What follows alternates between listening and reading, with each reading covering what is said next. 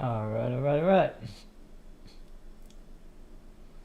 What is up, guys? How y'all doing? Oh. How y'all doing, guys? It's your boy, Raging White Tiger here. Bring you another brand new live stream. Actually, today's a different live stream. Then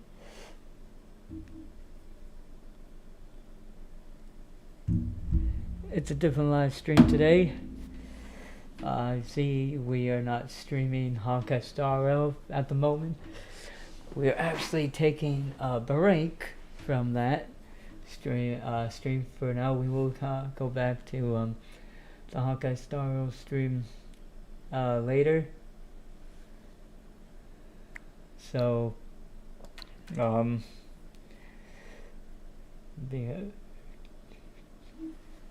well, for a bit. So pretty much for a bit. So we will return to Honkai Star Rail stream probably in the next couple of days to finish that quest we were doing for the tournament thing. I've kind of figured how to do it. So and I said we'd do some companion side missions before the next update. Hopefully do some more draws, but today, like I said, is different. We are actually going to be streaming the new Detective Pikachu game Returns. This game actually came out earlier this past month in October, but I just got it today. And this is actually a game. If anybody's played Detective Pikachu for Nintendo's DS, I think it is. I believe that was the last Detective Pikachu for Nintendo. I've never played a Detective Pikachu game for Nintendo's DS before, so this will be my first time, and I thought I'd share it for you guys. And actually it's one of the games I wanted to stream on this channel, so, and it's also on the Switch, so this will be the first live Switch stream series.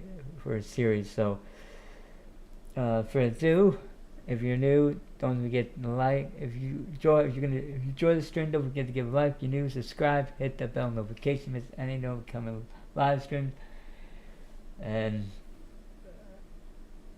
for new, let's experience its new Pikachu Returns game, and let our inner tiger rage with a roar, or something like that. So.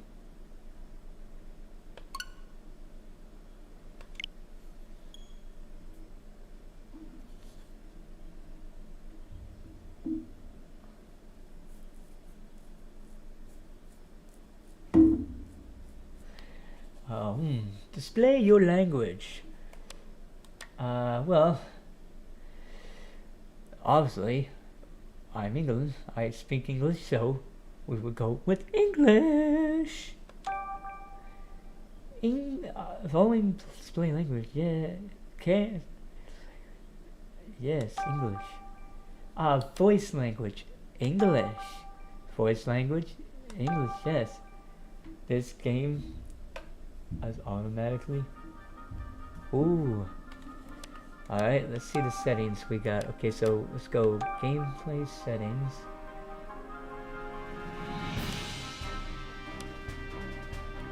Okay. You can choose whether the game moves play at double speed or oh, we don't need to know about that. Text display, text audio fans, forward dialogue, off. Okay, I guess that's display language. Oh, we've already explained English, voice language, English, Okay, so I was hoping there to shut off storage jump mode. I don't know what storage jump mode is. Maybe that's another mode we'll have to look at, but today we shall see.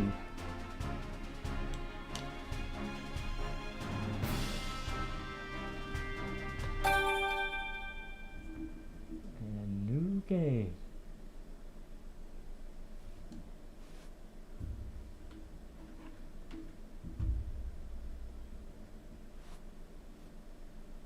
The name's Pikachu, and I'm what you might call a great detective.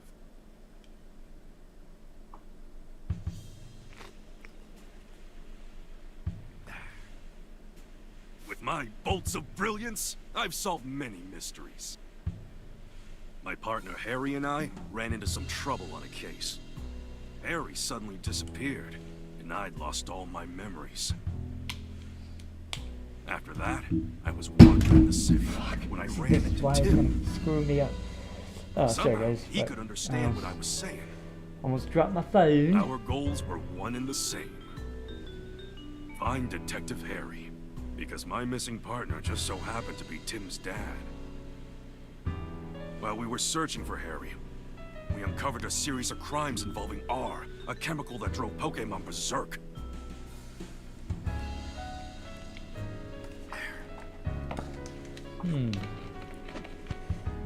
Detective Sherlock Tim and I Holmes. managed to solve the case and save Rhyme City. And yet... Harry was still missing. Even now. The two of us are still searching for him.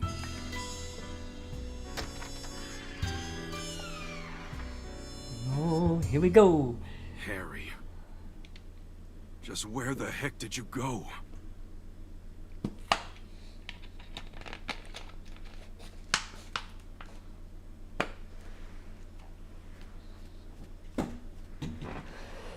And so, to promote an even stronger bond between the people and Pokemon of Rhyme City, I hereby proclaim this day the start of Pokemon Friendship Week. To commemorate this event, we present this award to Tim Goodman and Pikachu, who saved... Harry! Pikachu's a great detective known for his bold fruit. Oh, Pikachu, I'm sorry. I guess that's a sign I better wrap this speech up, eh?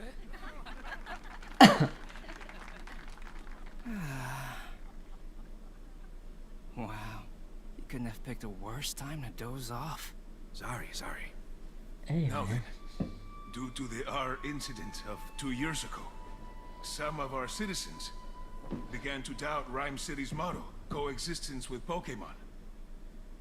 So to those of you who were affected, I offer you my deepest sympathies.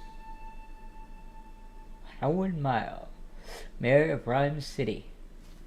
What's that? It's a Corviknight. Corviknight? Slices through the sky on middle wing. It's coming this way. Sir, follow me. Everyone, get inside right away.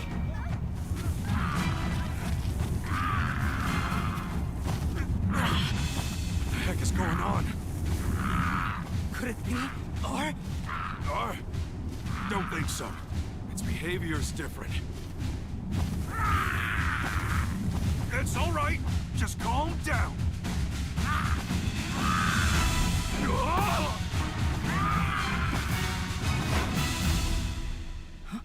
Pikachu. Lousy Corviknight. It just made off with my signature hat. My dad gave you that hat. Yeah, we gotta get it back.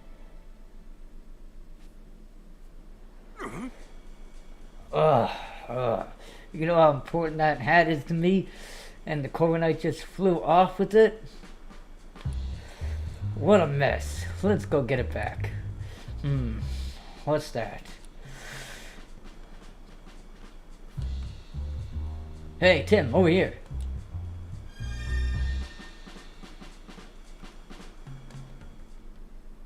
Look, This must be the notebook the mayor dropped. Oh, there's something inside. A family photo? This girl looks familiar. Oh, she's the one who didn't look too happy during the mayor's speech. That's my classmate, Rachel. She knows a lot about Pokemon. Huh? Whoa, time out. You know her? Why am I just now learning this?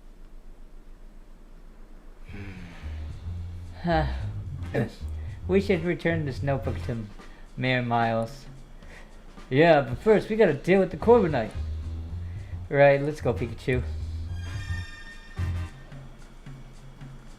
Alright, let's explore. Now what do we do? Gordon? That's... Oh, this doesn't look good. P-Dub, a regular sight in Rhyme City's parks. P-Dub! Oh! Is that a P-Dub unconscious? Don't touch it! Moving this Pokemon could injure it. Hey, you, big guy, what happened to the P-Dub? Well, I'm at a loss. Nothing we tried so far is working. Hey, can you even hear me? You! Cut your Pikachu's Pika chatter and evacuate the area.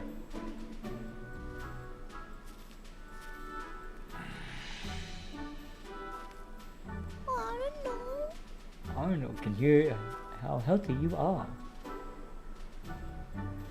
I need to track down the Corviknight and get this area evacuated, but I can't just leave this P-Dub here. Hey, what happened? Calm down, Pikachu. To everyone else, you're just saying Pika Pika. I'm the only one who understands what you're saying. Alright, sorry guy. Got a little worked up seeing P-Dub in such bad shape. Okay, Tim. It's on you to ask the big guy what went down. Excuse me, what happened here? Oh, you're that young detective. Yes, I am Tim Goodman, and this is my partner Pikachu. Well, Will Butler, the Pokemon Protection Bureau, and this... Oh, sorry. Will Butler Protection Bureau, and this is Ando, is with the police department's rescue squad.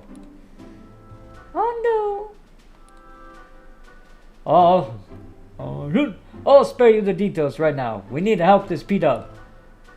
All that wind Corviknight whipped up blew it around and knocked it out. Ando's used a move to help P-Dub recover, but it still hasn't woken up. Ando! Chief, new civilian injuries to report at this time. Copy that! Great work! Now I really should get back to leading the evacuation, but I can't just leave P-Dub here unconscious. You ought to clear out here too, young detective. Mr. Butler, let us help you take care of P-Dub. We'll find a way to wake it up. Yeah, like a couple of great detectives handling this. You? This is an emergency situation, one that requires my full attention. Maybe I should let you help. Alright, I'll leave waking up this P-Dub to you. I'm counting on you, young detective. Yes, sir. Let's go, Pikachu. Let's go. Okay. Cool. Hey, why don't we talk to those other P-Dubs? Sure thing, let's give it a shot. Sure thing. Hold on a sec, Tim. Before we talk to these guys, there's something I need to tell you. Yeah, what is it? Cases don't just pop up when it's convenient for us. I don't gotta tell you that, right? Right? And it's been a good long while since our last case. Well, that's true. So, let's hit pause and jog our memories of how we go about investigating a case. We'll do this one by the book, alright? If you say so. Tim, this is our first investigation in a long time. Fortunately, P-Dub's injuries are already healed. All we gotta do is find a way to wake it up. Some might call it coincidence, but me, I call it an opportunity for a detective work tutorial. Perfect, right? I suppose.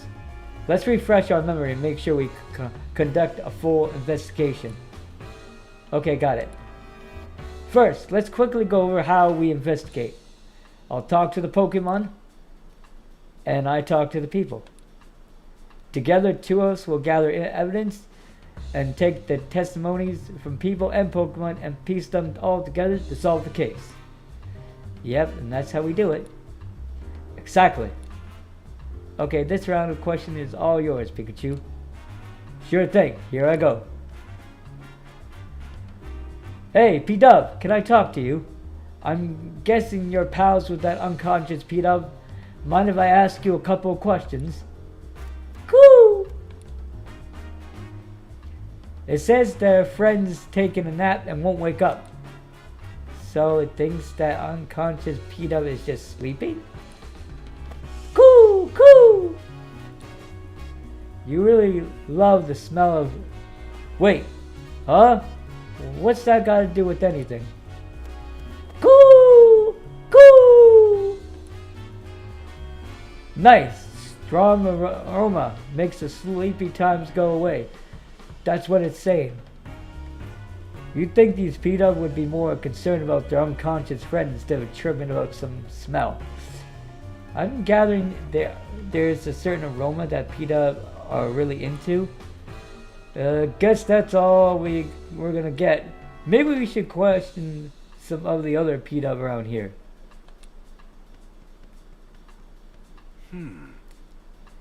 Hey, Tim. Come here for a sec.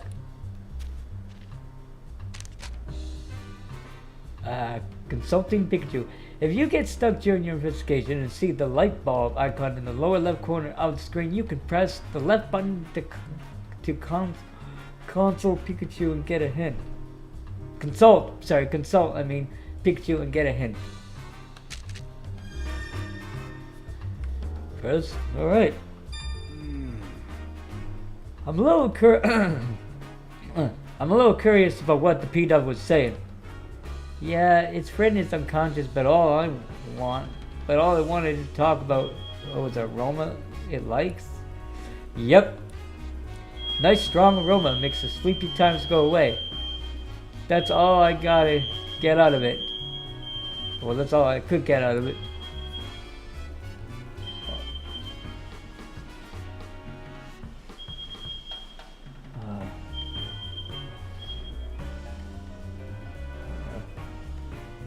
That's just the fire alarm guy. Or they're doing some tests to make sure it's working in the building. But anyways, back to the game. Aroma. Sleepy times go away. Wait. What if it was talking or using some kind of scent? And what if that scent could wake up its friend? That's it, Tim! If we can find the strong aroma these P-Dub were chirping about, maybe we'll wake up their unconscious friend. That's what I'm thinking. It's worth a shot at least. But how are we going to find a scent like that? There might be some Pokemon who haven't evacuated yet. Maybe we can ask them. That reminds me. Listen up, Tim. If you are having trouble during an investigation, and you can call out to me anytime. I can give you advice discreetly so no one else notices. And that's her. Of course you can always use the mull thing, just mull things over on your own. But if you get stuck, it might be a good idea to take a break or retrace your steps. That's important too. You can press the plus button during your gameplay to open the sub menu. In this menu you can save the game and change your game setting. Alright? You can press the set out button during your gameplay to reread recent conversations. Old conversations eventually will disappear, so be careful not to forget what was said. Alright, okay, so if we've need to go back during the conversation with certain testimonies, we can do that before it disappears, just to make sure we know what's what. Okay, good, handy. Okay, here we go. Alright, let's interview Pokemon. Oh, let's interview this Magnemite. Magnemite levitating using electromagnetism. Hello Joe from the Magnemite here might be just what P-Dog needs to wake up. Yeah, you can't use your move, so you'll have to ask Magnemite to do the jolting for you. Let's not go there, you know. I'll use my moves if I could. Mega. Oh, I'll tell you what the problem is. We got a P-Dove that won't wake up. I was thinking one of your electric type moves could jolt it awake through probably only as a last resort. Mega. Oh, you'll be willing to help us out? Thanks. If all else fails, we'll hit you up for electrifying assist. I mean, Meg. Alright.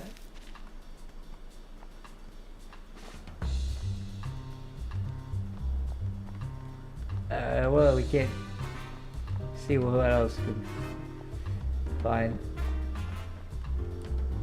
Oh, what's that? Saktu stares into great beyond. That's a Saktu. I can never tell what it's staring at or what it might be thinking. But that's the sort of Pokemon who's probably got all kinds of incredible knowledge. I don't know about that, but let's try asking if he knows anything about how to wake up the P-Dub. Way ahead of you. Hey, Sakto.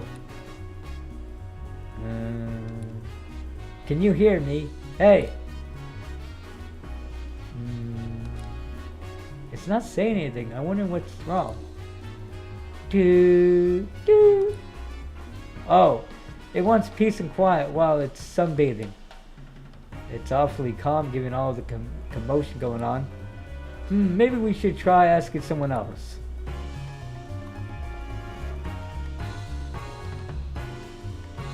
Well, let's ask this group. Aromatase. Student changing aroma. Aroma?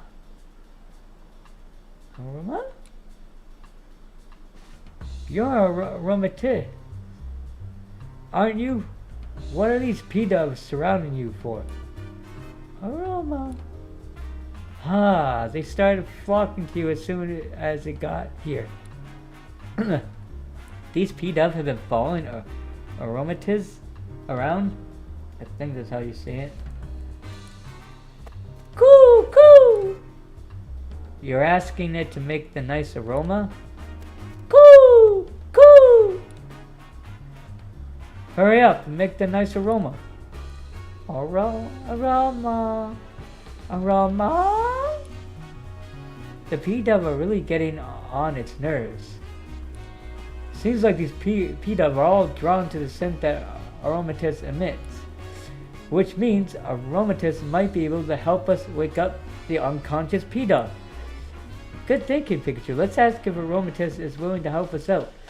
Hey there, aromatase. Can we use your help? Aromatase? It'll help us out if we can get these P-Dubs to stop following it around. Fair enough. Let's talk to the P-Dub. I just hope they understand us. Cool? Sorry to ask you this, but could you move, somewhere else? Huh?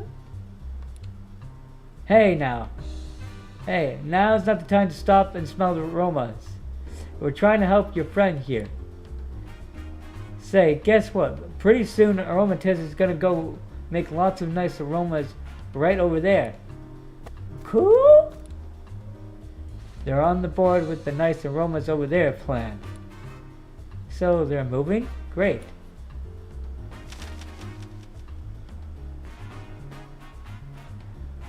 Aromatest should be willing to help us out now, right? Aroma! It's happy to lend a hand. Now we got those P-Dubs to move. Great, let's take Aromatest back to the square. Okay, Aromatest, here's the P-Dub. Please help it. Aroma!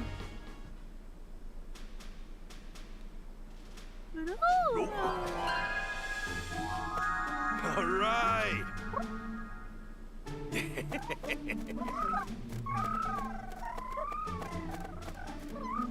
Glad that worked. Oh, P-Dub's awake! Ando! Wow. Aromatest scent. It's nice. But it's kind of like a really strong perfume. I don't get it why the P-Dub is likes it so much. Cool.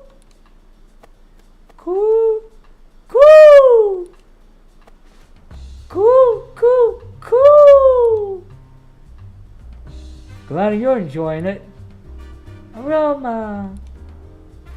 Yep, you were a huge help, Aromatest. Thanks.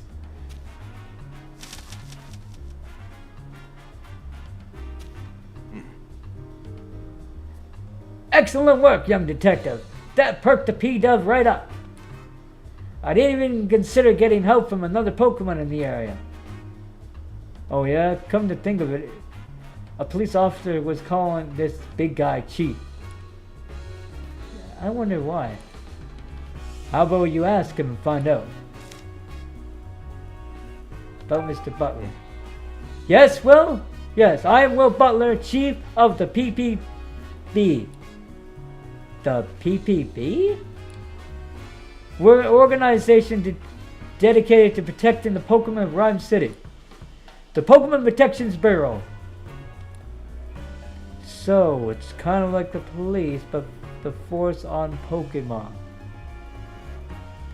Oh, it's kind of like the police, but focused on Pokemon. I didn't know we had something like that. The Bureau only recently started its official operations. At the moment, we're borrowing office space at the Rhyme City Police Station and cooperating with the police. We were dispatched to provide security, but well, just look at what happened.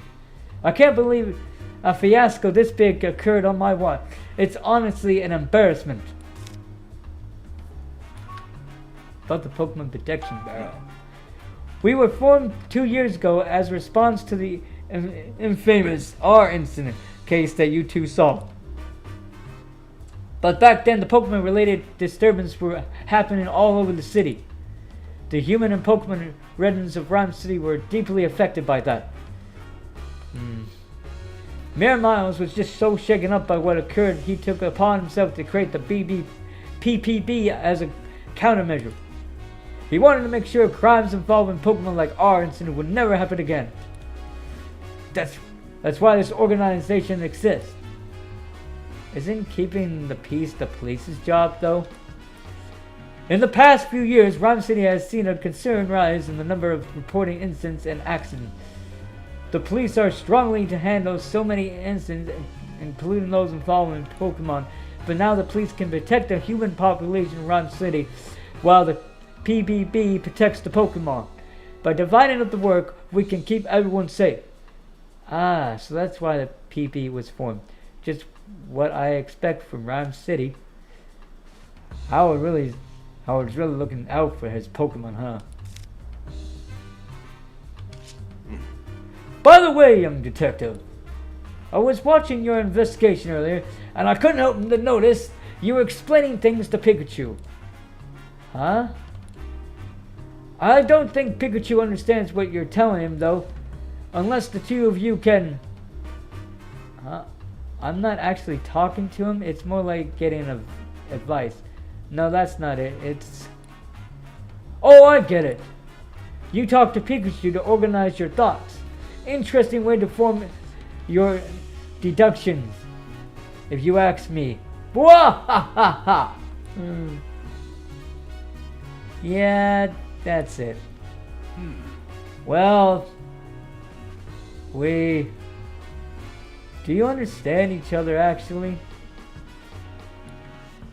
Phew, that was close. I thought he caught on to it. Be careful. Usually folk wouldn't believe we could talk to one another.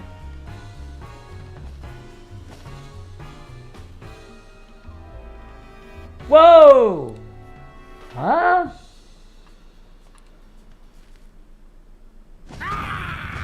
It's back again. Come on, let's chase it down. Sir!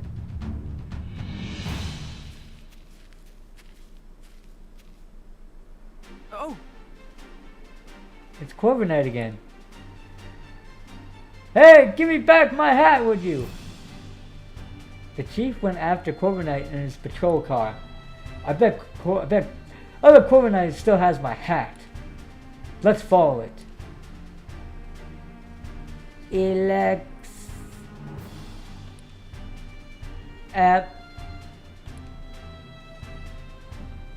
Those Pokemon are cries. Sounds like they're coming from the direction of Corviknight flew off in. Let's go check it out. Head in the direction the Corviknight flew in. Think.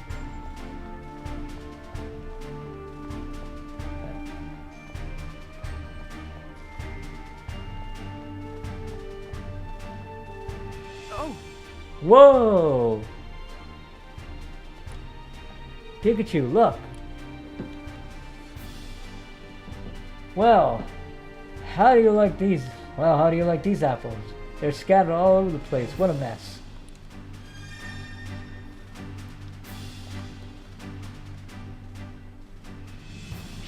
Apple lives in an apple. App? It's dangerous here, Applin. You should find somewhere that's safe. App? That's odd. It doesn't seem like it wants to leave.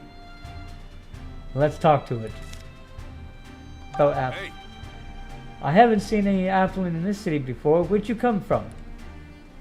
App? Oh.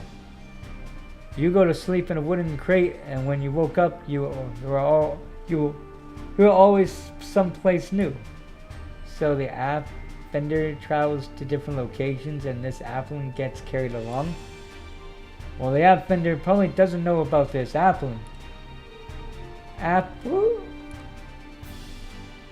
Something suddenly shook it awake a moment ago. I bet that Corviknight was. And some goes for these crates getting toppled over. Well, I bet that was Corviknight and someone got those. I don't see the apple vendor. There must be an evacuated area. What happened? App? So the wooden crate shook you and got thrown out? That's what you realized your friends were missing? It got separated? Well, let's help find its friends. Good thinking. How many friends were here with you? App? 2. Okay, got it.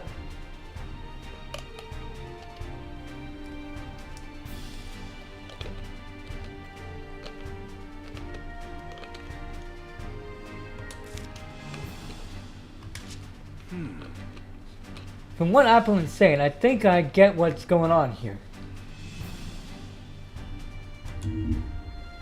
But as much as I like to go get my hat back from Corviknight, we can't just abandon a Pokemon in need of our help.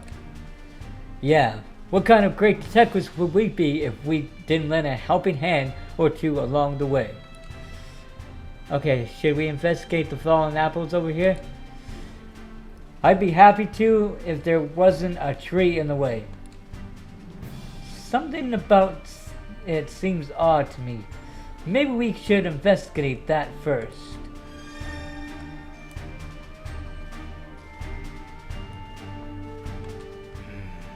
Okay, so we can't investigate because this tree's in the way. What should we do about it? Well, we can't just cut it down. Eggs. Eggs. Whoa! This tree's an executor! Executor, lone form. Towering tropical Pokemon. Wait, isn't this the lone executor? Never seen one before, so I didn't even realize that I didn't even realize you realized that. What's it doing here in Rhyme City? Why don't we ask and get some other questions in while we are at it? We can't investigate it until it moves away. Hey, Executor, what are you over here? Look down by your feet. Eggs. Whoa! Don't talk all at once. How about this, Executor? I'll tell you which head should answer. Sounds good? Eggs. Oops, I forgot to say which head. Hey, You in the middleest head. Why are you here? Eggs. I guess it's been traveling around with the app vendor. That's explain why it's here in Rhyme City. hey, You, right head, tell me what happened here. Eggs. Corviknight. Corviknight came flying through here. When you tried to dodge it, you bumped into the fruit stand. I knew it. By the way, have you seen a hat? Corviknight took mine.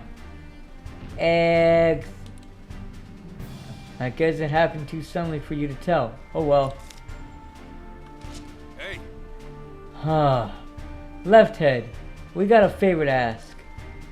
Egg. Sorry, but we want to search through these apples scattered behind you. Could you please scooch over a bit? Egg. Oh, good, it moved for us. Now we can investigate the scene. Alright, so let's investigate the scene of the apple. And if I spot already one applin and well, that's all I see here now. I see one applin. This is where all the apples got scattered around. Let's investigate the beginning. Remember what we're looking for. The two missing apples. That's right, there's a lot of apples here, so try not to overlook them, okay? Alright, so like I said, here's one of the applin. Look, an applin, I found one. Have you been sitting still pretending to be an apple this whole time? That must take a whole lot of patience. App? Huh? Patiently staying still is one of your talents? Impressive. That Corviknight got you wrapped up in quite a mess though, didn't it? Your friend is waiting for you. Alright. So we gotta find the next apple.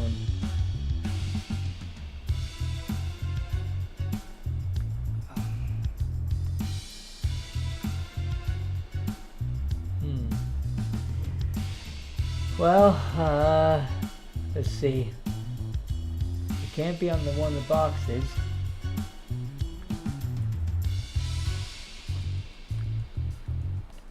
And let's see. So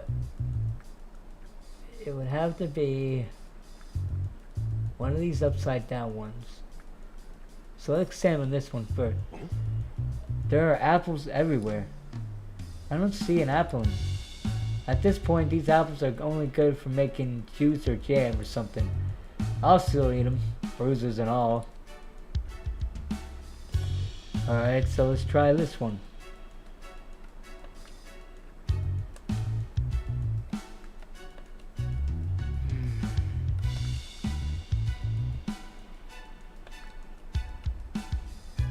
You know what? It might be under the...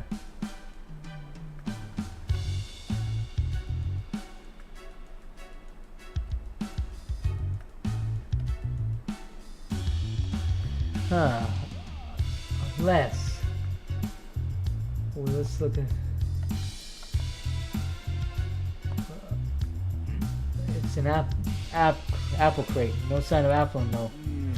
Well, we'll search pretty thoroughly. I still don't think my hat or the other apple though. I don't see. Where could it be?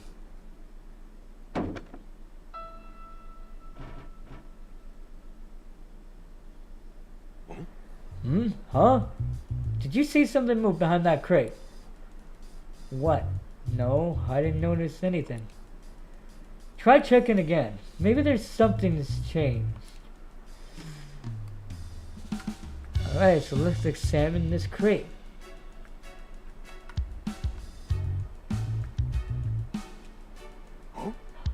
My hat! Corviknight dropped it? Could have sworn it wasn't here earlier. Anyway, I'm just glad to have it back.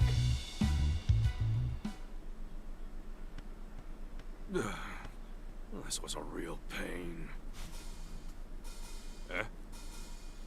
Hey, get back here! The heck? Hey, quit playing around. Hey, I'm not playing at all! My hat keeps moving on its own! That's ridiculous, Pikachu.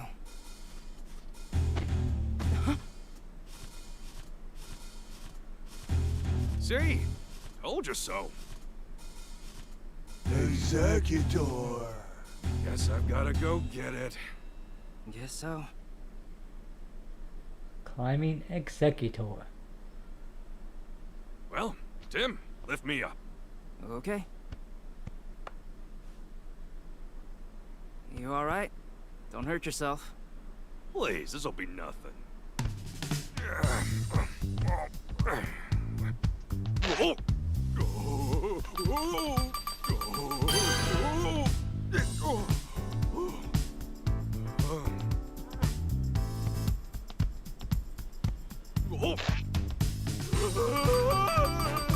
We gotta save Pikachu!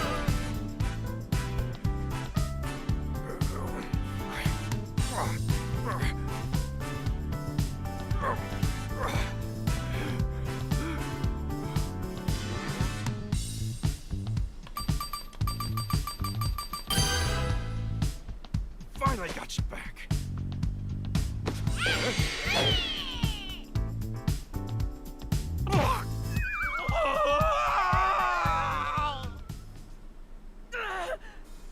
Pikachu, it's an apple. Whoa! Are you okay? Fine and dandy. Nice catch, by the way. Are you the Applin okay, too? Yep, they all seem happy to be reunited. Good, glad they're all alright. So one of them was wearing my hat, huh? Seeing it move on its own really threw me off for a loop. I'm sure Corviknight dropped the hat mid-flight and it just happened to fall on top of an Applin. Oh yeah, hey Tim, where's my hat? Don't worry, I got it. At the end of the day, I'm just glad I didn't lose my hat. Yeesh, that was a hassle.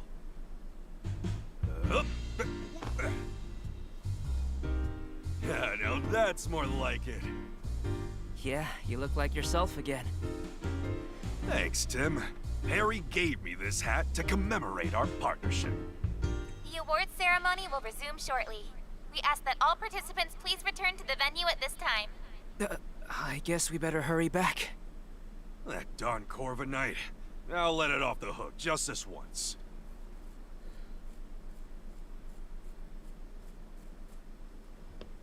Great work. Thank you. And you as well, Pikachu. Yep. I can't say it enough.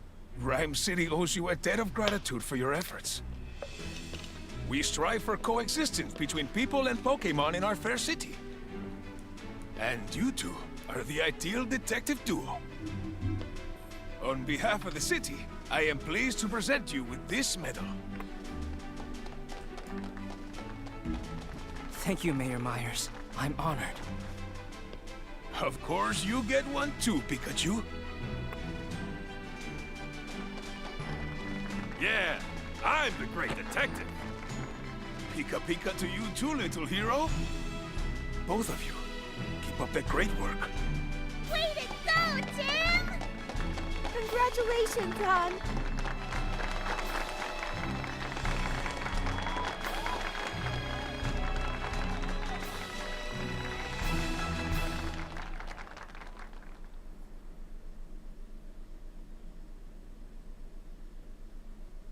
Later that evening, at Tim's apartment.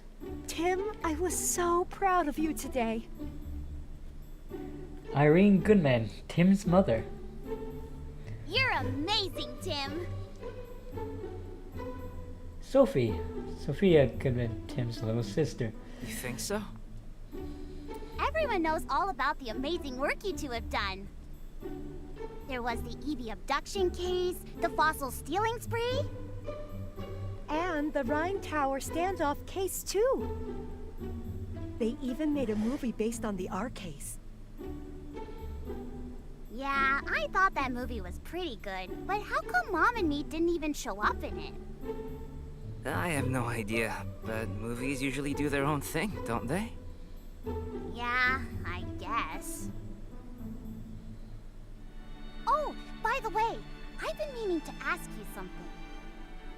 This is Dad's Pikachu, right? Yeah. He's my partner at the moment, though. I see. Whoa, whoa. What's with all the staring? He saved your dad from trouble many times. Wow! Oh, Pikachu. The news is about to start. Maybe there's an update on that Corviknight. Yeah.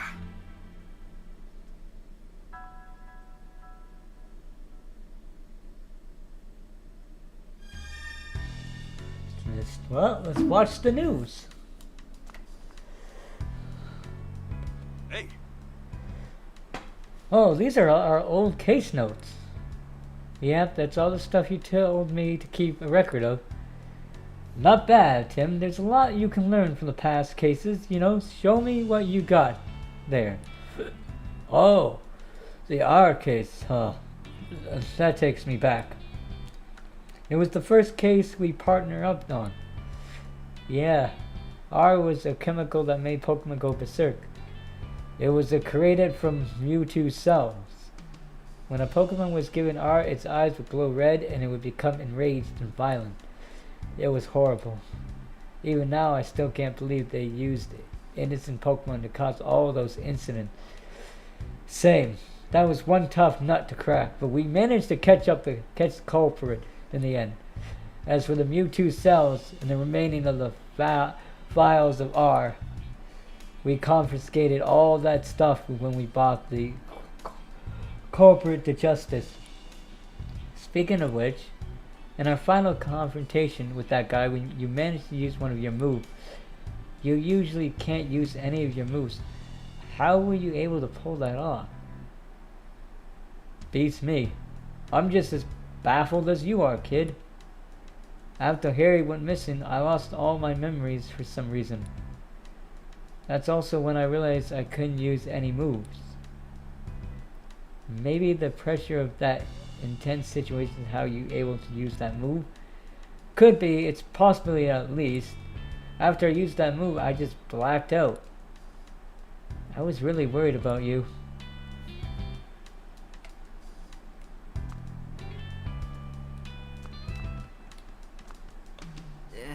These are the medals we received. They're proof of all the good we have done for our great detective work. But let's keep it up, Tim.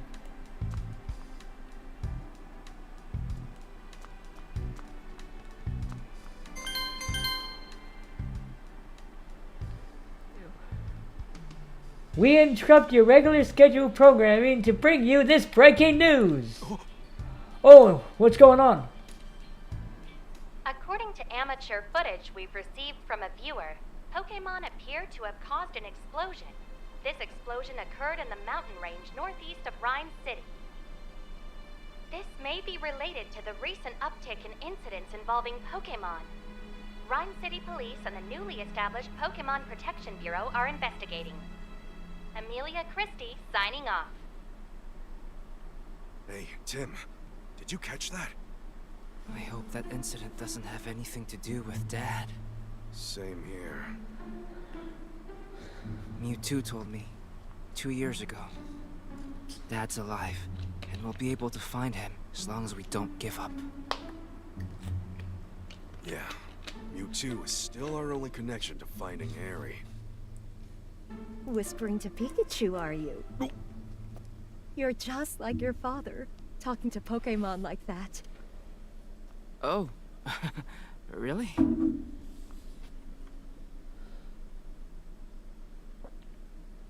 It's been 2 years since the R incident. Since then, we've solved all kinds of cases. The mayor even gave us an award for it. I can still talk to Pikachu and understand him. If the two of us keep solving cases together, I'm sure we'll find my dad someday.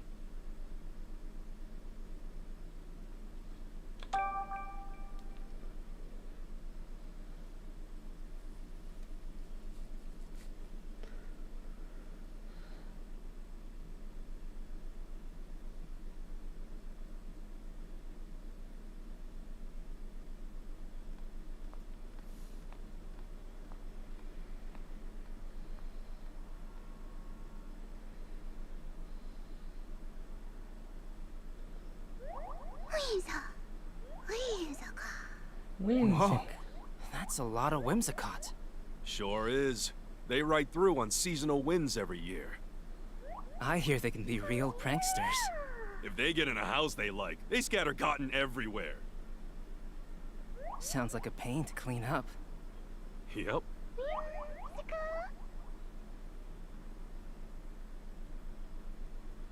The sweet smell of coffee is calling my name. It's the perfect Pikachu bait. Tim!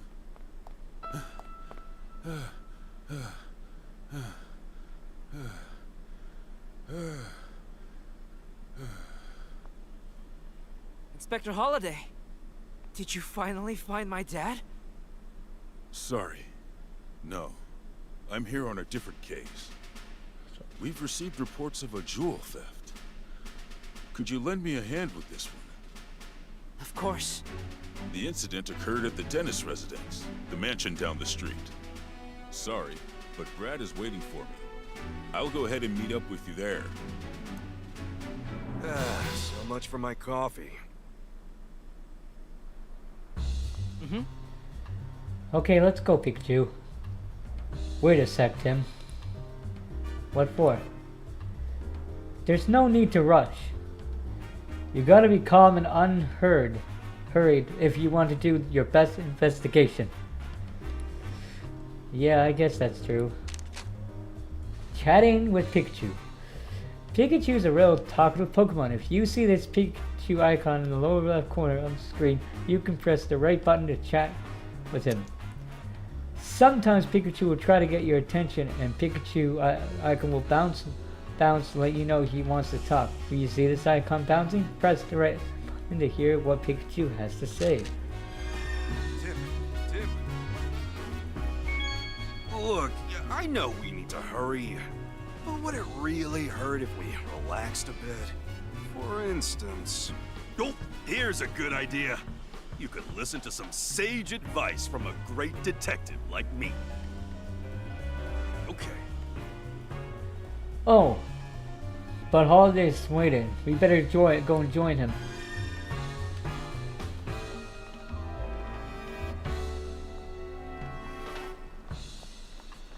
Indeed. Oh. Nice slowpoke sound. Tim! I appreciate you. I appreciate you coming on such noise, Tim. This way the crime took place at the dentist residence up ahead. This. Go to the crime scene.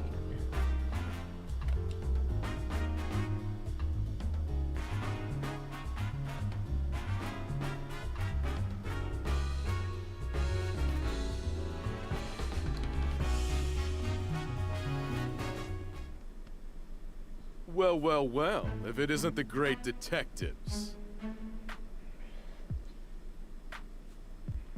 Brad Master, Rhyme City Police Lieutenant. Manitrick.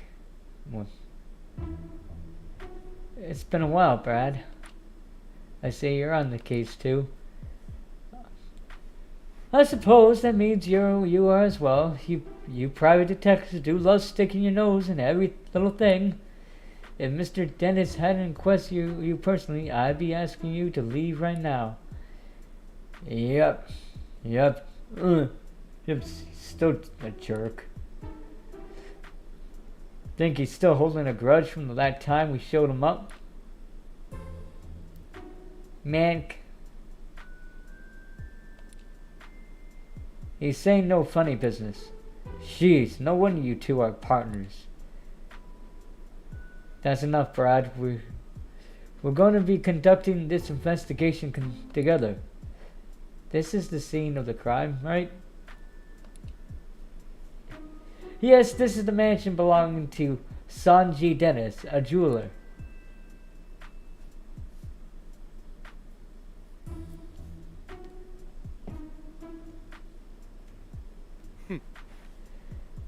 Mr. Dennis was one of the wealthiest men in Rhyme City. Under normal circumstances, a civilian like yourself would never have the opportunity to meet him. Make sure you don't do anything to offend him. Oh, and don't get in the way of our investigation either. Hey, he's just gotta get a dig in somewhere, doesn't he? Okay, Tim, come inside.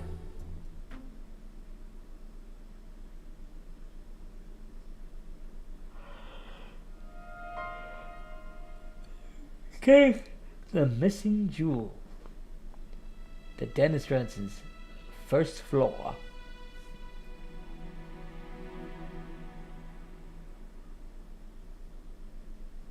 I see. Alright, Tim. Mr. Dennis is waiting for you in the room to the right. Thanks, Inspector Halliday.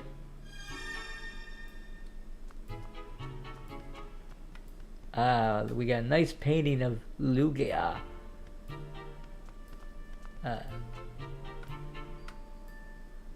Oh, Tim, I've been waiting for you.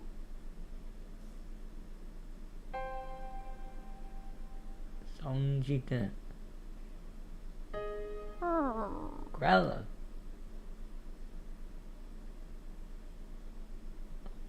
Oh.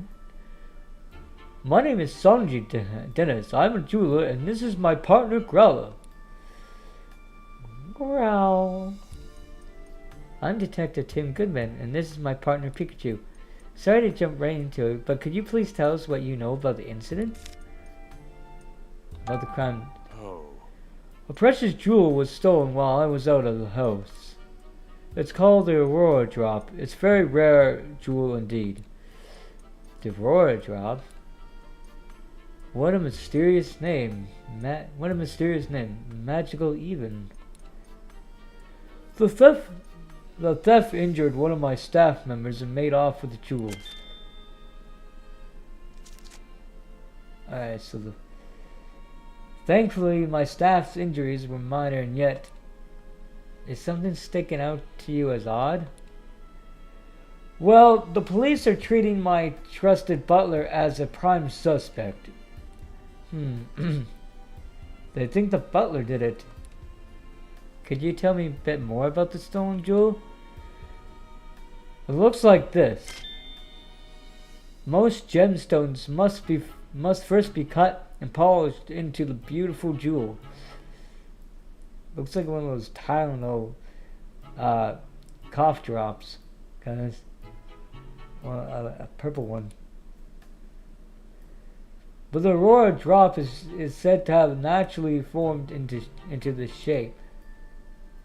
The way it shines looks like an aurora. Yes, and that's precisely how it got its name.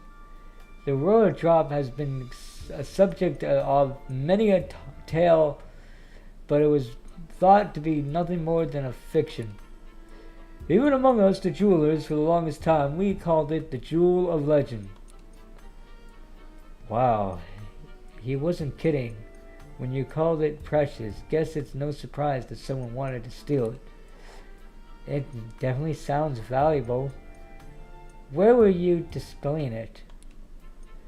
I keep it securely locked within a special reinforced case inside my jeweler's storage room. There are locks on both the storage room door and the reinforced case. And yet, despite all that security, it's still gotten stolen. About the trusted butler. You mentioned that the police already have a suspect. Yes, they believe that the thief is my own trusted butler, Barnes. Why do you think that? Because Barnes and I are the only people who can access the key to the storage room. What's keeping someone else from getting it? The key is always kept around Growl's neck. If anyone but Barnes or myself attempt to take it from her, Growlithe would start barking.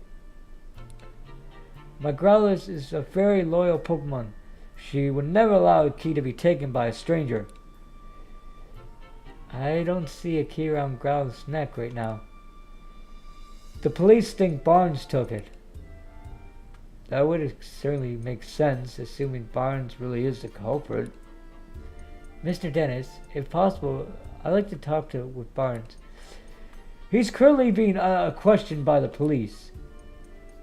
But you don't believe Barnes is the thief, is that correct? I've known Barnes since we were young. He's worked in this home for years, and has always served us well. I'm certainly that he's never steal from me, and I couldn't possibly imagine him hurting anyone. So you're saying Barnes didn't do it? The real culprit is still alive.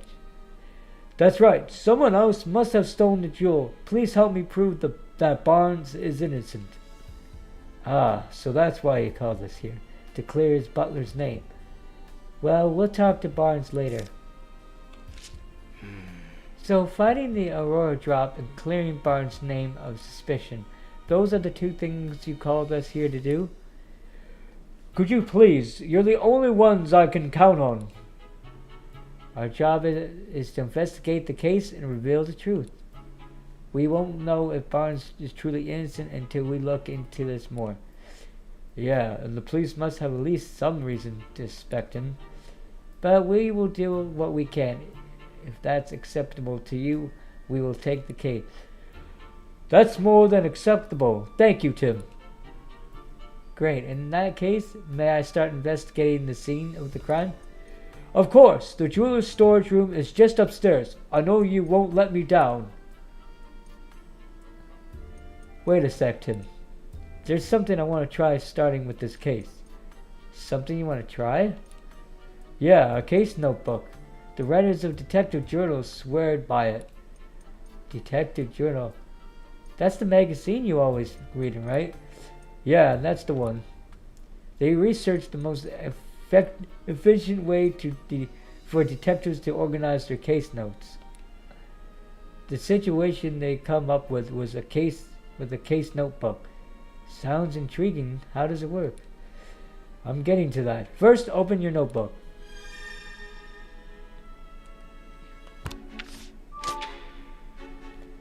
Sanji Dennis, jeweler has apparently been stolen, but how did the culprit steal it?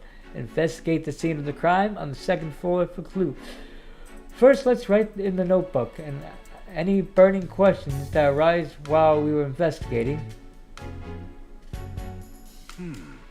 We will summarize the testimony and evidence that we've gathered during our investigation on this page below. The Aurora drop is Mr. Dennis's prized jewel. Someone has stolen it. After we've collected enough testimonies and evidence, the deducing option will appear. When you select this, we can start reducing the answers to our questions. We don't have enough testimony or evidence right now, but once we do, we will be able to start reducing. I guess actually using a notebook is the best approach. So Tim, what do we have to do right now? Well, we have to collect testimonies and evidence to figure out how the jewel was stolen. To that, we first have to investigate the scene of the crime. That's right, let's go. Check out the jewel storage room.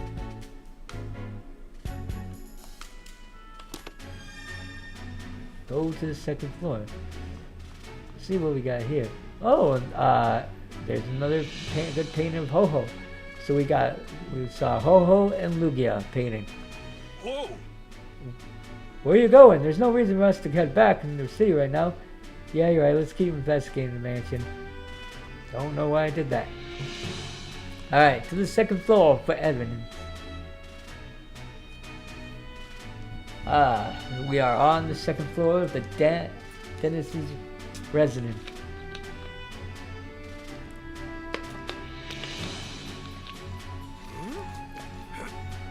Alright. Let's see what we got on this floor, guys. Okay. Nothing here. Alright, let's investigate the jeweler's room.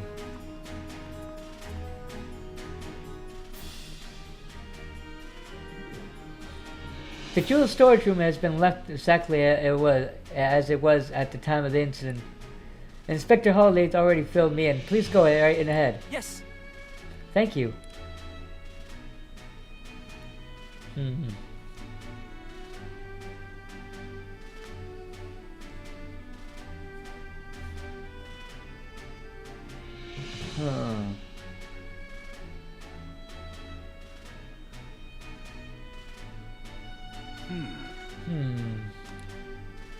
What is it, Pikachu?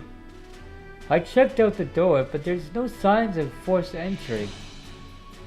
Then we can be fairly certain that the thief used a key to get in? According to Dennis, this room is where Aurora drop used to be. Let's take a closer look.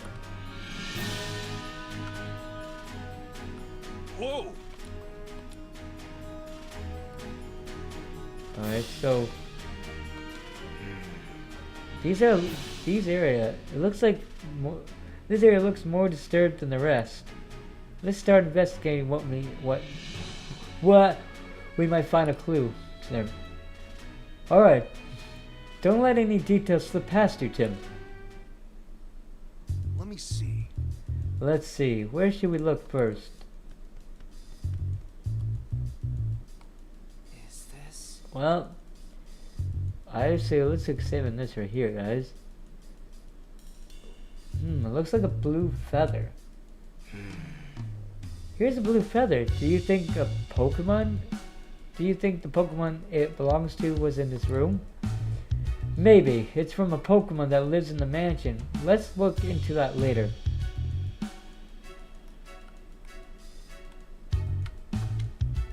Alright. Let's examine this. That looks like the part of the jewel case. Based on the shape, do you think the top half of the case was cut off? Oh, yeah, it looks that way. It's a real clean cut. Sliced open jewel case. Slicing it. It must have taken one serious sharp blade. I doubt a human could pull that off. Okay. Let's examine this area. There's some cotton on the ground. It looks really fluffy and soft. Cotton in the jewel room. What's a bunch of cotton doing here?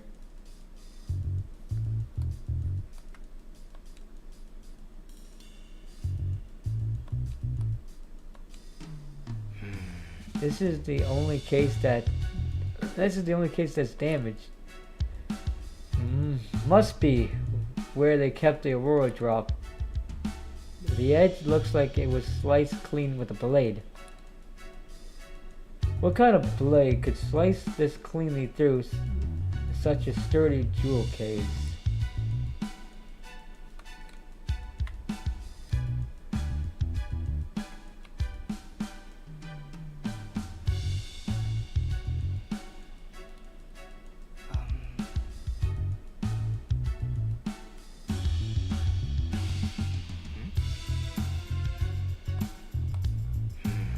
The base of the jewel case is firmly fixed on the floor. Yeah, moving the base doesn't even look possible.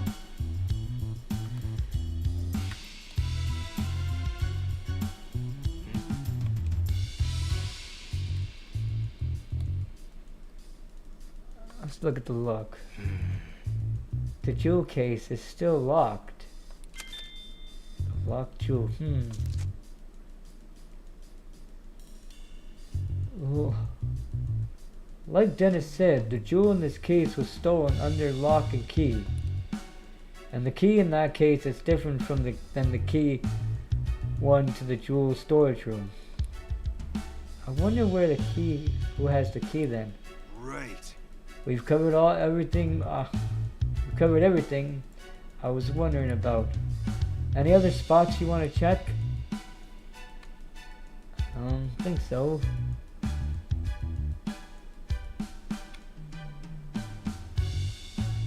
Let's see, investigation.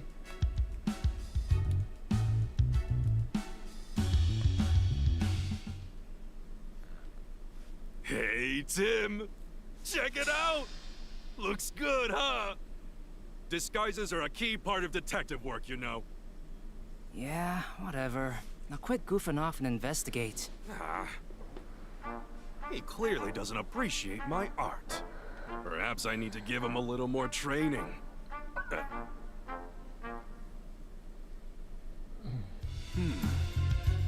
I don't see anything else worth investigating.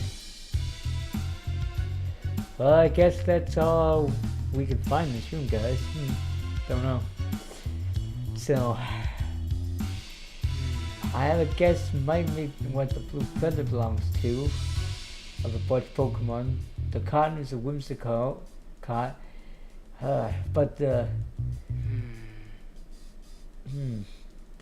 case being sliced too. It can even be a guard chomp, a scyther, a scissor. Who's got Pokemon blades? Okay, let's start deducing. Okay, let's start deducing. Okay. You probably figured out how the culprit stole the jewel by now, huh? Alright. Select begin deducing in the case notes.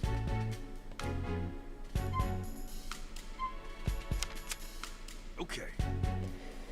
We'll have a few possible theories. Which do you think is right? The culprit unlocked the case and stole the jewel.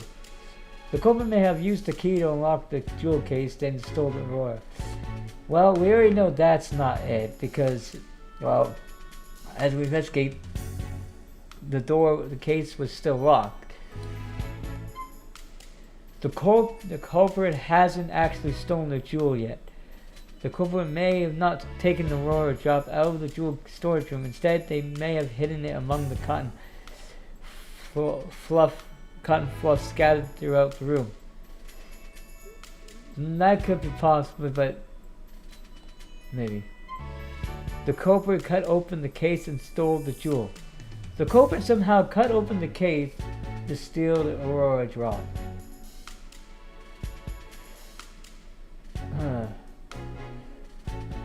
See, the culprit could have cut. I think the culprit could have. What he could have done is the culprit could have cut open the case of the jewels. Heard there were commotions. probably panicked, but had to quickly hide the jewel into cotton and wait to come back later when the coast is clear. First, Okay. from what I've seen of the crime scene, we can tell that the jewel case was sliced open. After that, the Aurora drop was removed from the case and taken away. Right, and we saw that the jewel case was still locked, which supports that claim. We still need to investigate more to determine how the case was sliced open. But at least now we know how the thief got her hands on the Aurora drop. Yeah, we made our first step forward. The culprit appears to have cut open the case and taken the jewel. You understand how to use the case notebook now.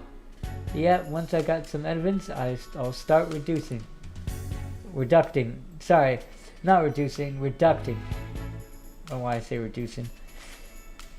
Feel free to start reducting whenever you feel like it.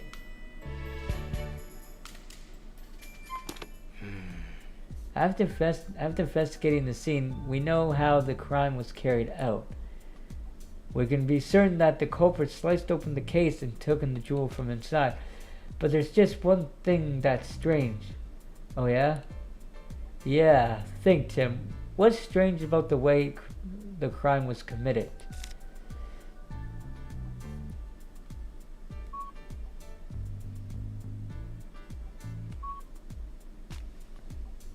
Well, it's obvious the jewel.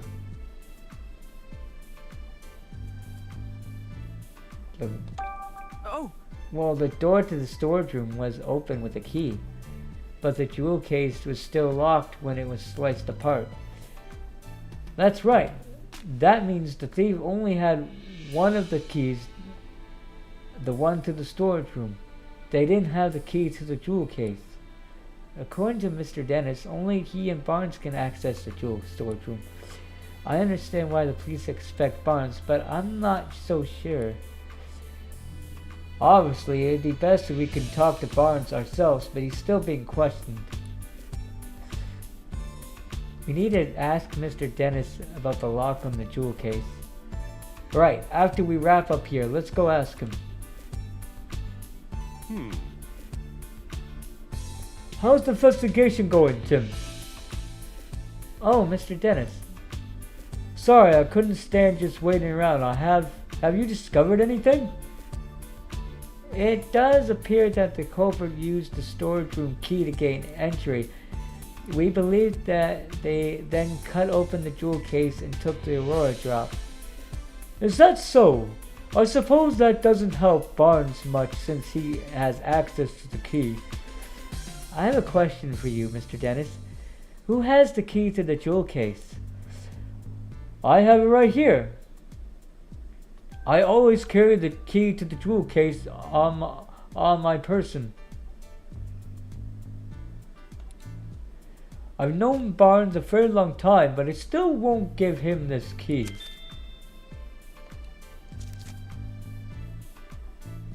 The security of the jewel case is my personal responsibility.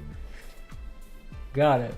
So both Barnes and Dennis has access the key to the jewel storage room. But only Mr. Dennis has access to the key to the jewel case itself. That's valuable information, Mr. Dennis. Thank you. Really? I thought I might be getting in the way, but I'm glad to hear I could help. The Aurora drop is meant to become a symbol of the revival of Rhyme City. Anyway, I'm counting on you, Tim. A symbol revival? Let's ask Dennis about that later. The thief cut open the case and stole the jewel, but they had the key to get in the storage room. And the only person who has access to that key are Dennis and Barnes. So it makes sense that the police would expect Barnes. If the key hadn't been used to unlock the storage room, Barnes wouldn't be under suspicion in the first place. Why would he do that, knowing people would suspect him? Maybe he didn't think that far ahead. In any case, based on what we found at the scene of the crime, we can't be certain of anything just yet. Sorry. We need to talk to Barnes and the other people in the mansion and hear what they have to say. Not just the people, the Pokemon too. I'll interpret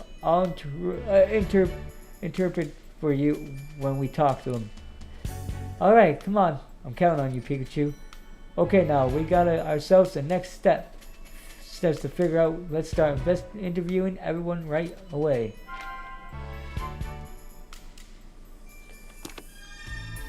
Interview people and Pokemon. Hey Tim, Hey Tim, there's something on the floor by the window. Should we check it out? Okay, well, let's investigate this scene.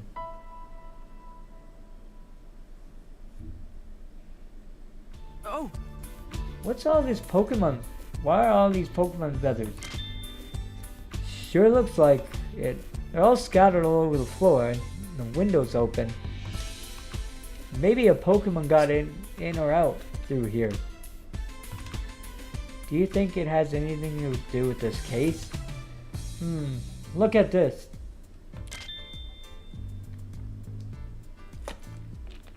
One of these feathers is darker than the others. You're right. The other 6 are lighter shade of blue. Something about this is nagging at me.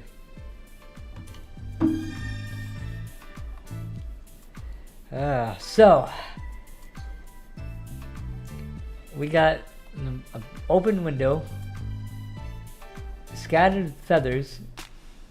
All of them but one are light shaded blue. There's only one dark. There's also the same shaded feather in this room as well. Of the one outside. Let's ask this police officer, guys. See what he says. This is the jewelry storage room, the scene of the crime. Well, he has nothing to go on about. Let's ask her. This room is currently being searched by the police. Okay, let's go down to the first floor.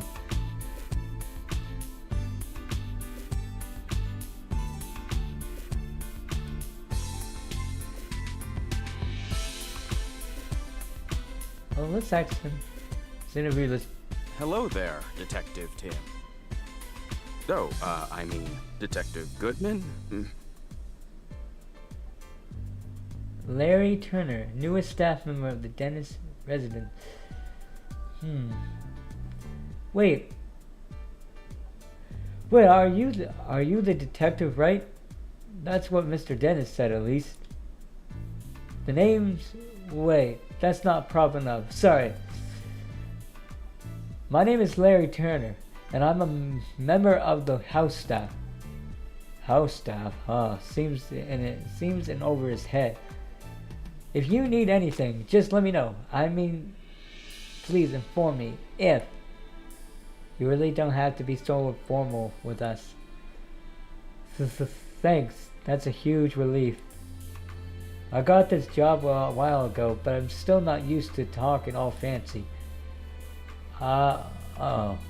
Is that a problem?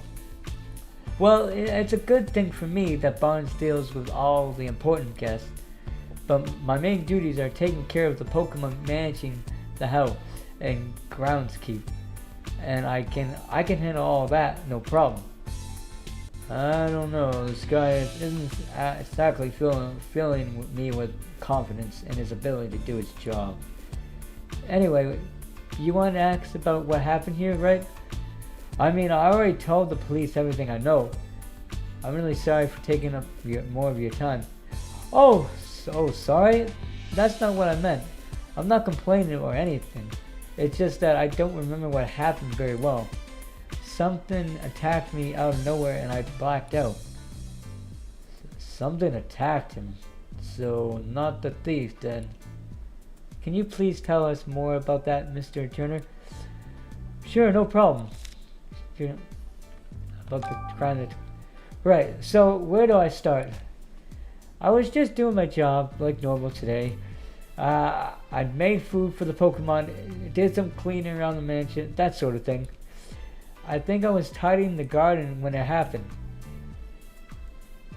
I saw a ducklet fly out of the second store window. As I recall, I wonder where she was going. I mean, usually ducklet just walks out of the front door. It seemed weird to me, so I went upstairs to see what was going on. That's when I saw the door to the jewel storage room was wide open. As if that wasn't shocking enough, the moment I went to look inside, I suddenly got punched by a Pokemon.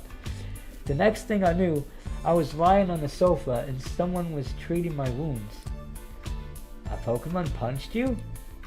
Yeah, I feel like I glimpsed a small red figure. I feel like I glimpsed a small red figure just for a moment. Based on the size, it couldn't have been a human, so I'm guessing it was a Pokemon. A red Pokemon. Do you know what kind it was? I'm really not sure. It all happened so fast. I see. I'm sorry that happened to you. But I'm glad you weren't seriously hurt. Hahaha. That's what the doctor said too. No Pokemon would want to steal the royal drop. It's impossible that the culprit ordered that their partner, the Pokemon, to swipe the jewel and punch out Turner. So Tim, now that you've heard Turner's story, what do you think? We need to find the ducklet that flew out of the window and that red Pokemon too. Yeah, you got it. Excuse me? Did you see anything else when the Pokemon attacked you? The thief who brought the Pokemon along was probably nearby. Unfortunately, that's all I saw. I see.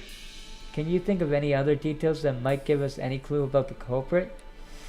Nothing in particular comes to mind. I mean, Mr. Dennis is such a nice person. I've never heard of anyone holding a grudge against him. And I was really surprised to hear that Barnes is a suspect. You don't think Barnes is responsible? I guess the police must have some reason to suspect him. But honestly, I just can't believe it. Barnes is still showing me the ropes around here. He's a great co-worker with tons of experience. I mean, if you known Barnes before all this, you could even never imagine him being a thief. About the Aurora. Excuse me? Do you know anything about the Aurora stolen jewel? The Aurora drop? I've never even seen that thing. It's been shut up in that storage room ever since it was brought to the house. Of course, I know it's valuable and all. I assume that's what's been causing all the arguments between Mr. and Mrs. Dennis lately. What sort of arguments? In case you haven't heard, Mr. Dennis says he's gonna donate the Aurora drop. It seems like Mrs. Dennis is against that plan. They've been fighting about it almost nightly. Every night? It must be really be a point of connection. I guess Mr. Dennis just doesn't want to give up. I guess Mrs. Dennis doesn't want to give up such a valuable jewel. So the Aurora drop's been driving a wedge between husband and wife.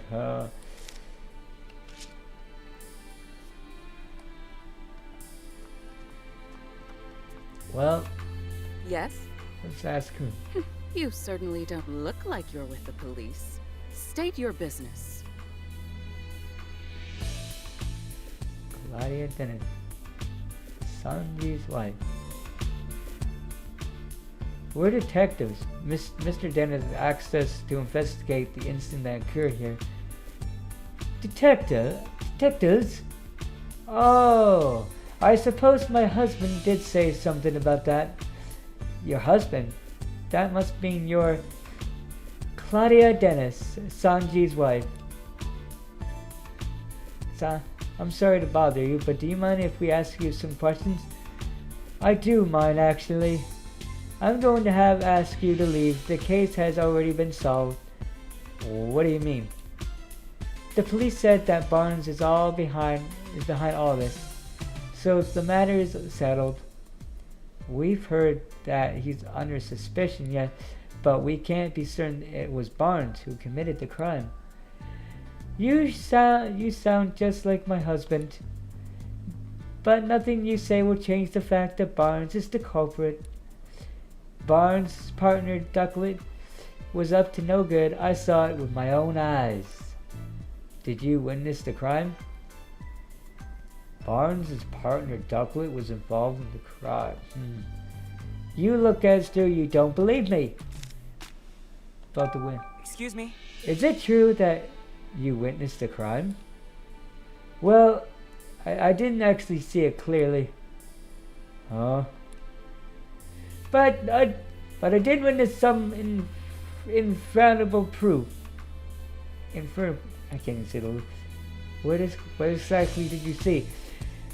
At the time of the incident, I was enjoying a cup of tea in my room on the second floor. Just then, I noticed a bird Pokemon flying outside the window. A bird Pokemon?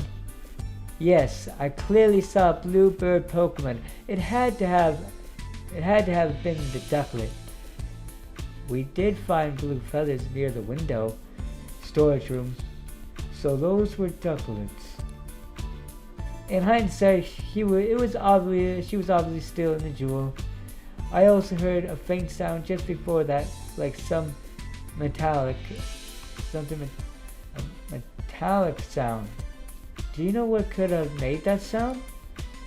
No, I don't, but the storage room was ransacked, wasn't it? I suppose she must have broken something in the act. I've heard it confirmed that the Ducklet's feathers would find it. I've heard it confirmed that Ducklet's feathers were found in the room. Isn't that proof enough that Barnes is the culprit? She's pretty darn convincing of her own theory. But it's all based on a metallical sound and the sight of a flying blue bird.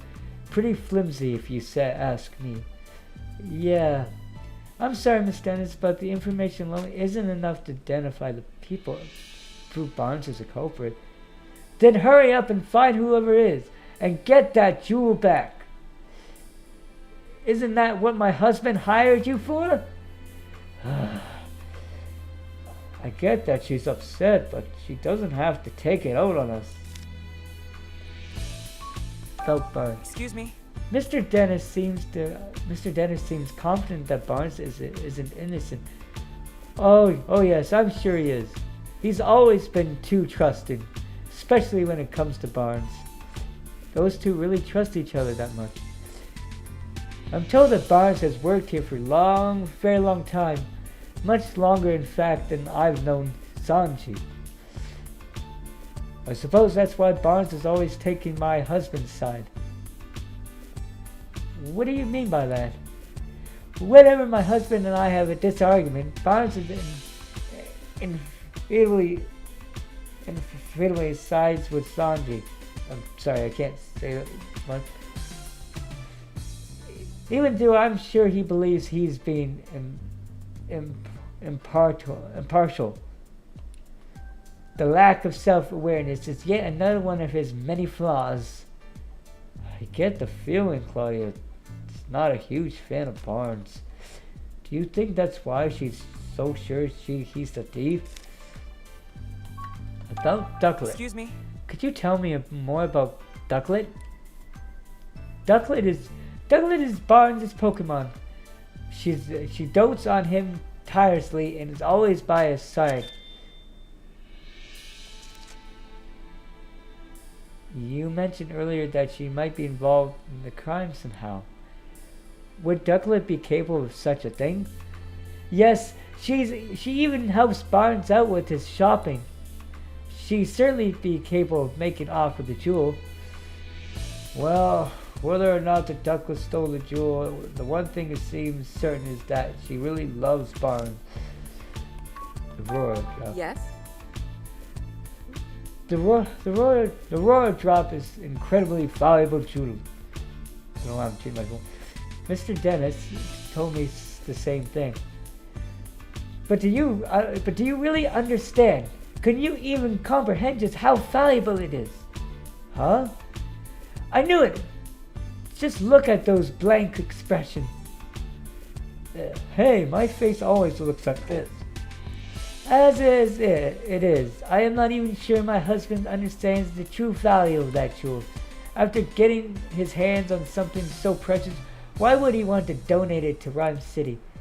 So you're against donating the Royal Aurora drop? Of course I am. Treasures like that aren't meant to be paraded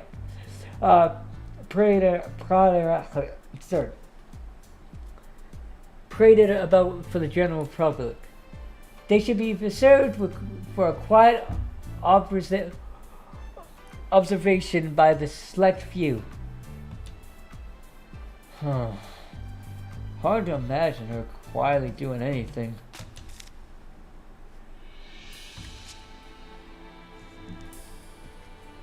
So we already know that Sanji's with Claudia is against the king. Well, sorry, against the jewel being part of Rhyme City, and she suspects Barnes and Barnes' Pokemon Ducklet. But Mr. Sanji does not expect Barnes, neither does Turner. Let's talk to this Cafable, I mean. Cafable! Oh, yes, we mentioned costume. Vabe? Oh, it's Cafable. Mrs. Dennis's partner, apparently. Can I ask you a few questions? Vabe? Whoa! What gives? No need to be so rude. What's wrong? Seems like she's really suspicious of us. Maybe she's feeling sensitive after that incident here. Okay.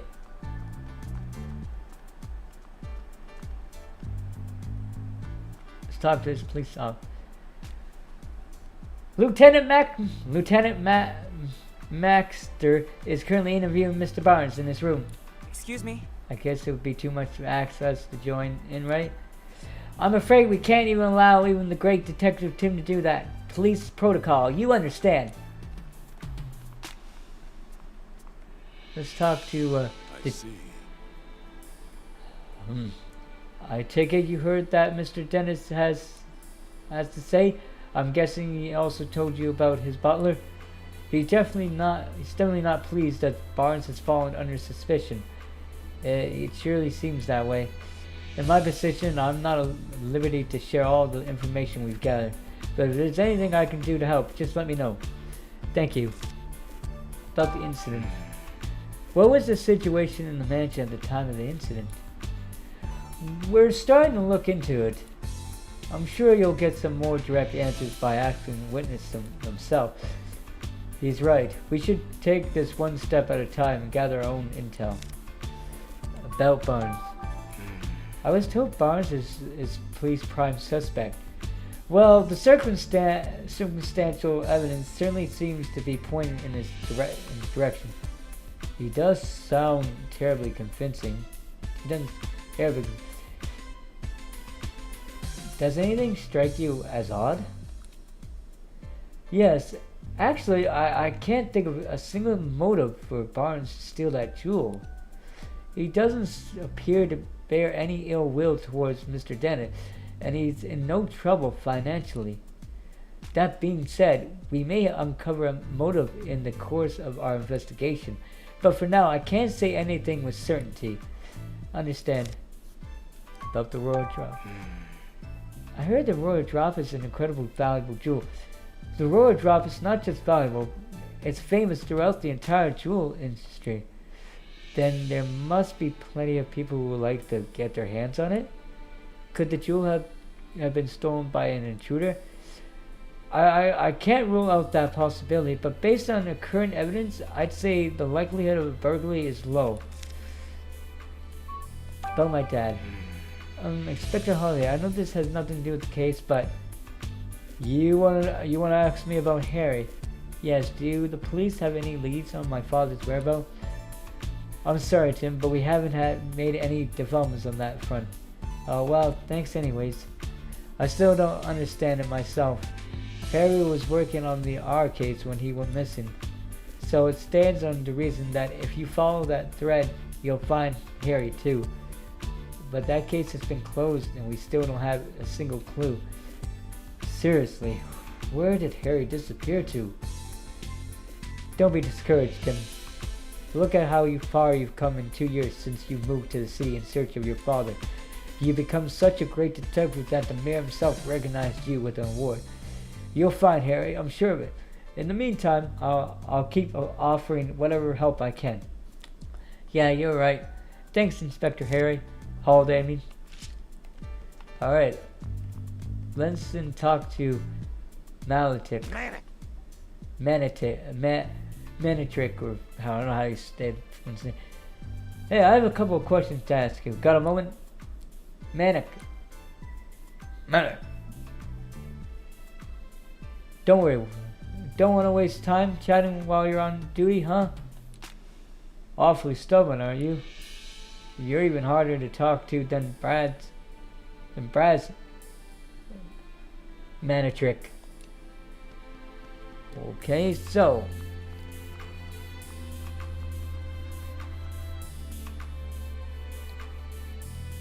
let's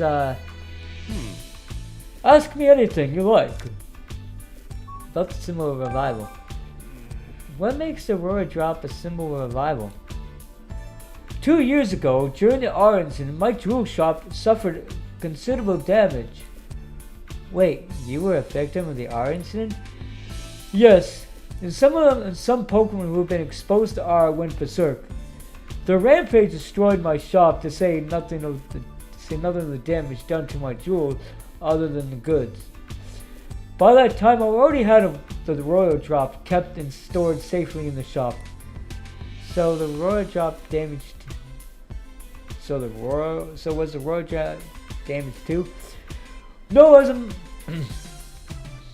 a matter of fact, it wasn't. All the jewels in my shop, the Royal Drop was the only one that remained unscathed. In fact, the debris fell so perfectly around the Aurora Drop that you might believe it was being protected. That's incredible. I guess there's some magic left in the world after. Ever since the Aurora Drop became known as the jewel that survived the R incident, people were starting to visit my shop just to see it. And thanks to all that attention, my business was able to get back on its feet. Are you able to? So, sounds like a valuable jewel in more ways than one. What made you decide to bring it back to your mansion instead of keeping it at your shop? I decided to donate it to Rhyme City, the Aurora Drop. But why donate something so precious to you? It's not just precious to me. And that's exactly why I've decided to donate it. Mayor Miles has done his part in improving our city, and by declaring the start of the Pokemon Friendship Week, I thought it was about time I did mine. So I wanted to donate the jewel that survived the R incident as a symbol of the Rhyme City's revival. I hope that by doing so, I can help liven up not just my shop, but the whole city as well. Wow, Dennis, I'm impressed. That's a wonderful suggestion. I'm glad you think so. Not everyone is so pleased about it. Oh? Yeah, forget I said anything. I shouldn't burn you with concern over such personal matters. For now, I'm counting on you to find the Aurora Drop as quickly as possible. Understand, we'll do everything we can. Let's talk to Growl. Growl. Well, it's Dennis's partner Growl. She sure doesn't look happy. Well, apparently she feels responsible. No wonder she's so down. Maybe we should leave her alone for a while?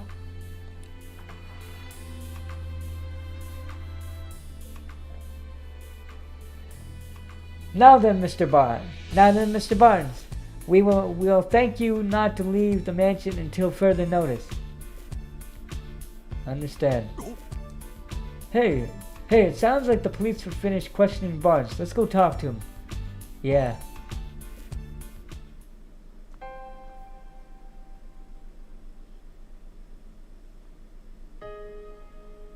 Brandon Barnes, butler of the Dennis residence. How did it come to this? Why are the police so suspicious of me? Excuse me, are you Mr. Barnes? Who might you be? I'm Detective Tim Goodman. Mr. Dennis has hired me to investigate the crime that occurred here. Is that so? My apologies. I am Brendan Barnes. I work here at the Dennis residence as a butler. Do you mind if we ask you some questions, Mr. Barnes? I realize you must be tired since you were just questioned by the police. Please don't worry about that.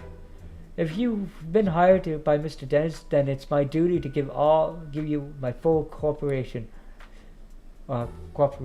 Thank you. What would you like me to speak about first? At the time of this, I was away when the incident occurred. It wasn't until after I finished my errands and entered the house that I realized something was amiss. I heard a Turner cry out from the second floor. When I rushed upstairs, I found him collapsed on the floor in front of the jewels storage room. So, that means Barnes was the first witness to arrive at the scene of the crime. Did you see the thief or their partner Pokemon? No, nothing like that. Wait, if Barnes ran up to the stairs, you'd think he would have ran straight into the thief. If he didn't see anyone, could he have escaped from the second floor? Did you check the storage room?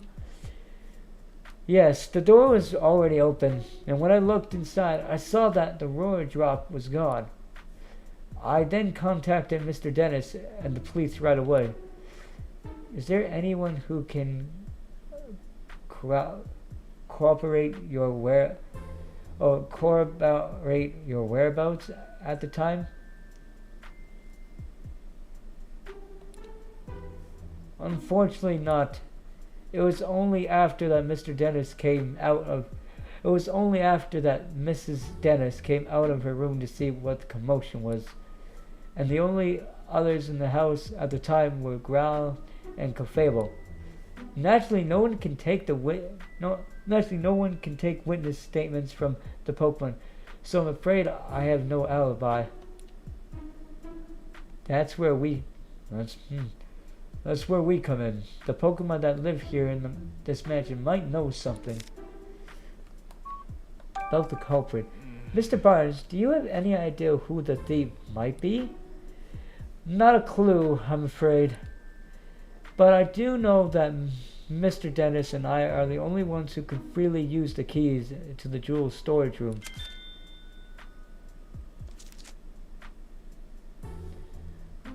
Growl guards that key with constant vigilance. I cannot say that. So I imagine it would be very difficult for anyone else to take it from her. I suppose it's no great wonder that the police suspect me, given the circumstance. But I would never do something so senseless. At least this confirms that only those two have access to the key. About the duck. Yes. Ducklet is my dear partner Pokemon. Just look at this photo. That's Ducklet with you there. Yes, isn't she adorable? Just look at her feathers. Simply beautiful.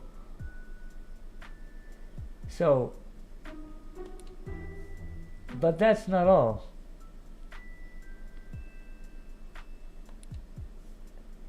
She's also incredibly clever, even helps me out with my work. Oh, excuse me. I'm terribly sorry. I tend to get a bit carried away when I speak about Ducklet. It's really no problem. You mentioned that she helps you with your work. What exactly does she do? Well, let's see. She runs errands for me, such as buying coffee beans from the local cafe. Oh, she buys coffee beans. Nice. There's a place nearby called the Hi Hat Cafe. Perhaps you've heard of it. She regularly goes shopping there by herself. If that's their go-to cafe, then it's got to be for the High Hat blend. I guess I shouldn't be surprised that Rhyme City's elites have such a refined taste. I asked her to go to the cafe today, in fact, but she hasn't yet returned. Could she have wandered off somewhere? Do you have any idea where Ducklet might be? Unfortunately, no. The feathers found at the scene of the crime are Ducklet's, right? Yes, no question about it. But I haven't the faintest idea why Ducklet's feathers would be there. Just the thought of her getting caught up in the crime somehow, I'm so worried I can hardly think straight about the wardrobe. Out of all the jewels in Mr. Dennis's collection, he considers the Aurora drop to be his most precious. He worked tirelessly to acquire it in the first place. You might even say that the Aurora drop is the physical manifestation and crystallization of Mr. Dennis's career as a jeweler. I wish nothing but swift retribution on the thief of who stole it from. For some reason, who speaks so formally. Barnes is a pretty passionate guy, isn't he? Please, Tim, find the Aurora drop. I beg you. Don't worry, sir. We're on the case. Well, based on Barnes' testimony, I'm really not surprised that police suspect him. Yeah, if only there are other witnesses at least. About that, aren't you forgetting something, Tim? Huh? Barnes told us that Growlithe and Clefable were in the mansion at the time of the incident, remember? Oh, right. Maybe the Pokemon saw something. Exactly. You can leave the rest to me. Let's go question them, Tim. Tim. Yo, Manectric! Working hard? Manectric. Stay out of my way. Hey! What did I ever do to you?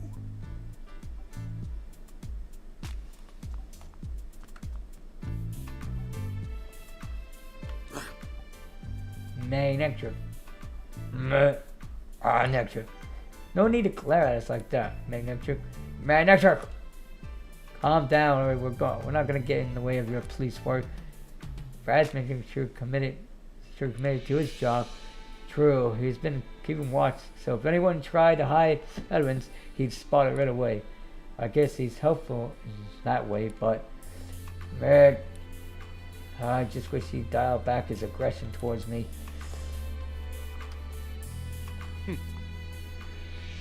What do you want, great detective? Hey, have you finished questioning Barnes? For now, anyway, we just haven't finished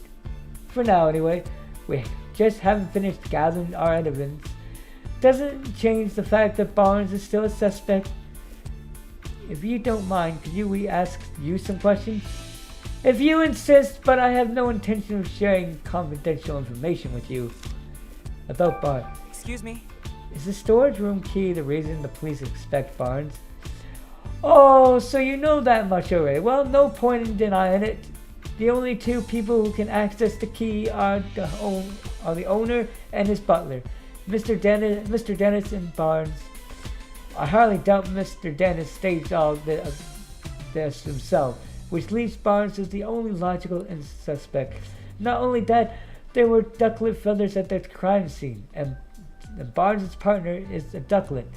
Clearly, Barnes used the key to get inside the storage room, then had ducklet fly off with the jewel.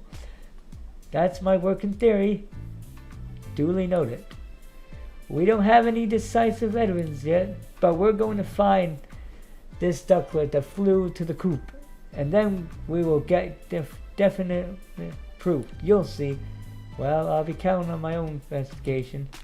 Shoot yourself. Adult investigate. Are you following any leads other than Barnes? Of course we are. We already collected statements from every last person in this house. Do you mind if I asked what your impressions of each of them was? Well, I suppose I could tell you that much. Mr. Dennis seems rather shaken by Mr. Barnes falling under suspicion, and his wife Claudia is reacting quite impetuous. She's been approaching us repeatedly to demand that we hurry up and wrap up our investigation. Oh, that's gotta be tough. I almost feel bad for Brad. One of their staff members, Turner, has been very cooperative with our investigation. He's told us a lot about everything that happened up until he lost consciousness. I suppose that's all I can say for now. Thank you. We'll keep all that in mind. The police can question people, but they can't talk to Pokemon. Interviewing the Pokemon around here might help paint a clearer picture of what we want. Let's go talk to the Fable. Hey! She still looks awfully suspicious of us. Let's try again later. Hey, Growler. Sorry to bug you. When you're already feeling down. But would it be alright if we asked you some questions? Well, Growl? We're here to catch the thief, and we need your help to do that. Growl? You're willing to talk to us? If it'll help Sanji? Thanks. Sanji? Growl's nickname for Dennis. Near as I can tell. Alright, his full name is Sanji Dennis. So I guess Sanji makes sense. Anyway, Growl, can we start with the questioning?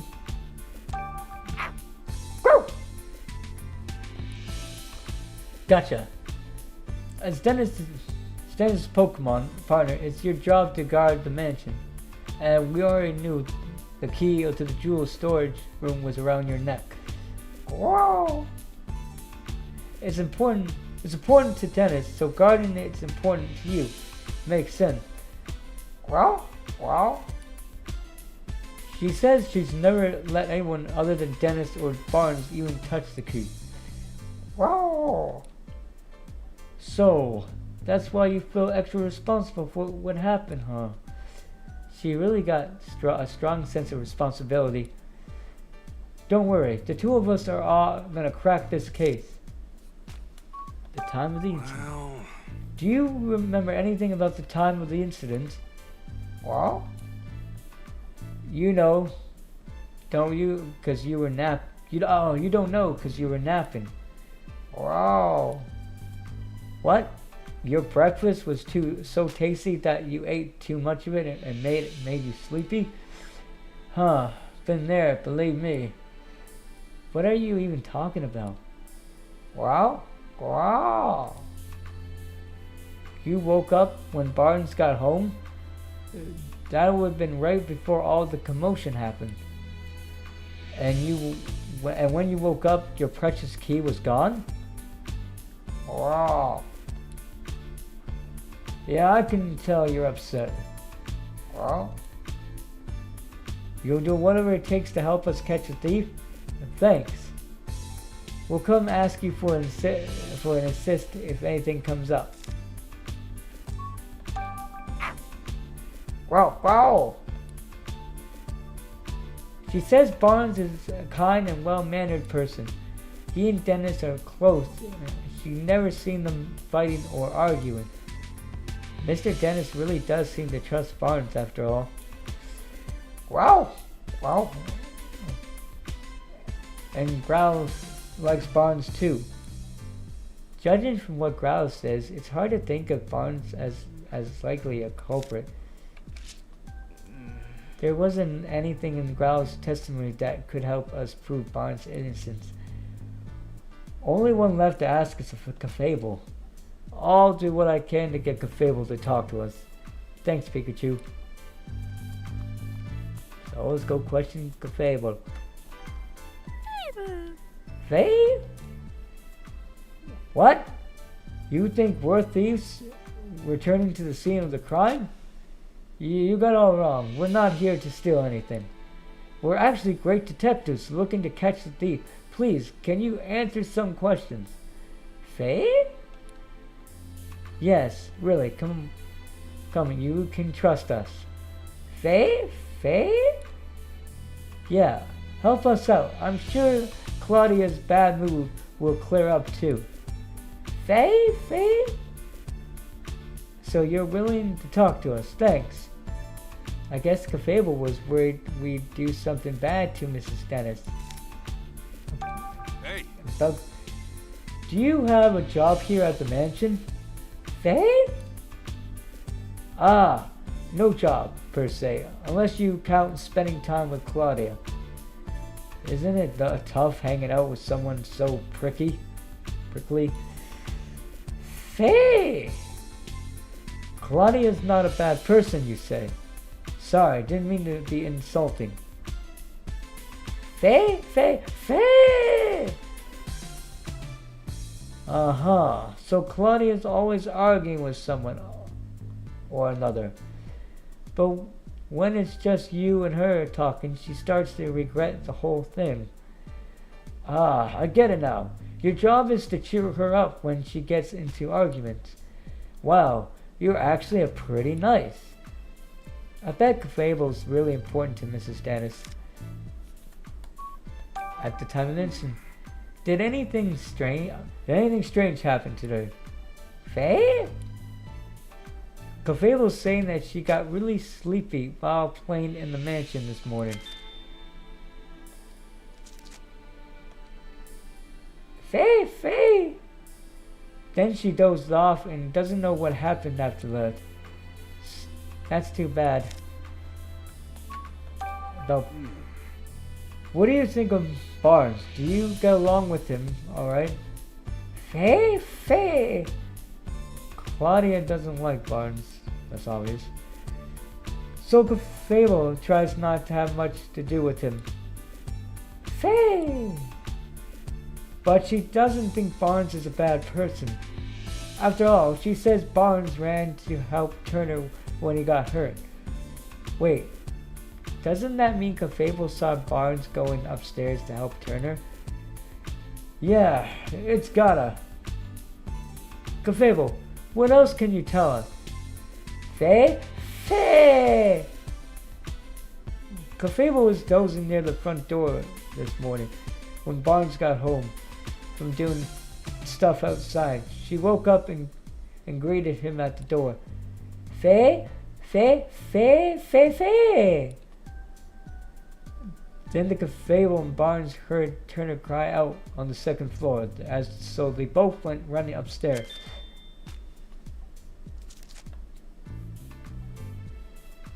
That's when, to their surprise, they found Turner on the floor. That means when Turner was attacked, Barnes was still on the first floor. Okay, let's start deducing. Great. We've got everything we need to make our deductions. Let's solve this puzzle, Tim. Yes. Let's begin deducting. Okay. Alright, we've got some useful information. Let's stop for a moment and get our thoughts together. Based on everything we heard, is there anything that suggests Barnes is innocent? Let's reveal the information we gathered and see what we've come up with.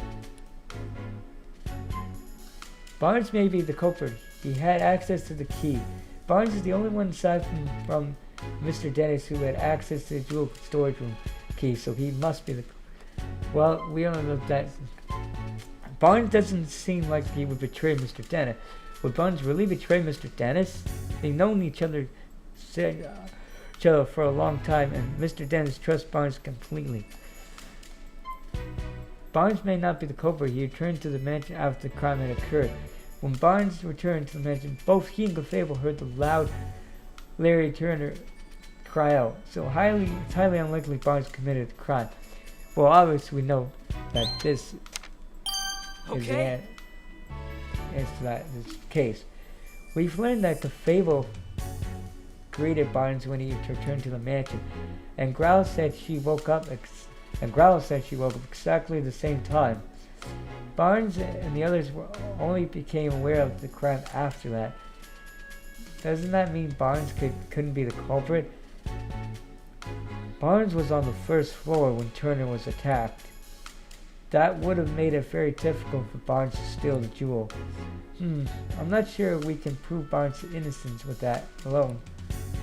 Yeah, we can't exactly disclose the testimony come from a Pokemon. No one would believe us. It looks like we're gonna need other evidence to prove his innocence. Barnes has an alibi.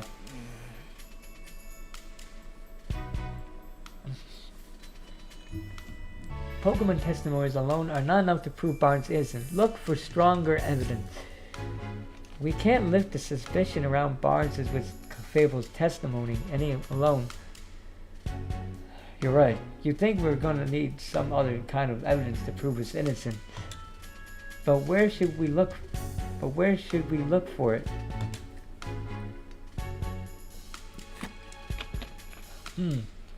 Nothing comes to mind. At the times like this, it's best to try to investigate other leads. We might find a thread somewhere unexpected that leads us back to this. Where is that red Pokemon? The red Pokemon that entered the mansion is clearly involved in this, so somehow look for that Pokemon in Rhyme City. To get clues to the truth of this case, we got no choice but to find the Pokemon that witness saw. When the witness reports seeing a red Pokemon and a Ducklet. I wonder if the Pokemon that cut open the jewel case is the culprit's partner. It makes sense to think that, but no such human was seen by witness. Having it said that, though, we might learn something if we can find the red Pokemon. Let's head into the city and gather some leads on the red Pokemon. I'm sure we'll be able to figure out what Pokemon it actually is. Where did Ducklet go? Ducklet is nowhere to be found at Dennis's residence. Find out where she went. At this point, it seems pretty unlikely that Barnes is the culprit. But then why did Ducklet leave from the second floor window? It seems unlikely that it's got nothing to do with the jewel thief. Finding Ducklet would be the quickest way to confirm that. Good call. Let's head into the city and look for her. Okay. Looks like the only way to continue our investigation is to gather info in the city. But where should we go? Should we go after Ducklet or search for the red Pokemon? If you're unsure, why don't we try following Ducklet? I think we have a better lead to go on for that than for the red Pokemon.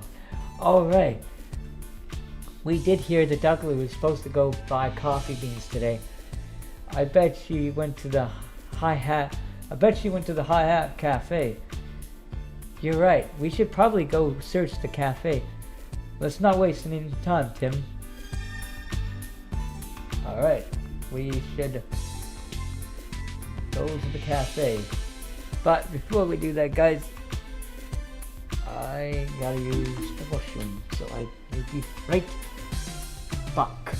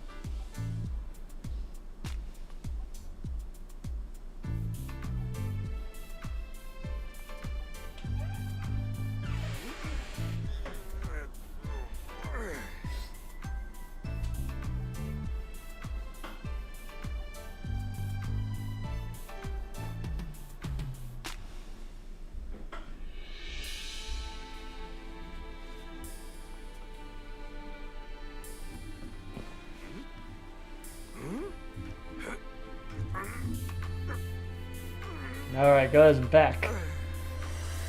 Alright, so let's continue this investigation.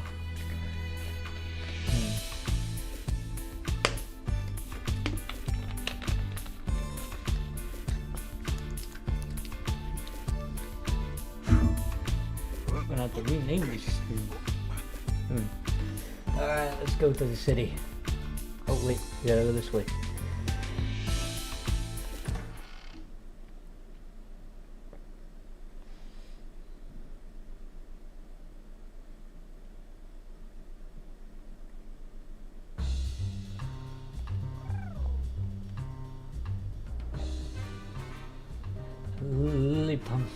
Lily Pump's partner. Huh? You mean you won't help me? I understand. I understand how you feel, ma'am. But we were in the middle of our investigation right now. Yes, but what should I do? Looks like that woman has a problem. She sure does. I doubt it has anything to do with our case, but it's hard not to want to help someone who's in trouble. That's the spirit. That's the spirit, Tim. If we see a person or Pokemon with a problem, let's do what we can to help them. That's what makes us the city's great detectives. But we do need to prioritize our current case. This is something we can help with when we have the time. Right.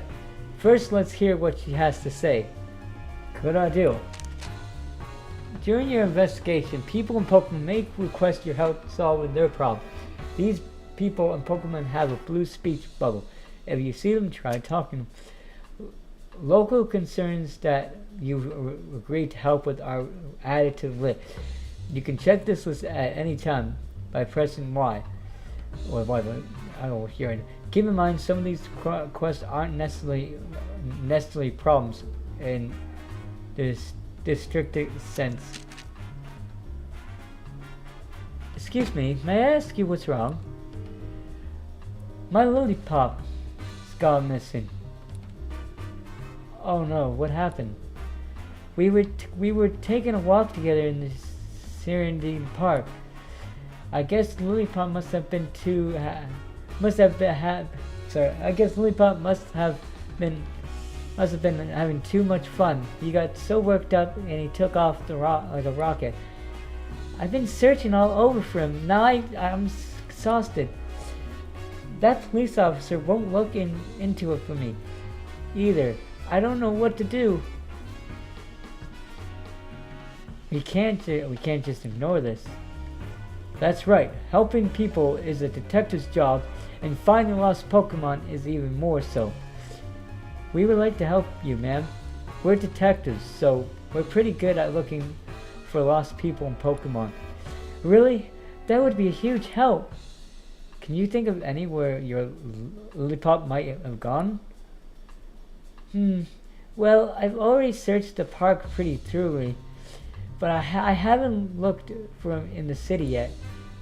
Oh, also my Lollipop likes quiet places, but I'm not sure there are any places like that around here. I think that's enough information for us to go on. Please wait here while we search for him. I'm so sorry to add to your workload when you already look so busy. But thank you. I hope you find my sweet Lollipop.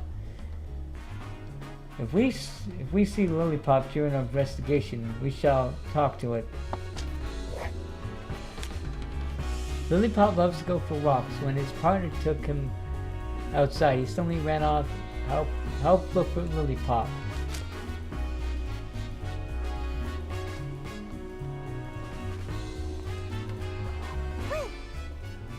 Wings. Cop?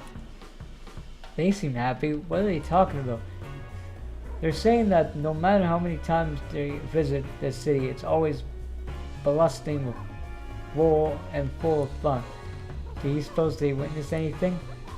We can certainly ask. But Oh, you ride on a seasonal winds that took all over the world, huh? The city seems even livelier than usual whenever the Whimsicott arrive. Whims! Huh. Okay, soon you will be leaving the city to travel somewhere else. Whim! Oh, you like coming here every year because you can meet so many different Pokemon. Huh, I'm happy to hear that. Is this cotton yours? Win? Yeah, the Whimsicott said it's theirs. Okay. We actually found this in Mr. Dennis's mansion. I don't suppose you've been in there. Wins? Maybe you have, maybe you haven't. Come on, you gotta remember at least that much. Wins? Oh, this one doesn't remember. What did it say? It thinks it remembers going into the mansion while playing with its friend. It thinks so. That's not a very clear answer. Yeah, let's just ask for more details. Hey! You said you might have been in the mansion? But how'd you get inside? Vin? You went through the window with your friends. Why would you do that? Vins? You don't remember anything after eating breakfast this morning. The heck does that mean?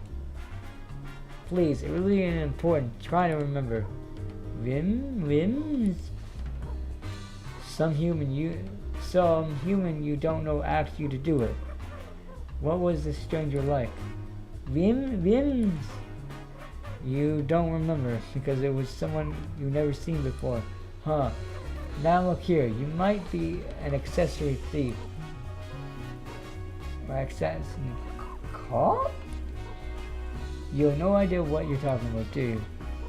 You think the Whimsical may have been unknowingly involved in the crime? If they were, they're blissful ignorant of it. After all, playing pranks is kind of the whole deal. This complicates things. Hey, Hey, have you two seen any red Pokemon around here? Caw? Oh. Pananara is red, and you recently became friends with one. Pananara. It's a Pokemon with blades over its body, and it's true that Pananara is pretty red. Whimsical. You often run into Pananara at the Terrence in Serenade Park on the windy days. You play with Panard by picking it up and flying around.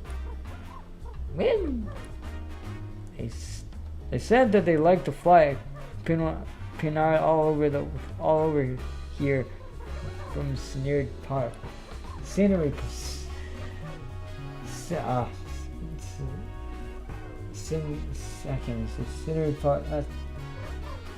Sincerity Park, and it's the big park just beyond here, right? Yeah, and the Terrence is way over on the far side. Maybe we can find Pokemon Panard there. Do you remember when you last played with Panard? Whims? Oh! Well, lately you've been playing together every day, even today. In that case, we might be able to find it there now. Whims? If we go meet Panard, we should be careful about how we treat his favorite rock. It has a favorite rock? Whims? Apparently there's a rock at the Terrence that Panard really cares about. One time they accidentally stepped on it, and then Panard got mad, really mad. Wow, that's scary. We better watch our step where we step. I don't suppose they've seen Ducklet around, have they? Whims? Women? Okay, I get it. You didn't see her. Whims. If they didn't see her, I wonder where she went. Do you suppose Panard is the red Pokemon we're looking for? Apparently it's good friends with Whimsicott that went into the mansion, so it seems pretty likely.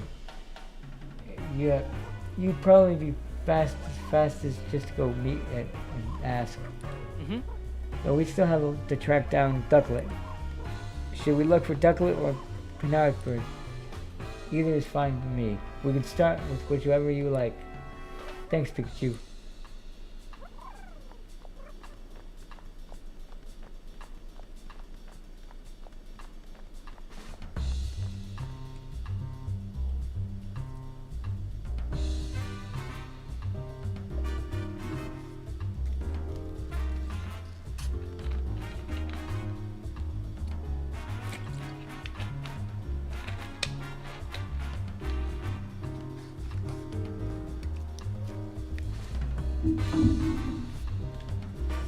Alright.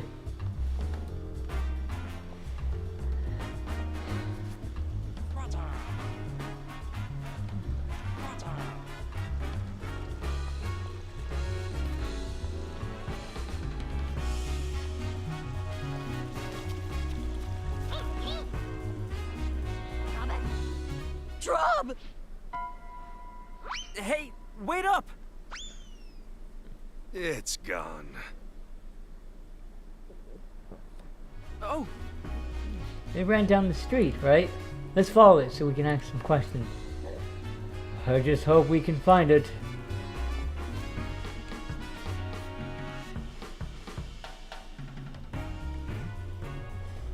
Huh? It's not here. Must be hiding somewhere. Well, no point in hanging around here. Let's go interview someone else.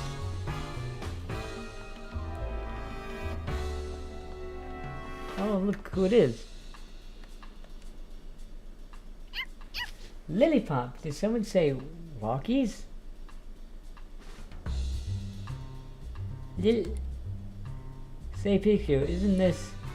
Yeah, it's Lillipop. It may indeed be the partner of that woman we met in front of Dennis' residence. What's that? Hey there, Lillipop. What are you doing way over here? Huh? I see. Apparently he was having so much fun running around that he wasn't paying attention to where he was going. Next thing you knew, he was here. Just like that woman said earlier. Lily? He says he misses his partner. Okay, we're gonna go tell her and bring you...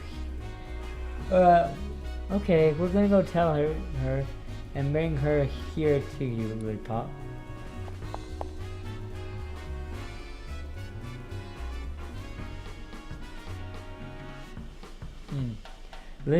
Oh, sorry for flying out for a second. Lillipop, I'm so glad you've been found.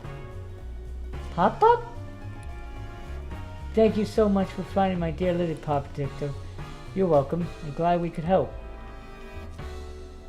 Lil, you ran away because you weren't getting enough playtime, didn't you? Lil? Alright then, we can play together as much as you like today. Papa!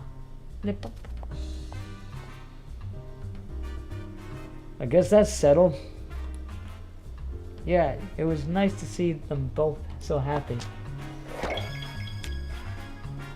Case of the missing Lillipop has been solved.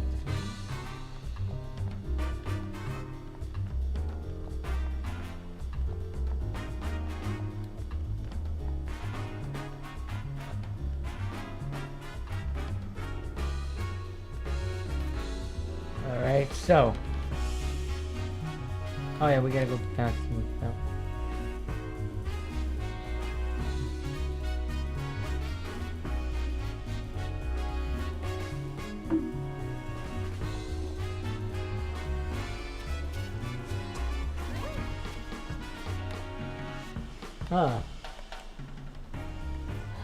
This is real bad. That boy looks pretty down. Sorry to bother you, but is everything okay? You look unhappy about something. Oh, you're right, Detective. Oh, you're the detective and Pikachu. I saw you on TV. Awesome. A detective is just what I need. Can you tell us what's bothering you?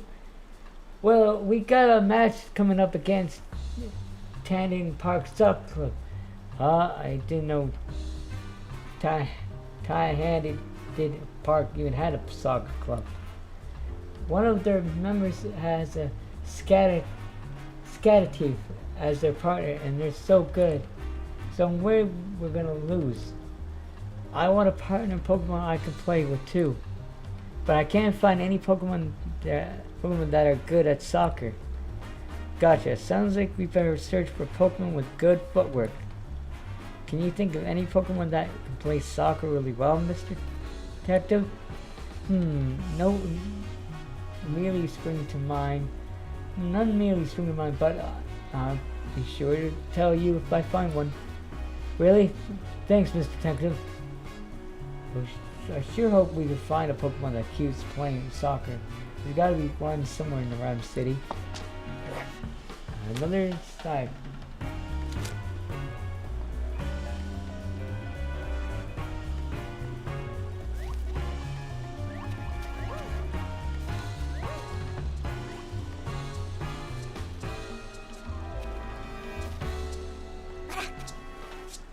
Great job, Marcus. Your dancing is so cute from the top. 1, 2, 3. Macra.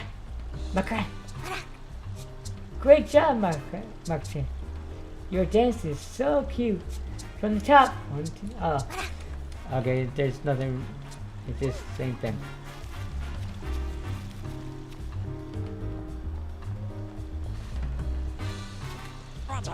How about a little snack for you and your partner? These menu items are sort of different and varied. With so many choices, they can cater to any Pokemon tested. Tasting.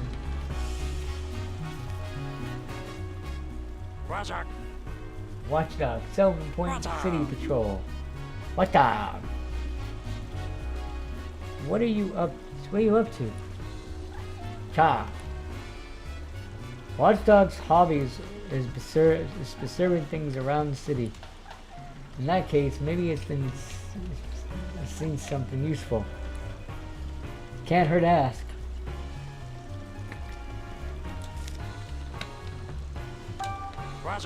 Talk. Oh, you never get bored in the city because there are always so many different people in Pokemon to watch. It must be fun having eyes like yours, especially since they left you to see in the dark. Well, let you see in the dark. Watch out. Whoa, what? Really? What's it saying? You gotta tell me too. Right, sorry. It's just, it says it saw Ducklet pass by here. If she passed by here, she was probably on her way to the cafe after all.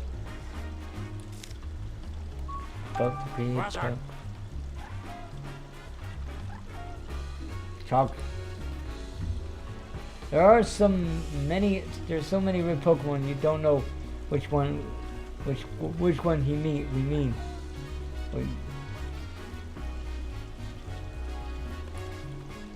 Good point.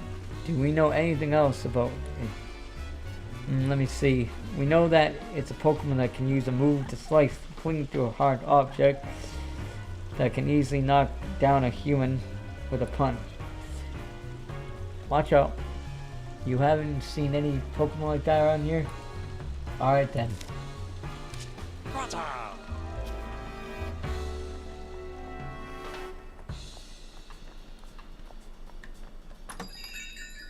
Well, let's go in the cafe. Hi, cafe. Oh, Tim! Rachel Miller, student at Ryan University. Hello there. Jessica Miller, Rachel's friend. Wow. Wow, what a coincidence running into you here. Yeah, I'm surprised as you are. I think I've seen this girl somewhere before. Oh, I remember. Howard's notebook. She's the girl from the photo. Yes, Pikachu. This is Rachel.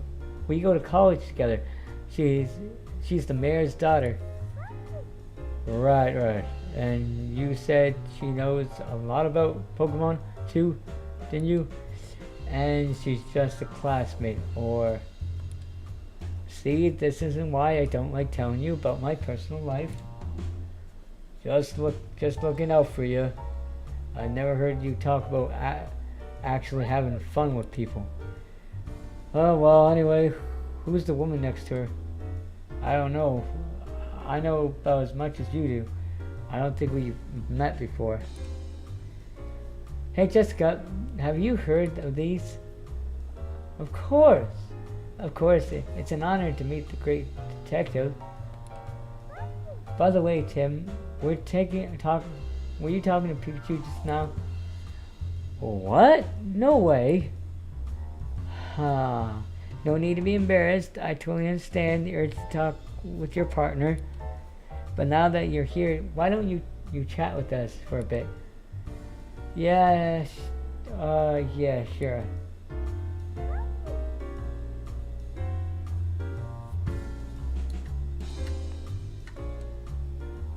You and Pikachu must be working hard, huh?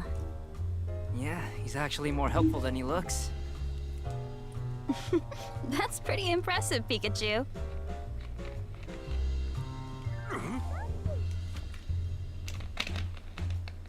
Come on, Tim.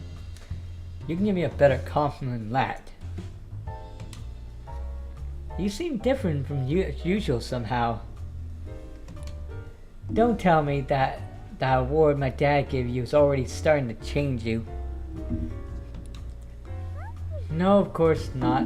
I'm the same as I've always been. Are you sure? I mean, we don't really know each other all that well. Maybe you have the wrong impression of me. No way. I've had my eyes on you for a while now, Tim. Excuse me? Oh, does she mean that what I think she means? It's like I have a front row seat to the great detective in action. It feels like an exciting new adventure could break out at any moment. Right. Did you get your hopes up for a moment there, Tim? Quiet, you.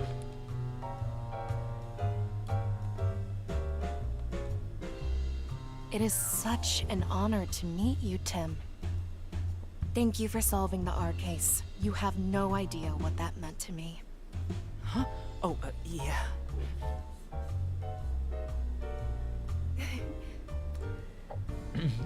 I see the news about your accomplishments.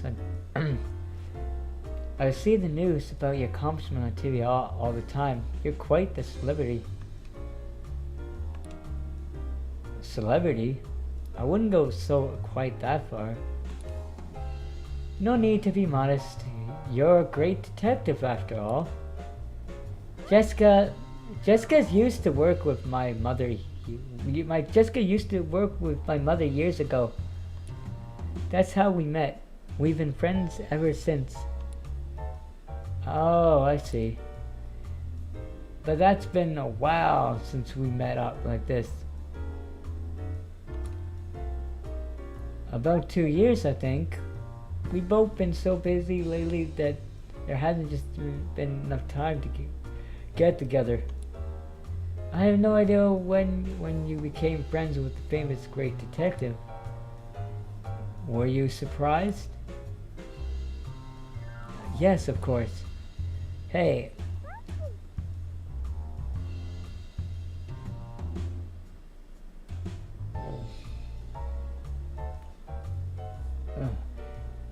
Hey, I'm the great detective.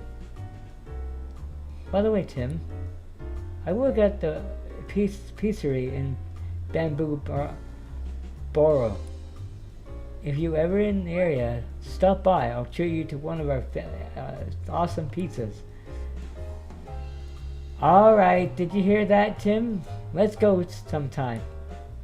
The pizza place where Jessica works is actually pretty famous. Sounds great. I'd love to go. I'll take you up on that offer. I'll be waiting. Tim, there's actually something I wanted to talk to you about. What's up? Well, it's about something going on at home. Sounds serious. So, I'm not sure how much help I'll be, but you can always talk to me. I don't want to waste your time though. Don't worry about it. I'm working right now, but we could meet up tonight if you're free. Sure, that works. Thank you, Tim. Okay, now how about you... Okay, then how about you stop by my apartment later this evening? Hey, not a bad idea, Tim. But aren't we supposed to have dinner with your family tonight?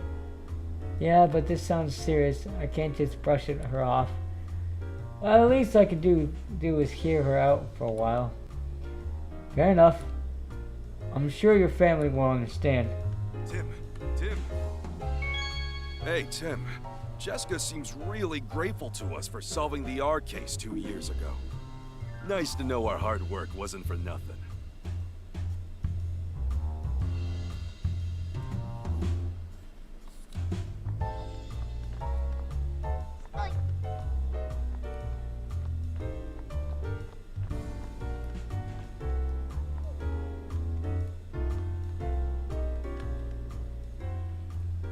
Well, look who it is.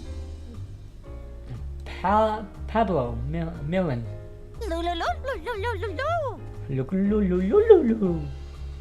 Nice. Cheerful cafe assistant manager.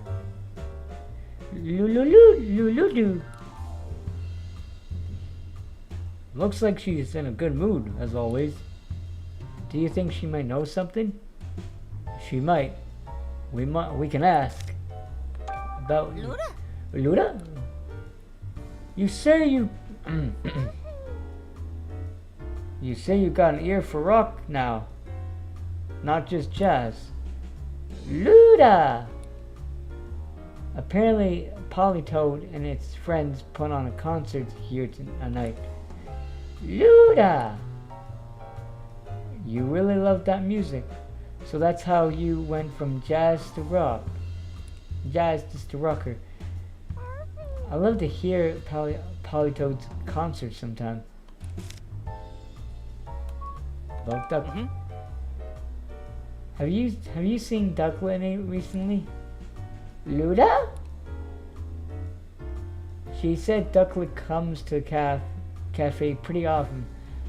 Pablo knows more about that. Pablo knows more about that apparently. Luda. Oh, you seem sometimes. Oh, and you sometimes see Ducklet at the Serenity Park. Luda. I see. So the pool pond water there is. I see there. So the pond water is there is good for you, for your fur, and you meet Ducklet there sometimes when you go bathing. Nice. How nice that you two tell each other about good swimming spots. I guess water type Pokemon get along smoothly with each other.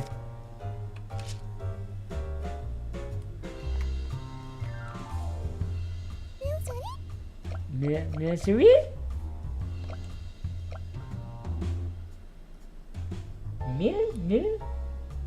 Oh, it's a misery. Hey, Paulo, got any new gestures? Oh no, you mean this misery? It's new, just started living here. In fact, wonder what sort of place it's from.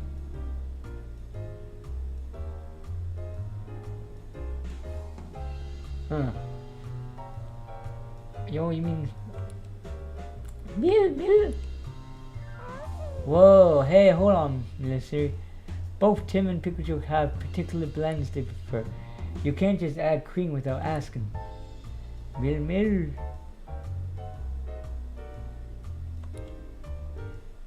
I prefer to keep my coffee black, but why don't you try some cream, Tim?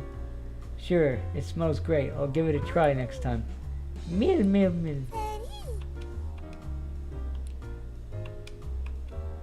I'll be back soon for that coffee. Hey. Hiya, Tim. Did something happen today? Oh, yeah, I got caught up in a new cake. Oh, something's rough. Do you mind if I ask you some questions? Me? Sure, go right ahead. Excuse me? You must have been really busy moving your cafe to this new location. Do you feel all settled in now? Yeah, it feels like things are finally back to normal. I know Pikachu has been coming here on his own to drink your coffee.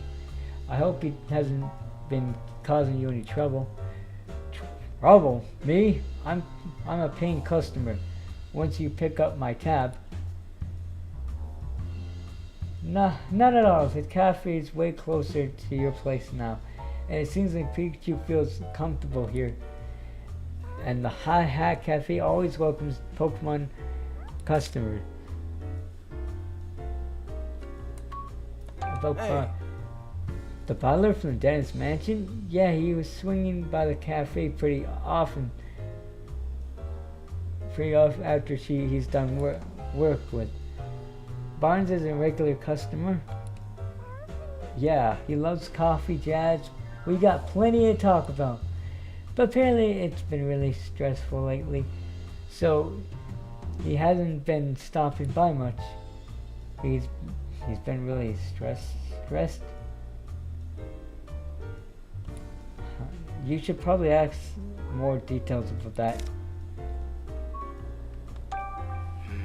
Do you know why Barnes was stressed? Was he worried about something? Well, I'm not sure it's my place to tell you about a customer's personal matter. Please, we're just trying to help. It's for Barnes' sake. So this is for the cake. Then I guess I'd better tell you. He was worried about the jewels that Mr. Dennis was planning to donate to Rhyme City. Apparently Dennis had a different opinion about that. Barnes was trying to come up with a compromise that would safely satisfy both of them. But he said he just swore up and down in the middle of the argument. That does sound like him stressful. I remember him saying he wished there was no jewel in the first place. He wished there was no jewel, huh? Anyway, that's all I know. I hope it helps. Yes, thanks. Excuse me? Do you know Ducklet that lives in Dennis Madison's? Yeah, I know her. You're talking about Barnes' partner, right? She often comes here all on her own to buy a bag of coffee bean. She really is a clever little Pokemon. Just like Barnes said. She always comes with this cute little bag that I fill up with beans for her. As far as I know, she takes them straight back to the mansion. In fact, she left with her usual order a couple minutes ago.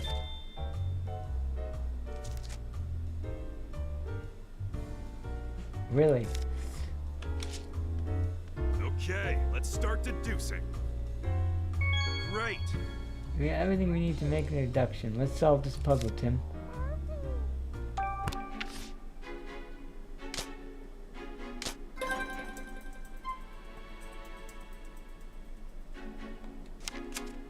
Okay.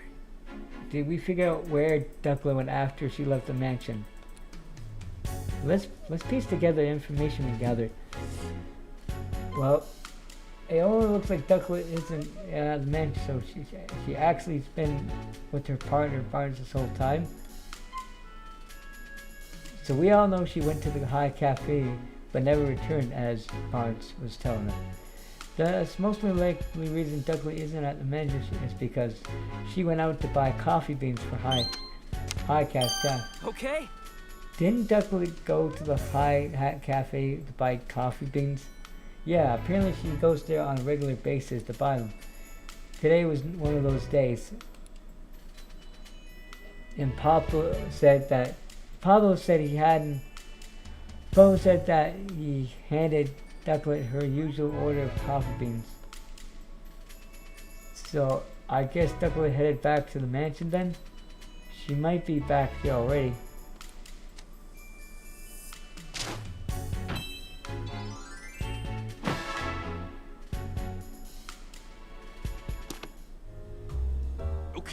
Let's head back to the mansion and search for Ducklet. Great idea.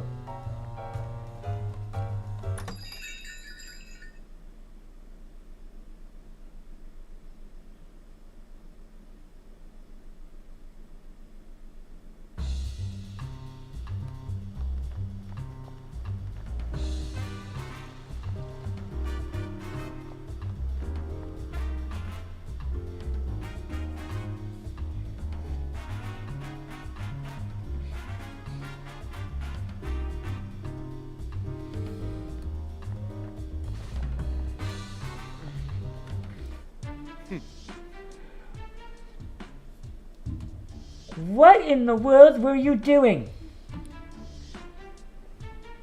My apologies, sir. My apologies, sir. Did something happen, Brad? Ducklet was spotted near the mansion just now. But when my subordinates tried to catch her, they let her escape. Oh, so Ducklet had just gotten back to the mansion. Do you know where she ran off to?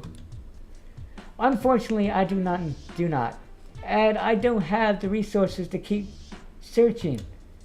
At this point, I'll have to call in the service of the Pokemon Protection Bureau. You, tell the inspector that I'm heading back to the station for a moment. Yes, sir!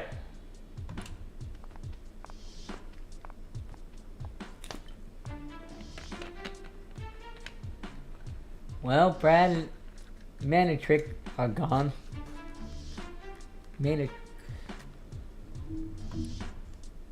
But still, we have no idea where Ducklet could have run off to. Where would we even start looking? Well, now what? Should we put the search for Ducklet on hold and look for the red Pokemon instead?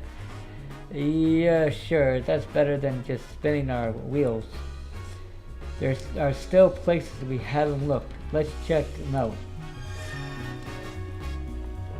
Let's search for the red Pokemon. Oh, can we go any further? No, I guess not. We cannot go any further. Well, it looks like it's back to the city.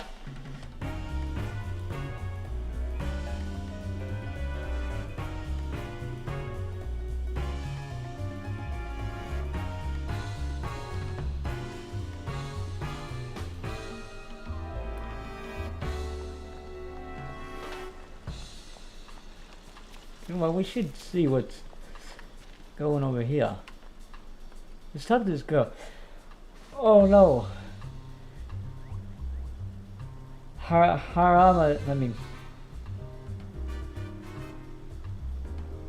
is facing off against a Poliwrath again. Why does he act out like this? He's usually so gentle. Is something wrong? My partner Harama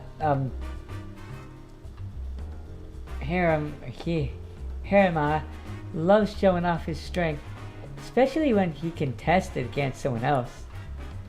And since Poliwrath is also proud of his muscles, Harama considers its rival. Once they start going at it, it's hard to stop them. Yikes, I guess we better avoid that alley for now. A Poliwrath and a Harama. You're squaring off. You could cut the tension with the knife. Looks like the fight could break out any second. We should probably avoid this alley so we don't set. Oh, okay. We can't go down that alley. Oh, what is... that sweet smell is irresistible. They must be using Combee's honey. Let's come back and try some after we're done the cake. Whoa! Oh. We don't have any reason to go that way, do we? Let's investigate this area a little more.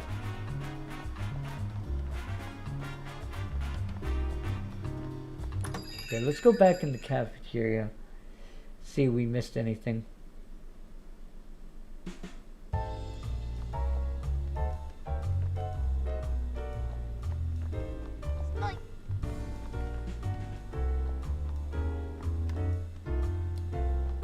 Let me see. Wow, what a great looking drum set. I think I'll take it for a whirl. Please don't. The cafe's open right now. You know. Well? This instrument is called a Congo.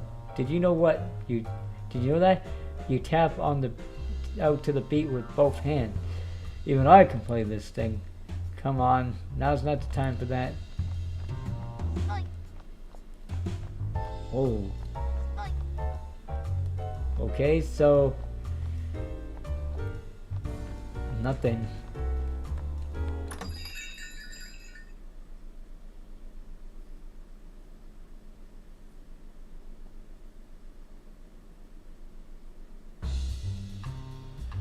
Alright, so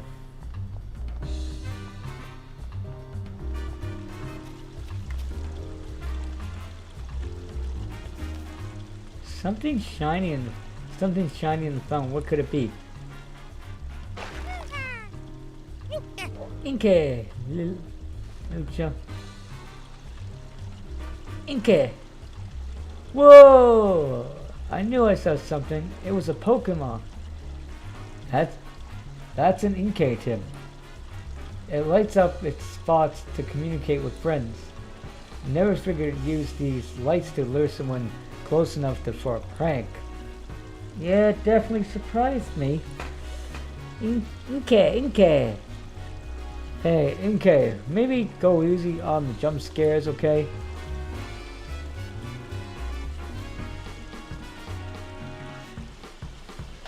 Okay, so we gotta look what we, oh yeah, we also need to find a Pokemon that's good at soccer. Let's go back to the back alley. We haven't completely searched through it. Oh! Huh? It got away again. It seems really scared of humans.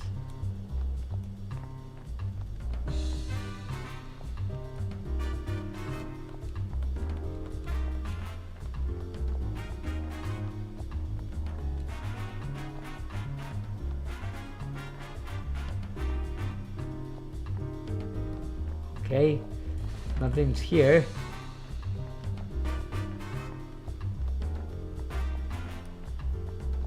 So we're out of luck in this area. Wait, can we go down? Nope. Wait, unless, hold on. Maybe we didn't get to go to the gate. Let's go back for a second. I need to check something good. Oh.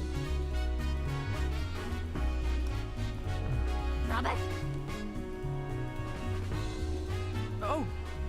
Got away. She's really scared. Okay, so nope. I guess we can't go through there. Okay, never mind. Thought maybe we could.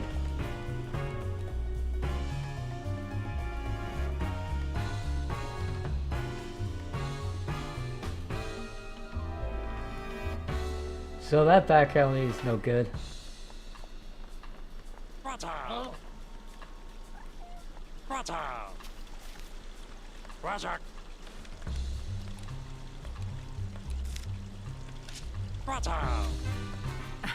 These menu items are use all sorts of different.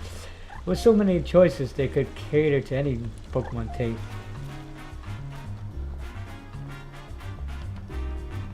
Okay. Whoa! Whoa. Okay. Okay. We can't go back there. All right. I thought maybe we could sec. Wait. Can we X that one's cup for a sec? Where is it? Well, I guess we can't now.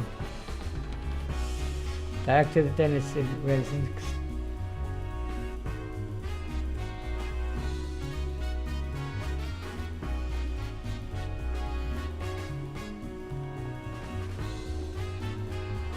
Did something happen?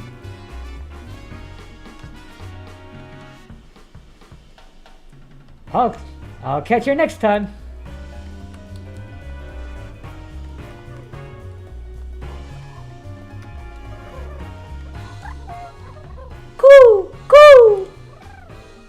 Oh, if it isn't the P-Dove, glad to see you're feeling better now.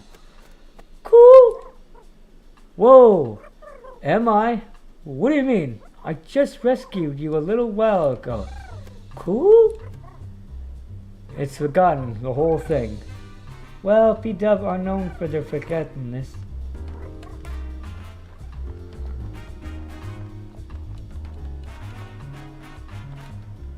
Ah, Serenity Park, a new area we have not discovered yet. This place is huge. That's Serenity Park for you. Scott said Pennard hangs out around here, and the Terrace is their usually meet up spot. Shall we go look? Shall we?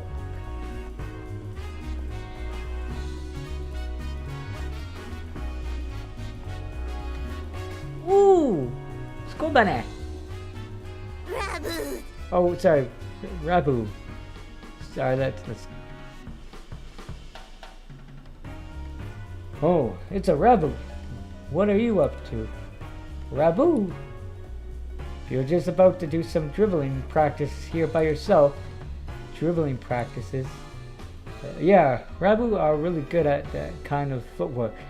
They're always practicing. In that case, Rabu might be willing to join some soccer games. You're right. This one says it's got some real impressive technique. Hey, Rabu, I know a kid that would love to kick a ball around with you.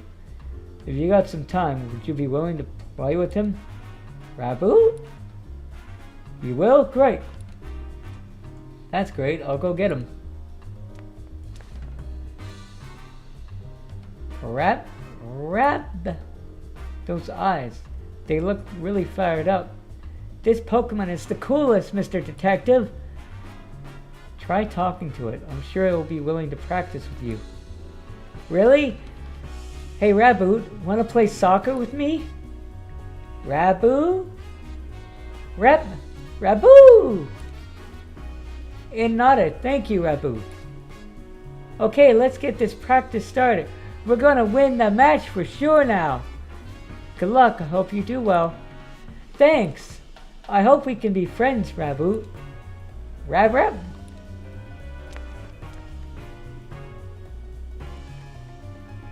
I guess the soccer players don't need words to hit it off when they share a love of the game. Yeah, even while speaking the same language, they seem to understand each other's feelings.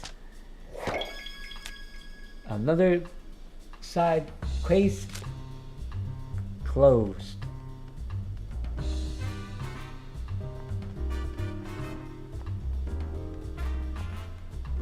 Wow, someone seemed to have planted a tree right in the middle of the path.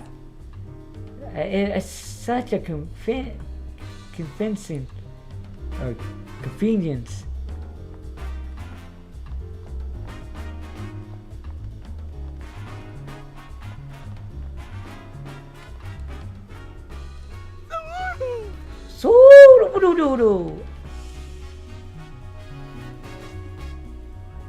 Woo!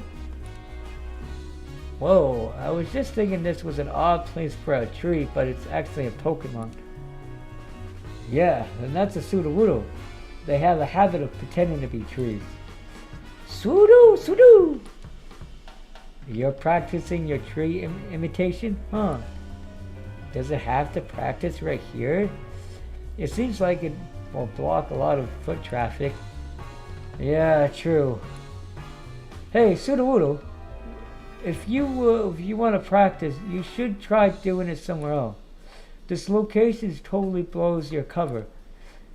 Sudowoodo!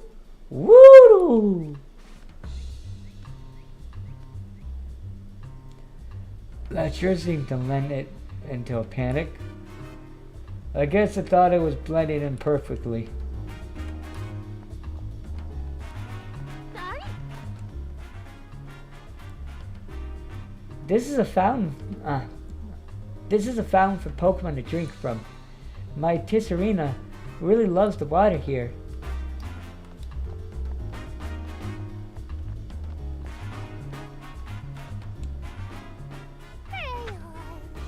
Burla! Adorable that. Purr. This Pokemon is being awfully friendly.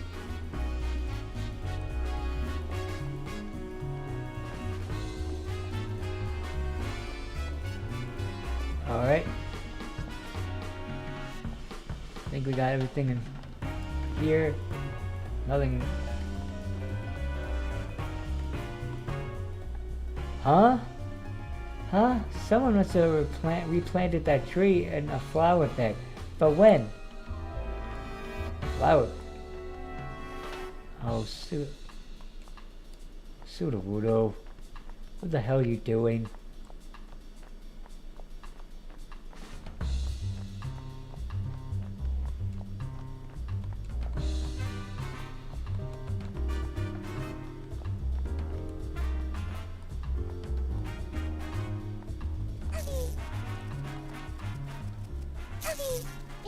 Rebby!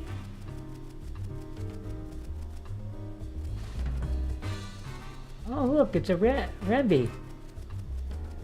Rebby mixed pollen and nectar to make all kinds of different pollens. Boom, boom. Boom, boom. It sure seems busy. Boom, boom. Apparently it's making pollen puffs for its cutie pie to eat. Those little bugs have a big appetites while they're growing up, so it's gotta prepare a ton of food. Sounds like a lot of work. Let's watch and try not to get in the way. You there! Wait, you wouldn't happen to be that great detective duo, would you? Charles Murlock. I am such a huge fan of yours! Oh dear, I forgot to introduce myself. My name is Charles Murlock. I'm a scientist working here in Rhyme City, deepening our understanding of Pokemon. A scientist, huh? What's that? You like to hear more about what I do? Actually, my research has been recognized by Mayor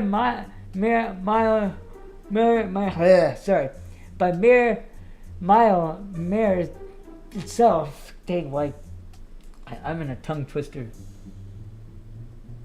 But damn. Now I'm helping out with a new policy that he and the city council are working on.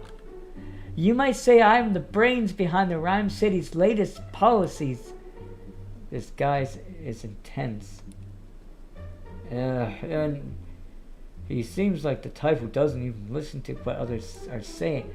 If you two great detectives have any questions for me, by all means, fire away. After all, I have something in common with you both. We're all working to help Rhyme City. We're all coming from the same place, comrades with the same goals. So I'm prepared to answer any questions you have. Thank you. I guess our only choice is to play along for a bit. What a drag. Excuse me? What sort of research are you doing, Mr. Murlock? My research explores the nature of communication between people and Pokemon. Sounds complicated. No, it's quite simple, really. We're just trying to help people understand. We're just trying to help Pokemon understand people language, human language. Same thing. Imagine what they do for Rhyme City. It'll make life here so much entertaining and simple. A whole city? A whole city where people and Pokemon can go back and forth like we can. Huh. That really would make Rhyme City even a better place. Don't you think? Paul. Excuse me? What exactly do you help the mayor with the policy department? My domain is science, not politics. I can't actually propose new legislations.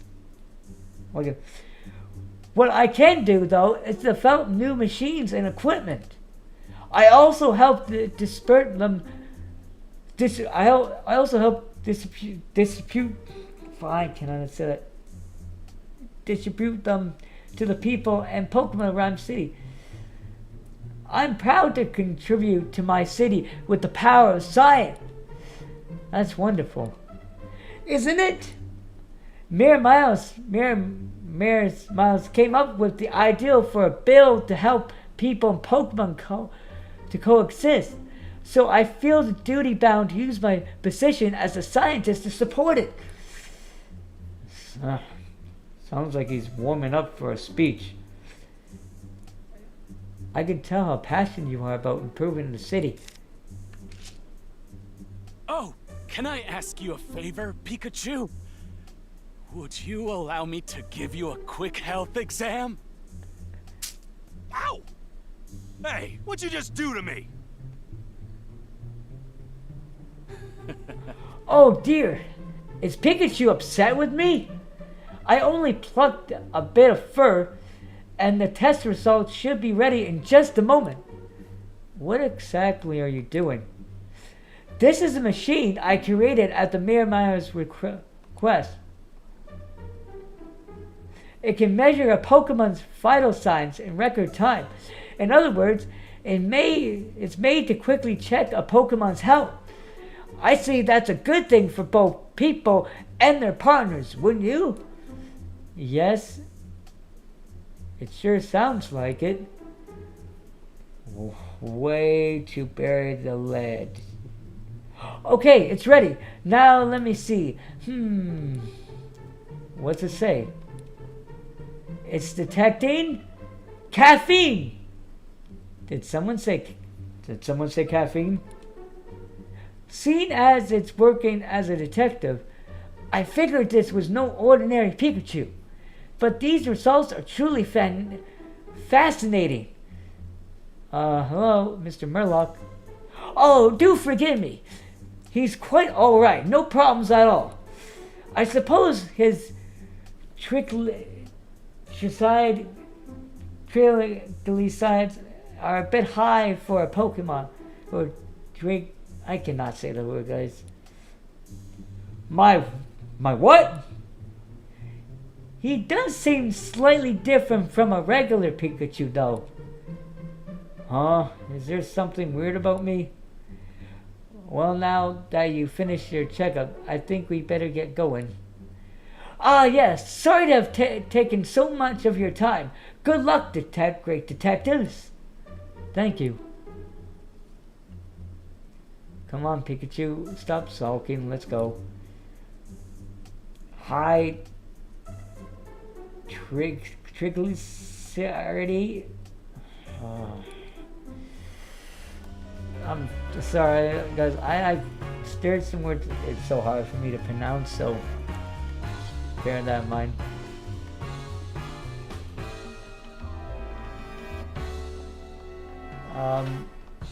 What if there might be a place we nuts? Let's go this way.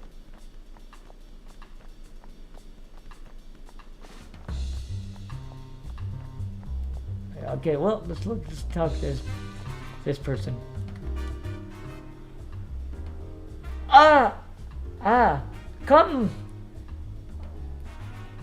Come, Lickitung. Stop that. Come on, Lickitung, stop. Then again, she keep getting distracted. Or I don't know.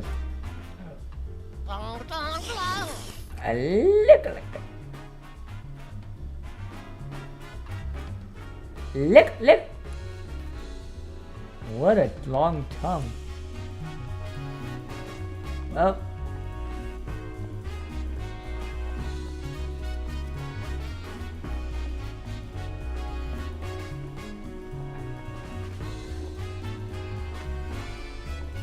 Ooh, let's start this Pokemon. Phalanx. Oh, Ling. Sling. There sure are a lot of amazing Pokemon around, and these ones are so well coordinated.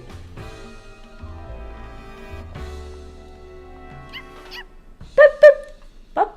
Be careful not to get lost again, okay? Whoa, what is that up there?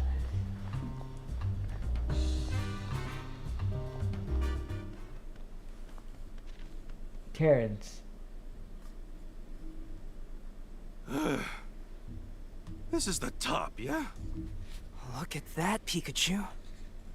Huh? From here you have a perfect view of the dentist residence.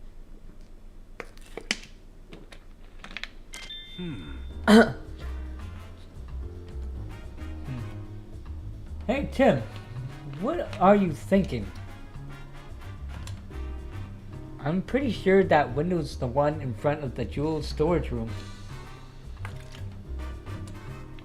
A Pokemon capable of flying could go straight to the mansion from here.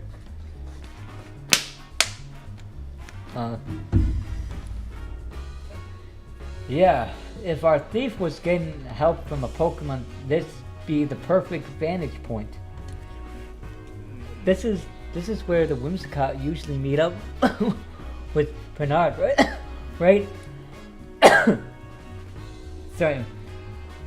That's what they said, but I don't see it anywhere.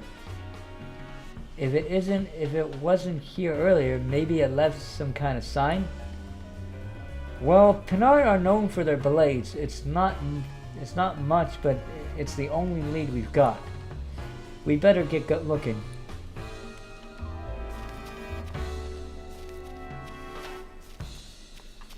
Ah, that's cotton.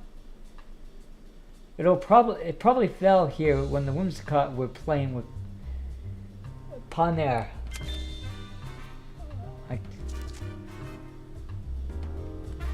Alright, so what's up with this rock? It's covered in gashes. It has something been scratching at it. These gashes look like they were left by something sharp, like a blade. Rock covered in slashes. A Whimsicott. I doubt a human would be strong enough to make a clean cut like these. So, we got blade cuts on a rock, a cotton from the Whimsicott over here.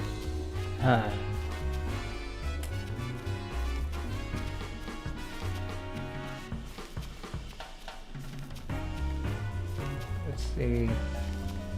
Oh wait, what? We have another. Following. Tim, need any help?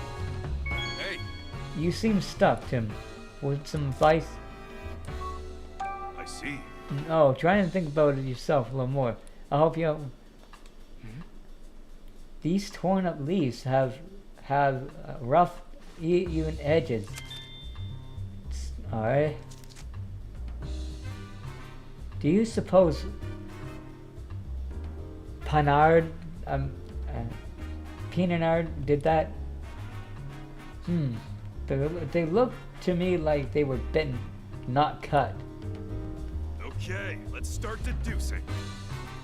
Great. We've got everything we need to make our deductions. Let's solve this puzzle, Tim. Where is the red Pokemon? Red Pokemon that entered the mansion is clearly involved in this instance. Somehow look for that red Pokemon in Rhyme City. Alright. Okay. Did you figure out where the red Pokemon is? It's highly likely that the slash marks were made by Pinard. On the rocks were made by Pinard. That's proof that's part comes to search for the Pokemon that ate the leaves. It's possible that the torn leaves were rough, uneven edges were left by Pinard, who was eating them. Pinard mustn't be near leaves. Search where the Whimsicott flew to. Pinard and the Whimsicott apparently played often. Since they flew to Danish residence together, we might be able to find Pinard if we search inside the mansion.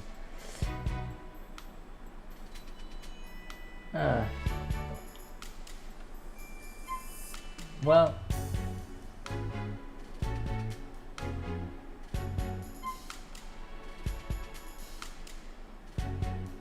I don't think it would be in the tree because I think we would have spotted it. Hold on, I'm just gonna go back for a sec. Yes, because no, okay, so let's go back to deduction. Okay, so wait, hold on, I want to see something.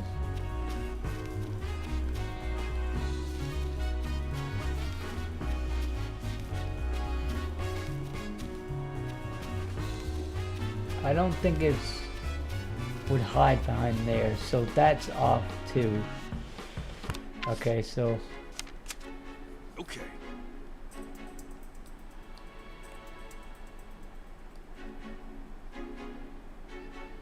Do you figure with... So... It wouldn't be nearby the leaves, because we just checked. And it's not near the rock. Oh, wait, I flame. Oh, I guess I got it wrong. We searched while they flew off. Maybe they would find there. Where exactly they flew off to? To Dungeon? Exactly, we're not going to find tonight if we search the place from top to bottom. Okay, so, hold on. Maybe I got it wrong. My mistake. Okay, so...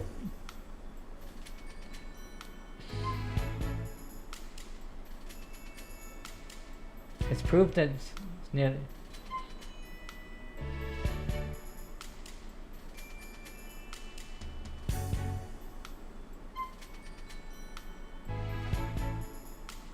Huh.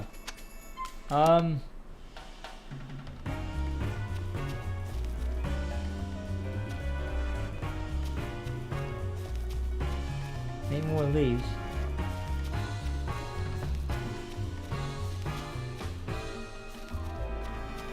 See. Actually, you know what? It might be there somewhere, but... Huh. Okay.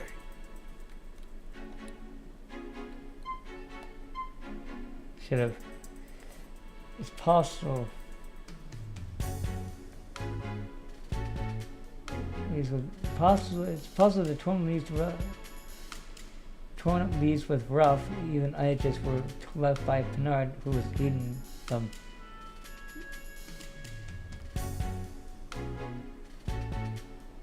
See, I want to save this. Okay. We did find a rock that was covered in slashes as if it had been cut by a sharp blade. Maybe those slashes were made by Bernard. That's definitely the rock that Whimsicott were talking about. So if we go there, where the rock is, we might find Bernard there. Alright, let's take a look around the rock. I mean... Well... Can you think of any way to draw Bernard here?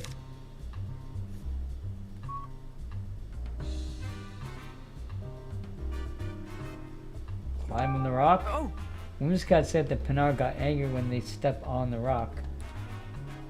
Oh yeah, you're right. Good memory. Maybe Bernard will show up if one of us climbs on it. Worth a shot. Let's give it a try. How's this? I just hope it actually is. I just hope it's actually here to see this. Pun? Whoa! What? Panya! Panya! It's Panya! Oh, that's his name.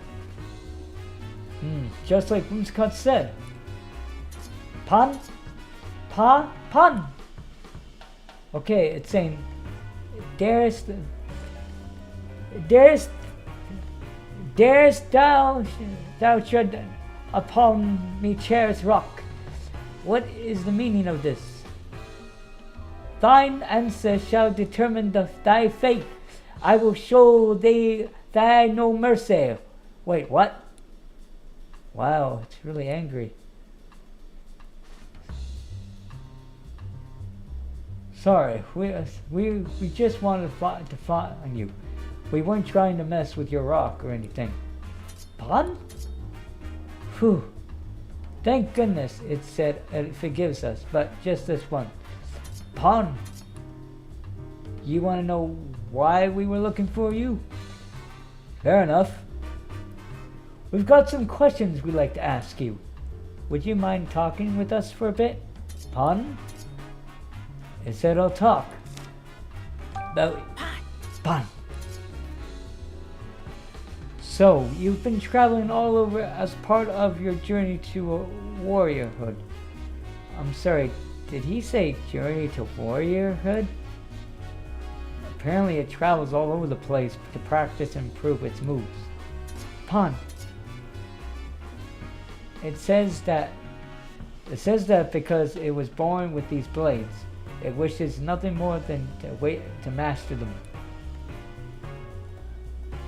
Ponder is the oh shoot.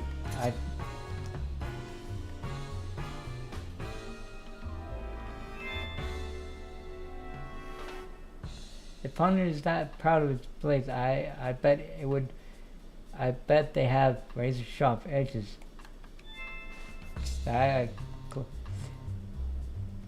Pawn. It says it can easily slice a rock in two. This might sound a bit strange, but you haven't punched anyone recently, have you? Pawn? Pana says it's never punched. It's a single person or Pokemon in its life. Pan. Good point. You could cut something with those hands of yours, but you definitely couldn't punch it. Yeah, on second thought, you'd wind up with a different injury if you were punched by Panard. Are there any other Panard in this city besides you? Pan? What is it saying? Apparently it's never seen any other Panard. And we heard from some Whimsicott that they went to the Mr. Dennis mansion. Were you the one who went there with them? Pan? Bernard's not sure if it was the same place, but it vaguely remembers going to a big hell. Pan, it says it entered the house together with Whimsicott. How did you get inside the mansion? Apparently Pernard likes to get picked up and flown around by Whimsicott. So you think you might have gotten inside the mansion that way? Did you happen to cut the jewel case when you were in that mansion? Huh? So you can remember the sensation of cutting through something, but the rest is a blur. This is important, so please try to remember. Han. It says its mind feels all foggy, and it just can't remember what was going at the time. That sure makes things difficult. Han.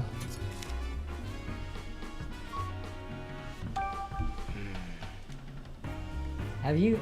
Oh, what the heck? Have you seen a ducklet around anywhere? Pond?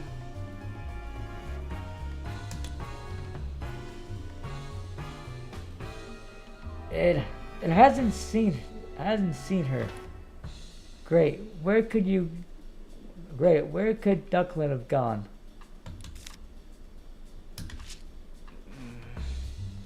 We finally managed to find Panard,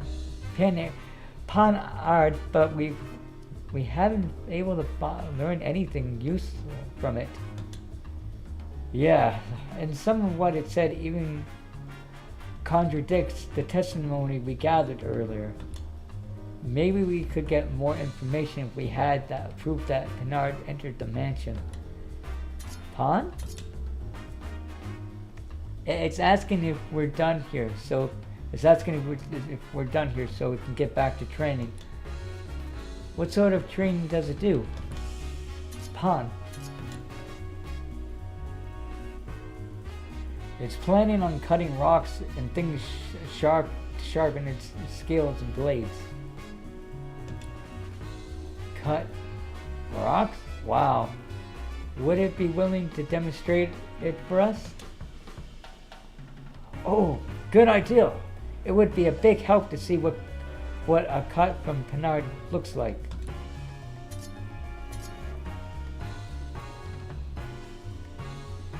Huh? Yeah, it says it would happily grace us with a demonstration.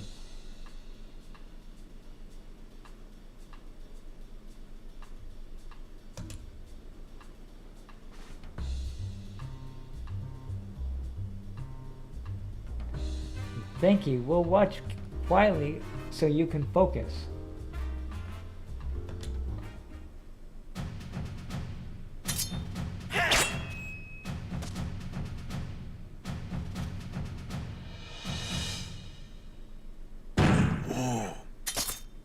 Awesome.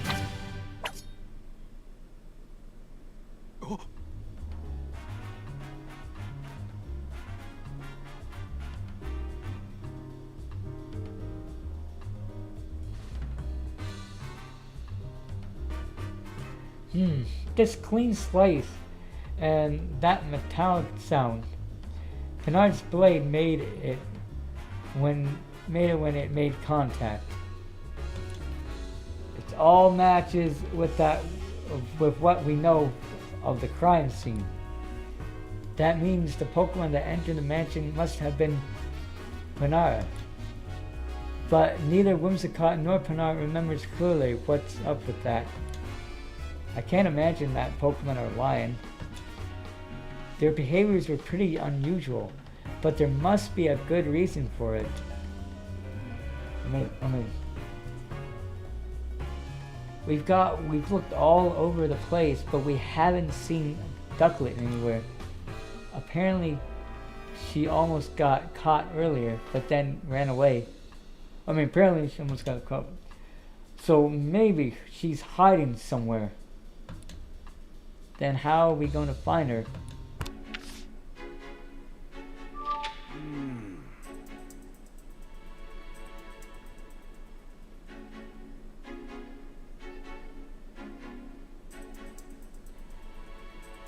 Search for Ducklet appears to have gone cold. She could have importantly testimony share. Consider the clues at the scene of the crime. Deduce how to find it. We couldn't get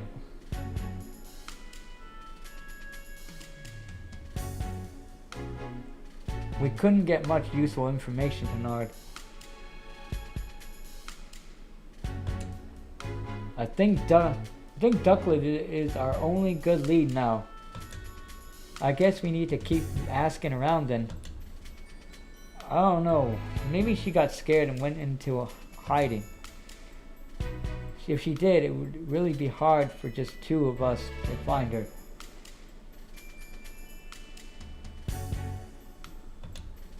Yeah, how should we look for her then?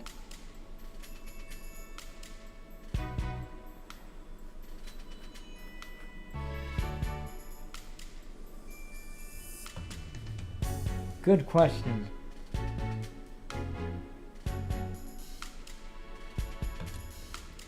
How about we ask a Pokemon to help us? A Pokemon? Yeah, a Pokemon have all sorts of special skills. Maybe there's a Pokemon that can help us find Ducklet. Do you think you'd be willing to help us, though?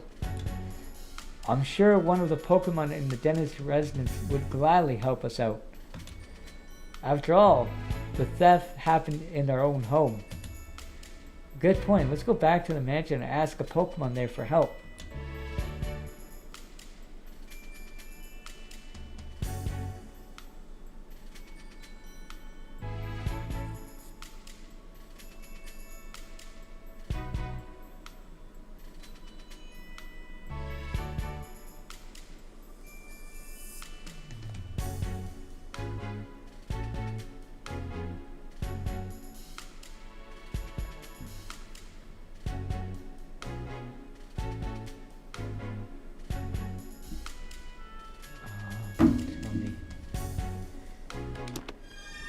Alright.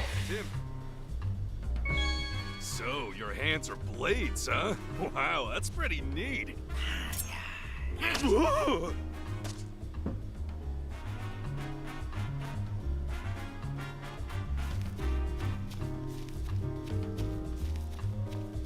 Oh, we gotta go back to the mansion. Let's go back to Dennis's residence. Whoa. How wonderful to meet you, Detective. Seriously, it's an honor. Yes. Yeah, nice to meet you too. Can I help you? Or, do you really not know who I am? I'm kind of a big deal on Rhyme Universe campus. And I know you I know you go to school there too. You know anything about this so-called big deal, Tim? Not that I can think of. They call me the quiz professor.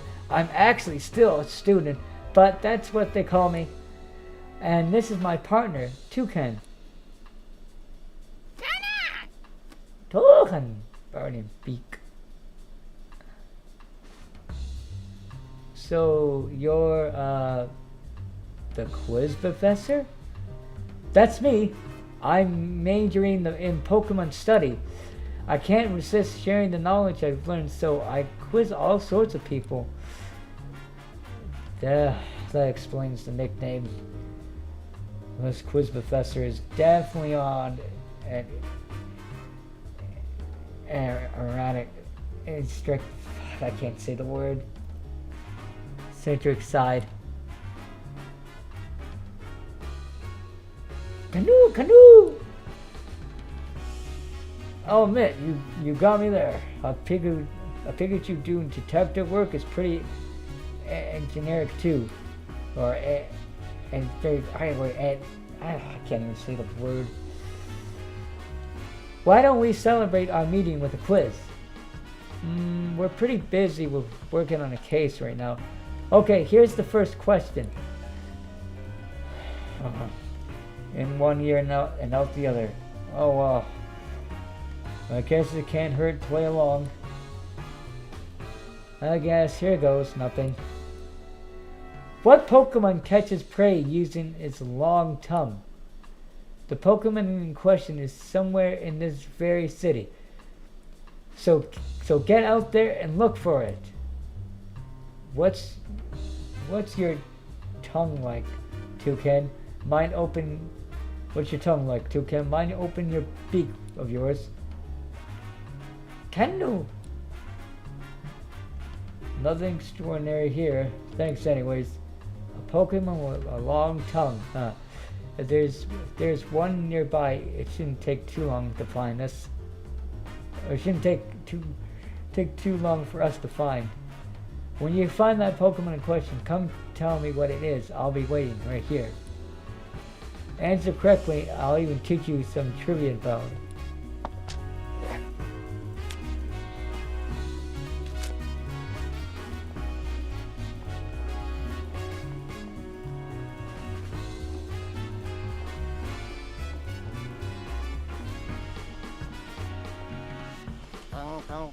Lick lick?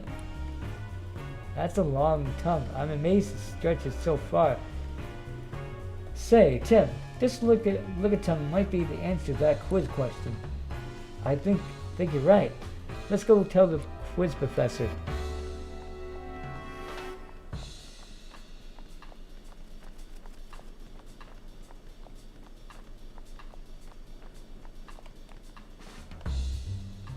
So, Detective, did you figure out the answer to my first question? Yes.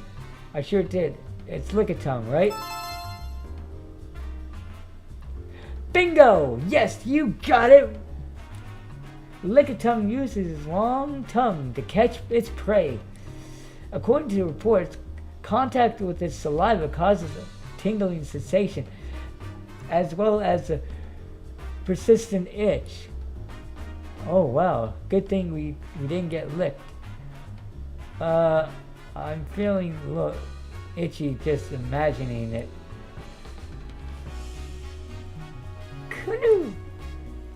Thanks for the warning, Toucan. We'll make sure any Lickitung we meet keeps its tongue to itself. Well, that was only the first question. I guess it was a little too easy. Are you saying there's more? Of course! And here's where they get serious. Time for question number 2. What Pokemon uses its cute looks to put you off your guard so it can steal from you? Hey, we don't have any time to deal with another theft. What Pokemon tries to steal from people? I think the cute looks part is our biggest hint. Pretty sure that's not you, Toucan. Canoe? Totally okay. Tim, let's go search the area.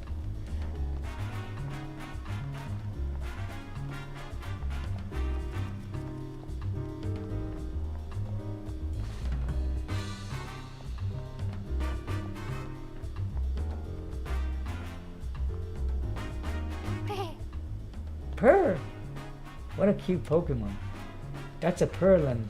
Man. Purr! Ah, how sweet. I think it wants some attention. Sorry, we're busy now. Can we play with you later? Hold up, Tim. Check your pocket. Why would I need to check my... Wait, what? My pen's gone. I thought so. This is your doing, isn't it, Purlin?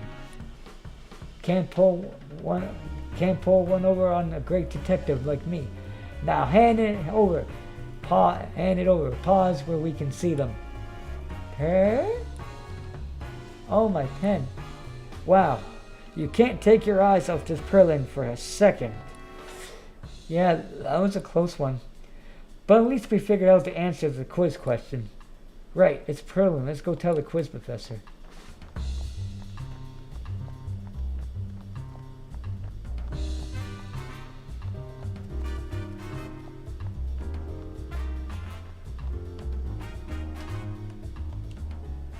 So, Detective, did you figure out the answer to the second question? Yes. Yeah, the answer is Purlin. Right? Ding, ding, ding, ding, ding. That's correct! Purlin often steals things from people. And they sometimes scratch people who try to reclaim those stolen items. So be careful of their claws. The Purlin we met wasn't that rowdy.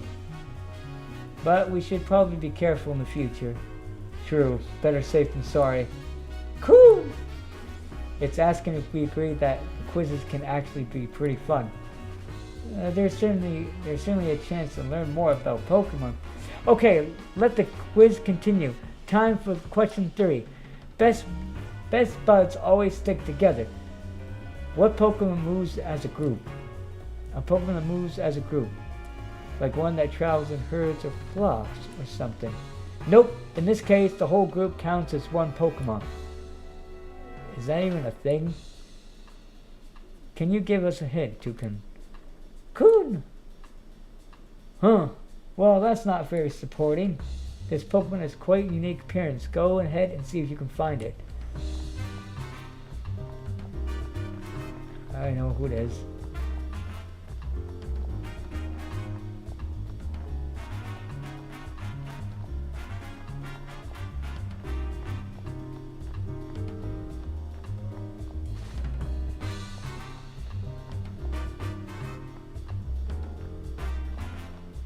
Where is it? Huh.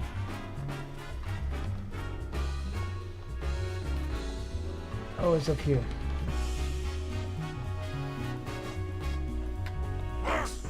Length. Wow, those movements are in perfect union.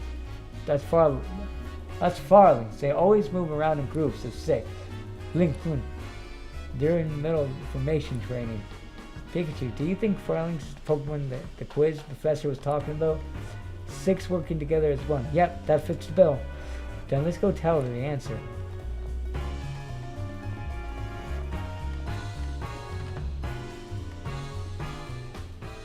So, did you figure out the answer to my final question? Yes.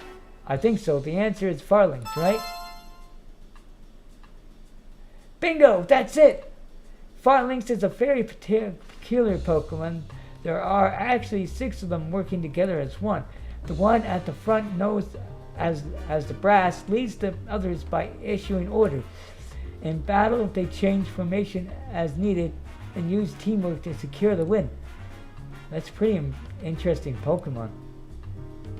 Sure, but I bet it's tough for the troopers if they're got it in complete brass. Cool!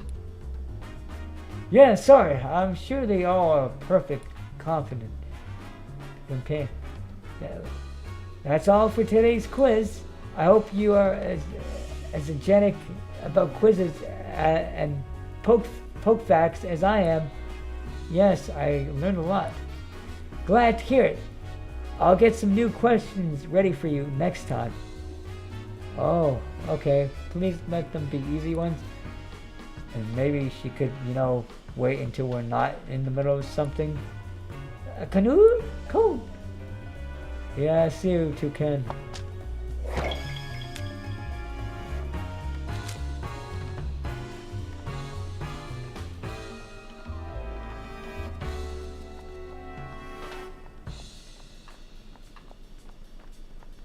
Let's go back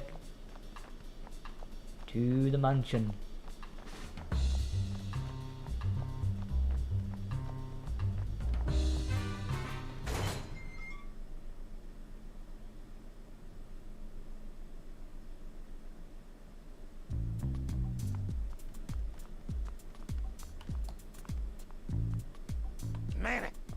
Hey, manager, can you talk? Can you talk for a minute? Manager, come on, no need to be that way. This will be quick. We're having trouble finding a Pokemon right now. Could you use your special skills to help us out, manager? Manager, he says he's got a sharp nose and is good at tracking butt.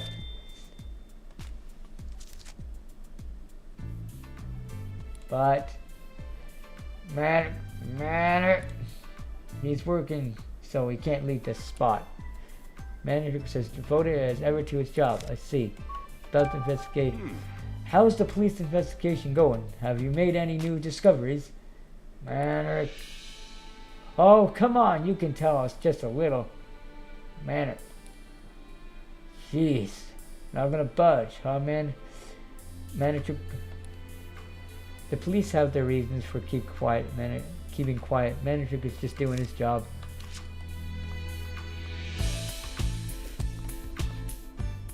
This room is currently under police investigation. Only authorized personnel are permitted.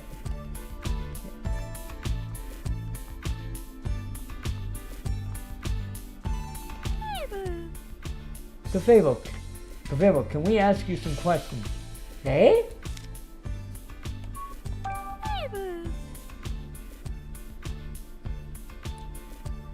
She says she has a way better hearing than most Pokemon do.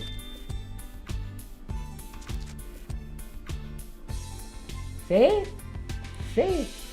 Wow, you can hear footsteps and voices coming from any room in the mansion. That's incredible. Now that you mention it, I'm pretty sure I've heard that Clefable can hear sounds over half a mile away. Half a mile?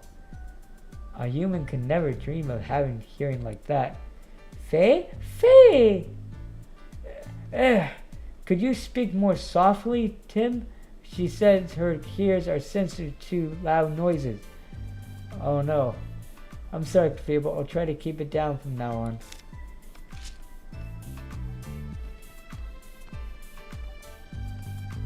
Yes? Oh, it's you. Isn't your investigation finished already? I'm sorry, but it'll take a bit more time. This is absurd. We already know Barnes did it.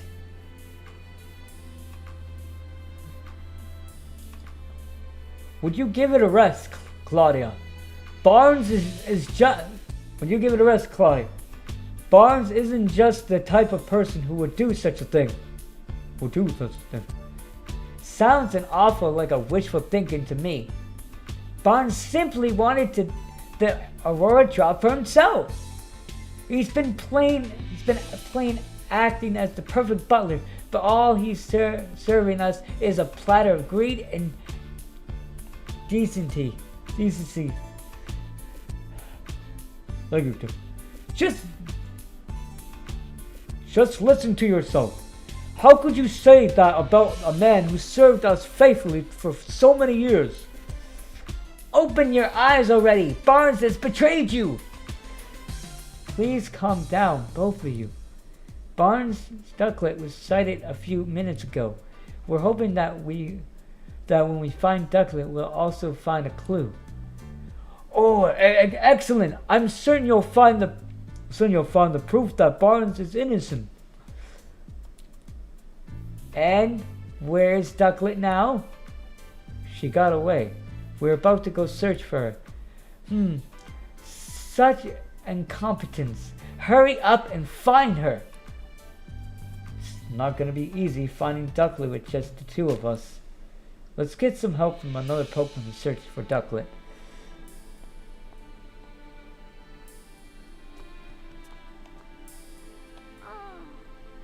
Wow. She says we can ask her away. Ask away. Do you have any special skills that might help us catch the thief? Well, she says she's got a very keen nose.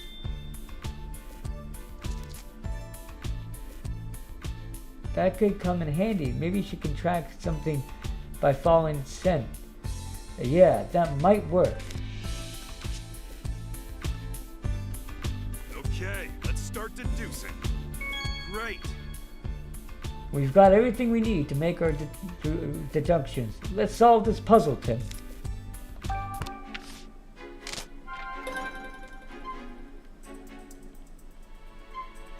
And Mandrake has a good nose and always helps the police with their investigation. But we have to rule him out. Clefable has a very good ear. She can even hear sounds that are far away. Growlithe is confident in her sense of smell.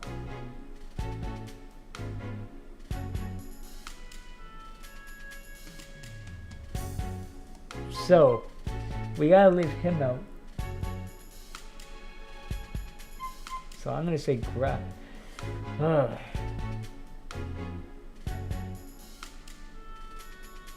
Oh, Growl the feathers.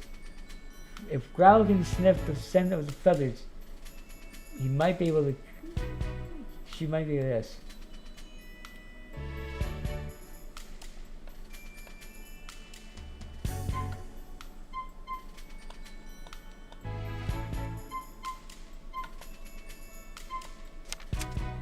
Okay. Have we found a Pokemon with skills necessary to help us search for ducklet? Let's think about the information we gathered. Mandrake assists with feeling we might be able to find ducklet if Mandrake helps us. But we don't know that's not going to case because Clefable has good hearing. If Clefable helps him, we won't be able to use the sound to track ducklet down. Let's ask Growl to track ducklet's scent. Growl has a good nose. If Growl helps us, we might be able to follow ducklet's scent. The obvious way has to go with Growl. Okay. Growlithe says she has a good sense of smell, right? Maybe we can use that to follow ducklet's scent. We could sniff out ducklet by tracking the scent she left at the scene of the crime. I bet Growlithe could do that, no problem. Great idea, Tim.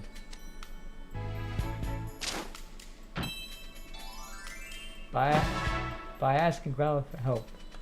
Okay. Okay, let's ask Growlithe for help. I hope she can find ducklet. Growlithe, I've got a favor to ask you. Of you. And that excellent nose of yours. I'd like you to help finding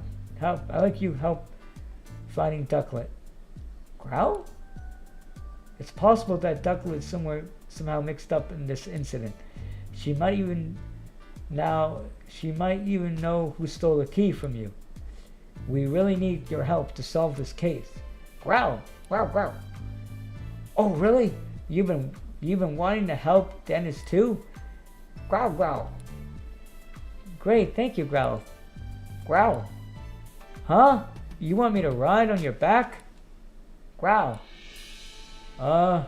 So you can take me wherever the scent leads you? Got it. That should be a lot easier than trying to get directions at every turn. Growl!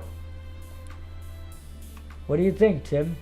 You want us to track this scent down right away? Yes. Yeah, I can leave it to you. You got it. Let's go, Growl. Okay, let's do this.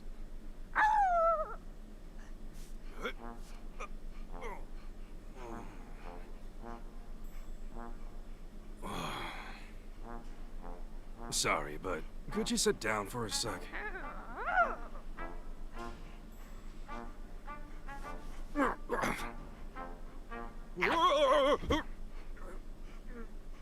All right. Let's go. See.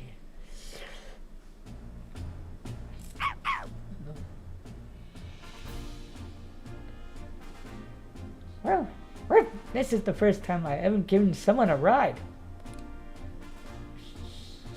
She says this is the first time she's even ever given someone a ride. Why did you just repeat what I said? Oh, oops. When is it just you and me talk? Oh, when it's just you and me talking, I guess I don't need to interrupt for Tim. Anyways, let's get the search underway. How do you track the scent? I just sniff the ground. I just sniff the ground and I can tell where the scent is strongest. Gotcha. Look for where the scent is strongest. Right. And there are still traces of Ducklet's scent inside the house. I think I can track her from there. Okay, let's get going, Growl. Yeah. Hold the R button while moving to follow the scent wherever you're looking for. You can get off Growl by going back to Tim. Woo!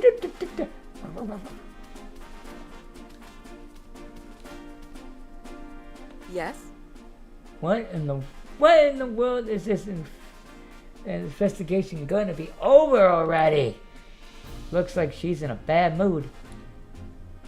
Maybe we should give her some space for now.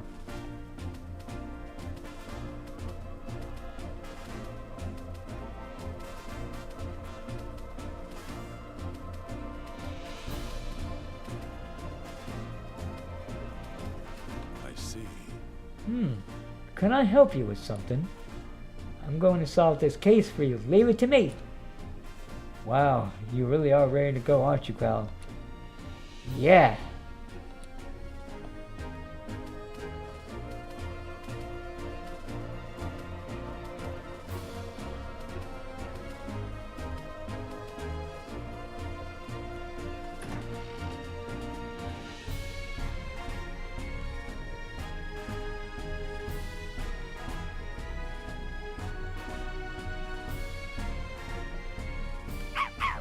I'm picking up Ducklet's scent around here.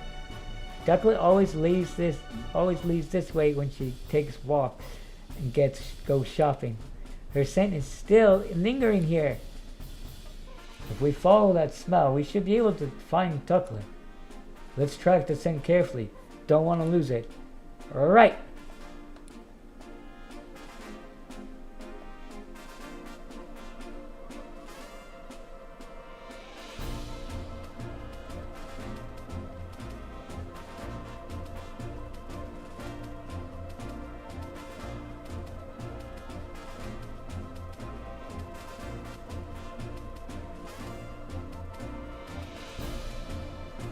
Detective Pikachu and his crime partner Growler is on the case,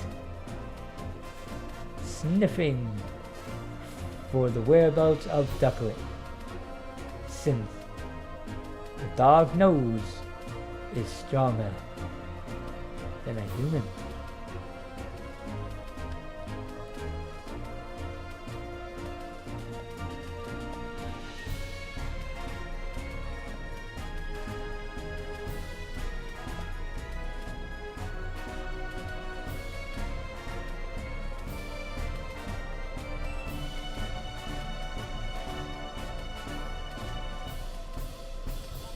Ah, we're getting close.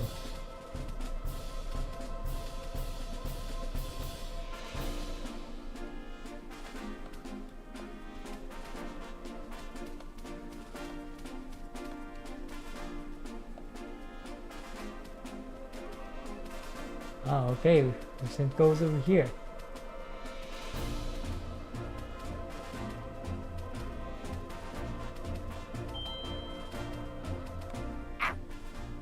The scent.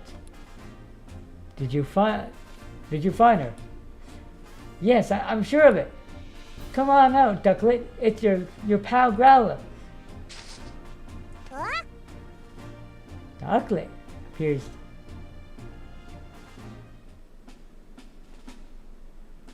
I was wondering who'd find me. It's good to see a friendly face. Wait, who's that on your back? Hi there, I'm the great Detective Pikachu. And you're a friend of Growlers?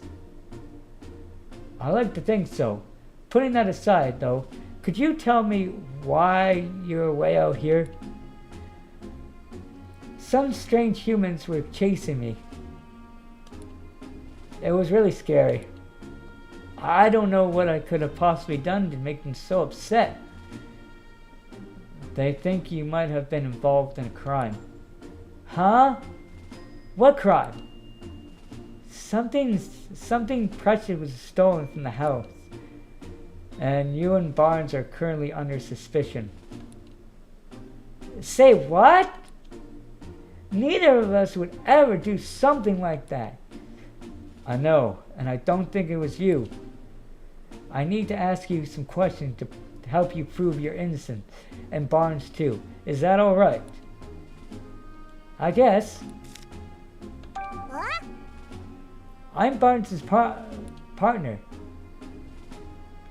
You're always helping him out because he's so busy, right? Like, when you buy beans at the high cafe, Barnes must have good taste, much like myself. You drink the black water too? I tried it once because Barnes seems to enjoy it so much, but I practically gagged when it hit my tongue. Too bitter. Huh, it's sophistical flavor for suffocated Pokemon. So I think I'm reading that wrong. Yes, well, I'm sure I'll be suffocated like that someday, or wait, suffocated. I can't read that. Can you tell me about Barnes? Barnes is my partner. He's a true gentleman. If you met him, I'm sure you'll understand what I mean. Yep. Though I think I might have him beat in the gentleman department. Right. Anyways, he's really good about telling me when I've done something well. I may not look like it, but I'm actually a good swimmer. Barnes has always complimented me when I show off my fancy swimming techniques in the fountain. No one that lovely could possibly be a bad person. Right? Like I said, I don't think he did it. Don't worry, Ducklet. We'll clear Barnes' name. Thank you, Growl. Where were you hiding? Why were you hiding here? There must have been plenty of other places you could have picked. This is my favorite spot. And like I told you, I got chased around by a bunch of strangers. I was feeling pretty ruffled, so I came here to calm down. Gotcha. See that water over there? I love to bathe in it.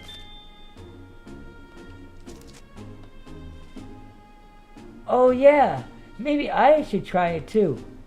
Whoa there, Growth. Aren't you a fire type? Pretty sure a bath's a bad idea. Oh, good point. Walking by the waterside feels lovely too. It's nice and cool without all the wetness. Sweet, I'll try that instead. Thanks, Ducklet. At the time of... What were you up to this morning before the incident occurred? All I did was eat breakfast like always. Then I got really sleepy. Not like always. If you fell asleep after breakfast, when did you go out? Well, at some point Turner woke me up. I usually go out shopping right after Barnes asks me to. But today I was in a hurry because I overslept. So I rushed to grab my bag and flew out from the window on the second floor. And you're sure it wasn't Turner who woke you up? Yes, I'm sure. And Growl, you fell asleep too. Yep, but only because today's breakfast was so yummy. I guess I ate so much I got sleepy after. Do you two always eat your meals together? Not usually, no. I always eat with Cameron. What? There's a Cameron in the household? Yep. Cameron is Turner's partner. Huh. Is that so? A bit strange that Turner never mentioned that. So, according to your story, Ducklet, you were out on an errand when the crime took place. But because you were asleep earlier, you're not sure exactly what time you left. Jeez, even Ducklet doesn't know anything. How are we gonna solve this case? You mean we might never find the jewel? No, we've still got more lead. We still got one more lead. The camera that Ducklet mentioned. I'm wondering why we never saw it in the mansion. How long has the camera been gone? I don't know. By the time I noticed he was gone already. We should probably go talk to him then. Can you track Cameron down by the scent, Growl? If you have something with Cameron's scent on it, then sure. I don't suppose you could use this. Oh, that's one of Cameron's feathers. Just as I thought. Good thing I picked it up early. With that, I can definitely track Cameron's scent. Now we just have to figure out where to pick up the trail. Since Cameron seems to have left the mansion, we should probably try around the front gate. What should I do? I'm really worried about Barnes. I understand how you feel, but if you go home now, things will probably just get more complicated. Can you wait here a little longer while we solve this case? Okay, please, I'm counting on both of you too, for you to take care of Barnes. Leave it to us! Alright, let's go, Growls.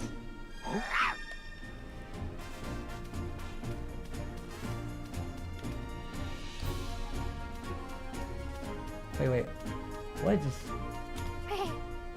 Ah, shut. I didn't think I'd get found out. You shouldn't steal things from people. Come on, show a little room.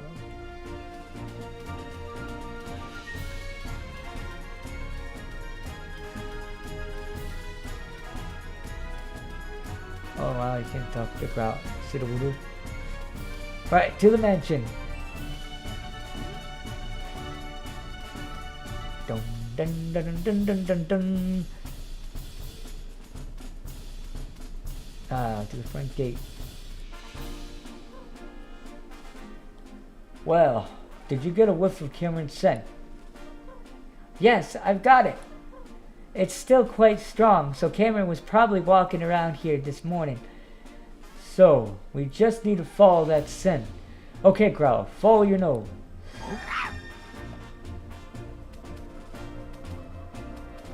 Wow, it's purple. Oh my goodness, how darling. Huh? What? You're both so fluffy. Please let me pet you. Huh? I'm not sure what you're going on about, but can you wait till later? We're busy. Oh, it's like purple now.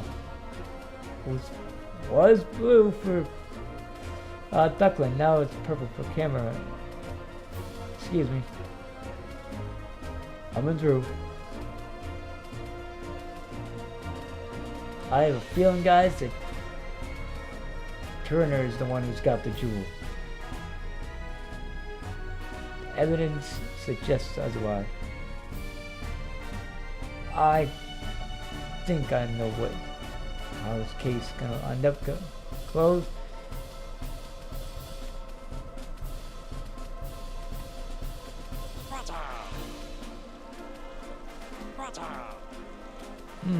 It looks like it's leading us to the back alley.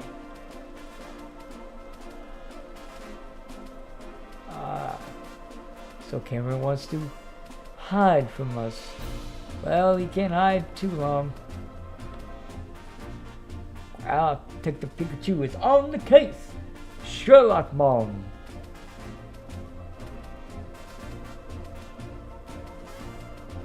I'm home. I'm Q. Detective Pikachu.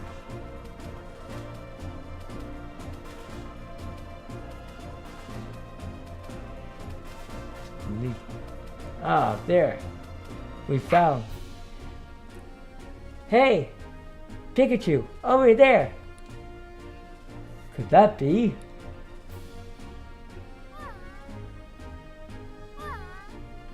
It's Camera. Wow! Camera, Gulping Gormon. Trubbit! Trubbit! Trubbit? Rubbish.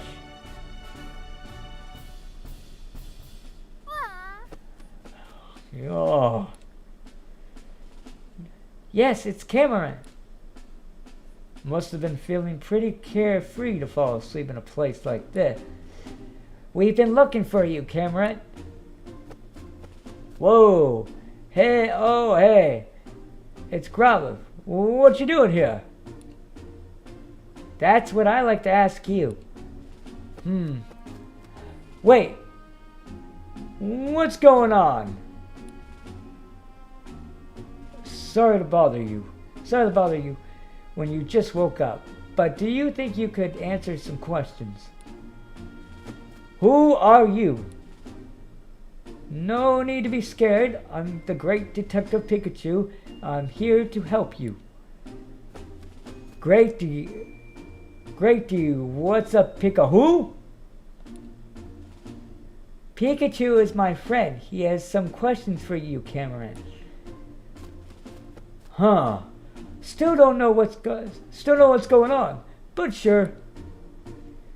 What do you want to ask me, dude? Hey. Are you Turner's partner, Cameron? Sure am, dude. What about it? We were worried about you because you weren't at home. Really, my bad. Can you tell me about Turner? Turner's my partner. He's a good dude. Me and him go way back. Cameron's always helping Turner out with his duties at the house. If Turner calls for me, I head right over no matter where he is. I even go shopping with him. Dude, if he needs something to carry, I just swallow it whole. Wait. You swallow it? Is that safe for anyone? It's fine, dude. Just rub my back and I'll hork it up. What's ever filling my tummy? Lickety split. Ugh. More like lickety split. But I guess Cameron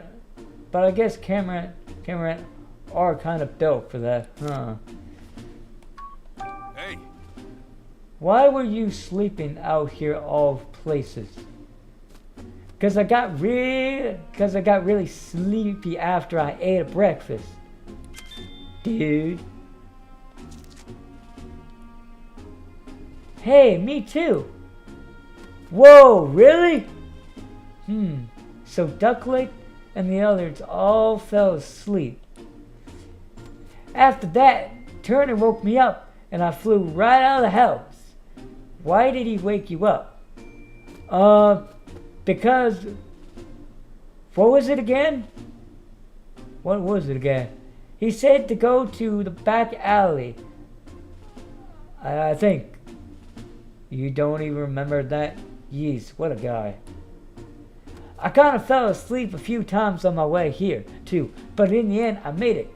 I was so sleepy, but right now, when I was about to zoink out, I found this choice bed. So I took a nap, dude. He's talking about... He's talking about me! By the way. You thought Travis was a bed? Yeah, dude. It's like super squishy. This guy's something else. If you wanted to sleep, wouldn't it make more sense to go home first? I'm sure Turner's worried about you. Turner! That's right, I gotta get back to Turner. Any particular reason? 'Cause he's my partner, dude. Oh, wait. Did he say not to go back? Which was it again? Hey, don't look at me. I really think you should get back to Turner. I really think you get back. Turner must be really worried about you at the time of the incident. I like to hear about what Cameron was doing at the time of the incident occurred. You said you ate breakfast and got sleepy, right? Yep. You must have eaten a lot. Same as usual, actually. But even now, my tummy is so stuffed, dude. Wasn't breakfast a while ago? Why are you still so full? I'm not sure, dude. My tummy feels the same as when I swallow something big.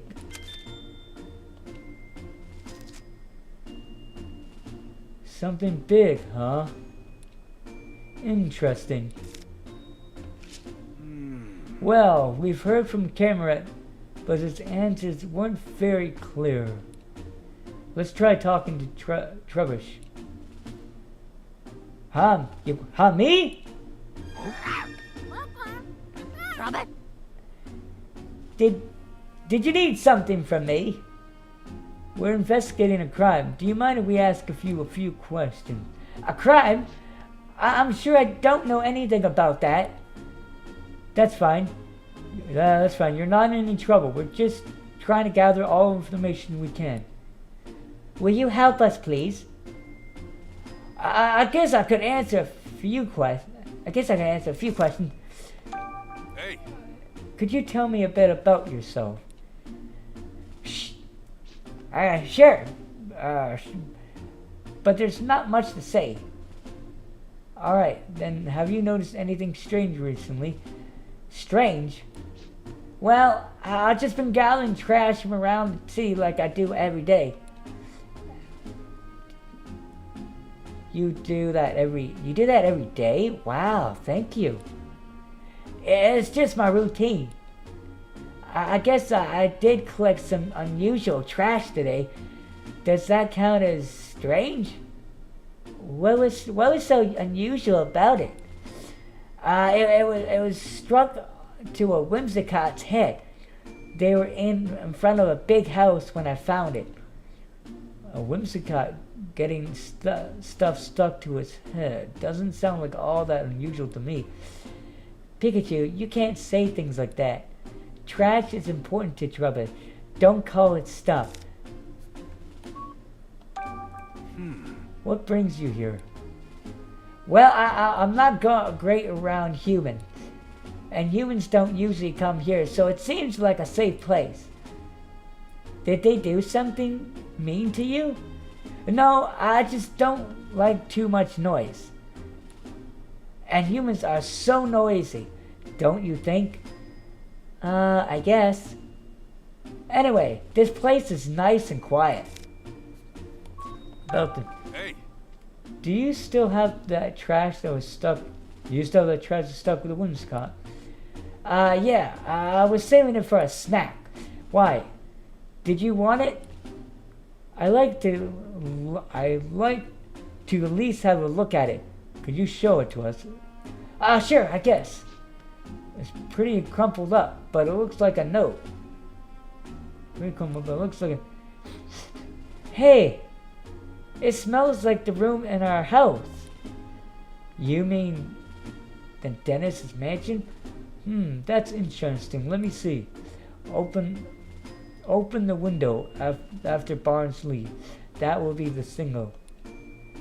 Once the window is open, I'll send Pinard in with the whimsicott to cut the case. You should then be able to collect the jewel.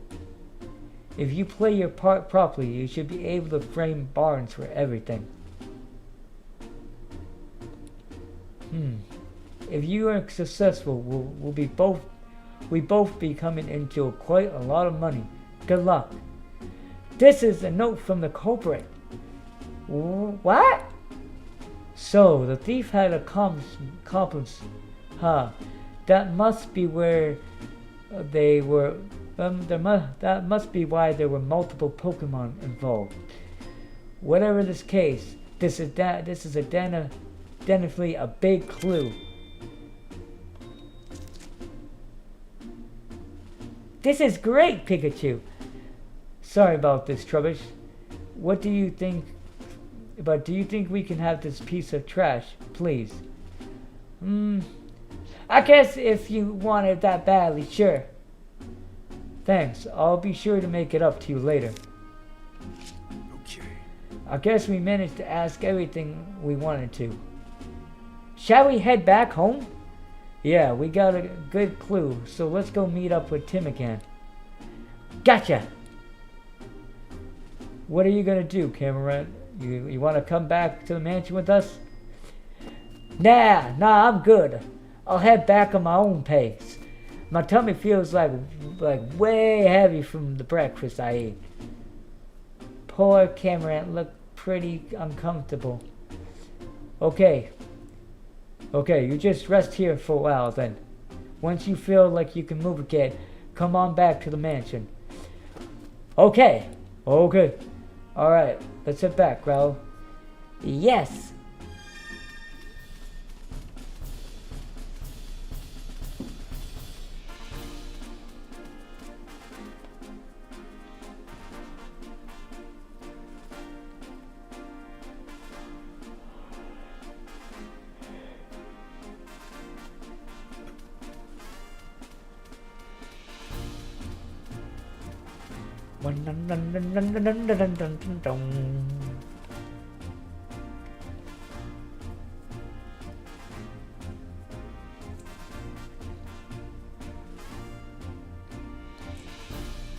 To the dentist play, we're gonna solve the crime today.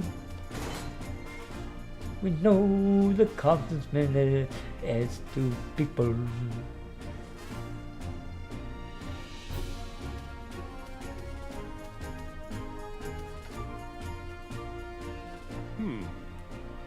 Oh, are you two going somewhere? Just wait, Sanji. I'm going to do my best to help. You looked so down earlier, Growl, but you sure seem to have cheered up. Is that thanks to Pikachu? Regardless, you two be careful out there. You may not be able to speak to each other, but he sure seems to understand your feelings, Growl. There's Tim. We're back, Tim. Thanks both you. Are you getting down off of Growlithe now, Pikachu? Yes. Can you get down now on your own? Wait, can you get down on your own? Shh. Please, who do you think I am? I can handle this.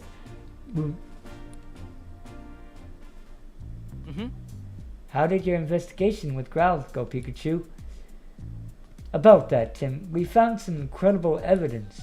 Really? What is it? Well, you see.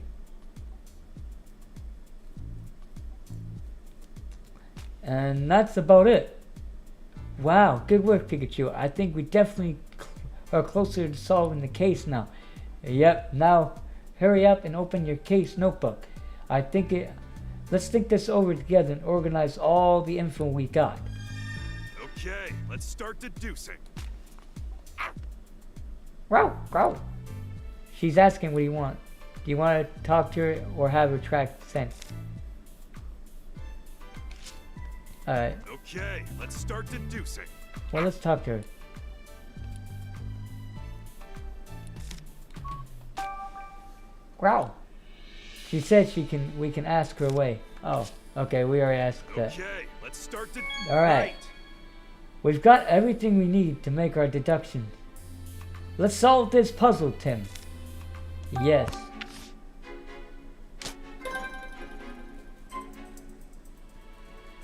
How can we prove Barnes' innocence? Pokemon testimonies are alone on. Let's begin. Okay. Is there something that we can prove Barnes' innocence? Let's think of something that would be convincing to the police as well. So let's think of the 3 clues we got. So, first clue: by showing that Barnes' partner Ducklet had nothing to do with the crime, Ducklet only went out to go shopping. That means her partner Barnes likely had nothing to do with the crime. With the note, which was written by someone or other than Barnes, the note Trubbish found said, "After Barnes leaves, that means the real culprit is someone else." And in our last evidence, by showing that Barnes couldn't have opened the jewel case, Mr. Dennis is the only one who can unlock the jewel case, so it wouldn't have been impossible for Barnes to steal it. Would have been impossible for Barnes to steal it. I mean, so obvious clues is the middle. This is the perfect evidence to prove Barnes' innocence. Okay. That's the note Trubbish found. We can prove Barnes is innocent with that, can't we? That's exactly what I was thinking. Here's what the note said. Open the window after Barnes leaves. That would be the signal. This is clear proof that Barnes isn't the culprit, and that the real culprit is still out there.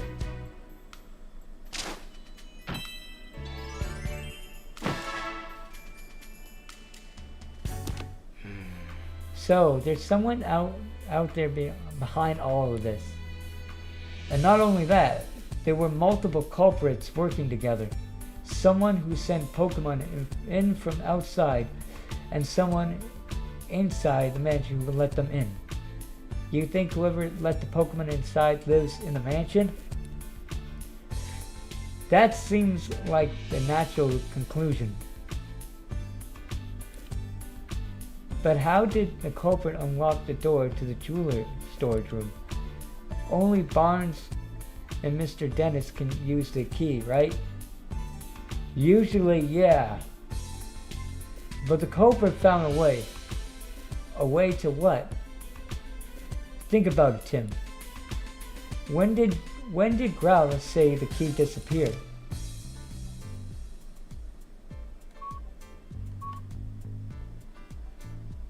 When she was... She said it disappeared while she was sleeping. That's right. And anyone... That's right, and anyone could have taken the key while Growlithe was asleep. I guess you're right. But Growlithe doesn't usually nap. Do you really think she just happened to nap right when they were about to commit a crime? That's just it. Think back on what all the different Pokemon in the mansion has told us. Did you notice anything they had in common? Anything strange? Well, all of them ate breakfast. They definitely all ate.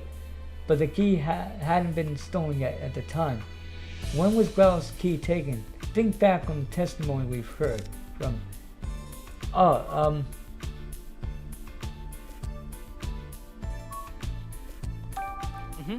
all the Pokemon from the mansion said they all fell asleep. That's right, Tim. Glad you noticed.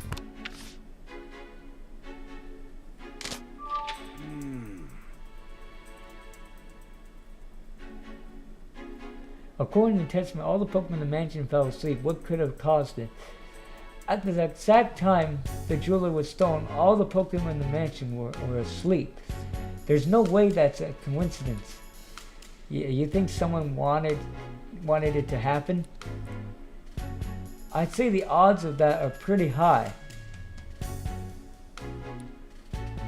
There's got to be some kind of evidence we can use to prove that. Let's search the mansion, Tim.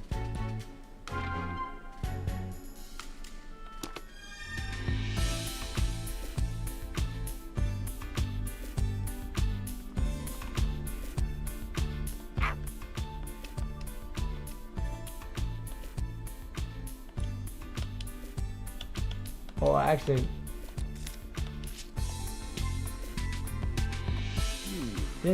this is the dish that Growl's food was in. There's some sort of powder on it. Hey, Tim, this is sleep powder.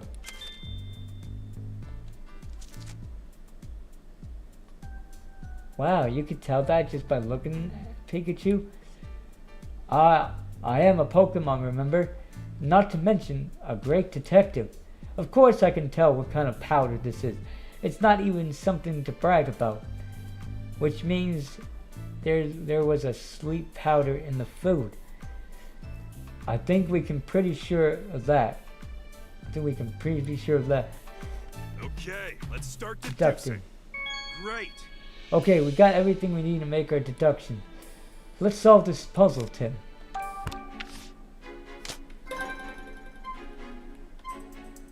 Begin. Okay. Did you figure out what caused all the Pokemon in the mansion to fall asleep? Well, obviously it's the sleep powder. Okay. The Pokemon in the mansion said they all fell asleep after eating breakfast. And in one of the food bowls we found traces of sleep powder. That leads us to only one possible conclusion. Someone deliberately put the Pokemon in the mansion to sleep with sleep powder.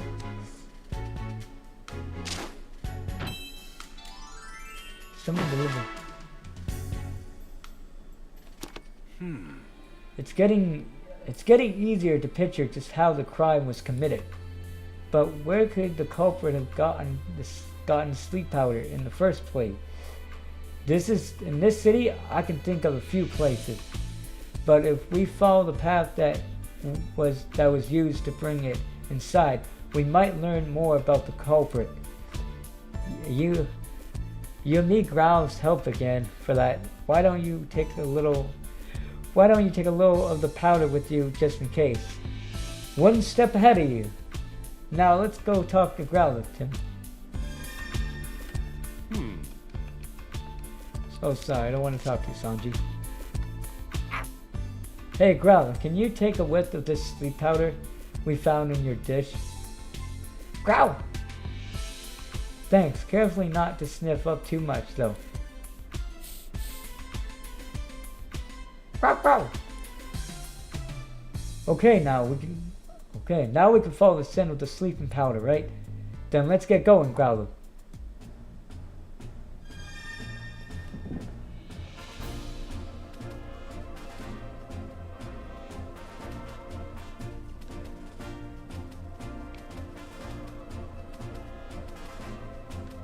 Yes. Look at you two playing together. Must be nice to be as carefree as the Pokemon. We're not playing. We're going out to investigate this cave. Sheesh, how rude. They'll take us seriously when we bring back some evidence, don't worry.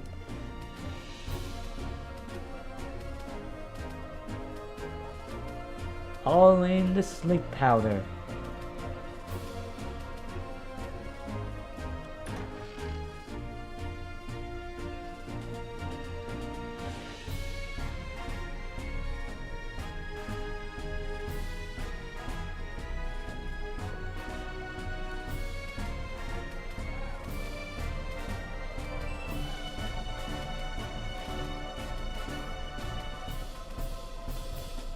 Oh, the sleep powder is this way.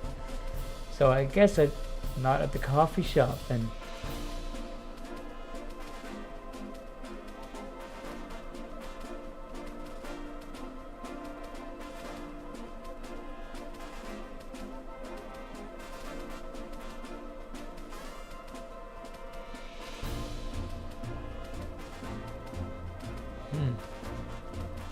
Wonder where it's taking us.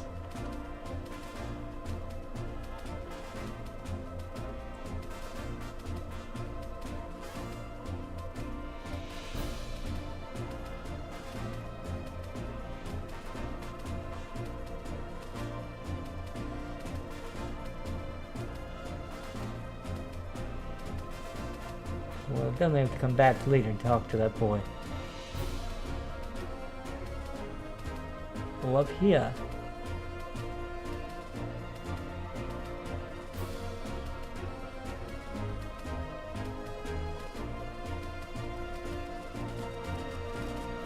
Ooh, there's a quest from PewDiePie. Wait. Let's see what. Remby, what's going on? What do I do?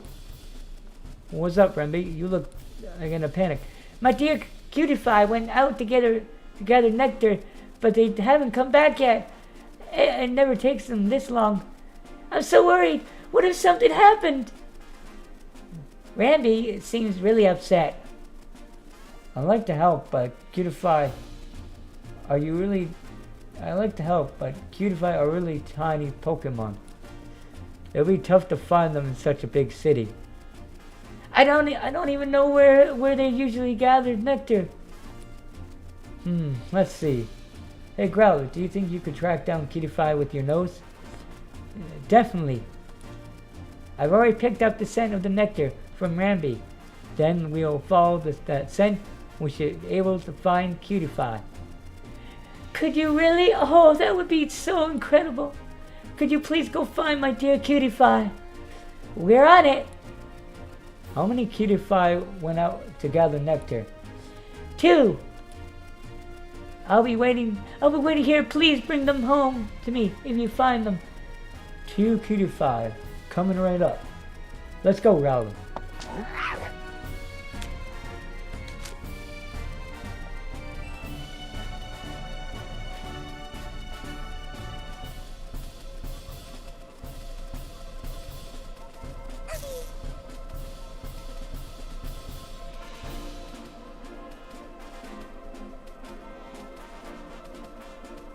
So the scent is going in the same direction as the perfume.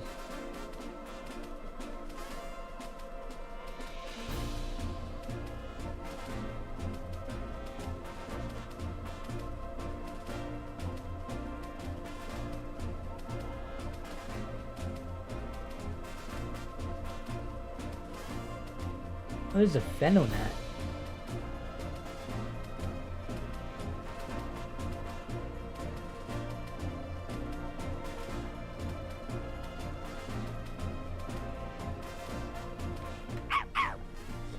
There's a sweet smell wafering down from that tree. It's too high for us to reach, though. Hey, Cutify, can you hear me?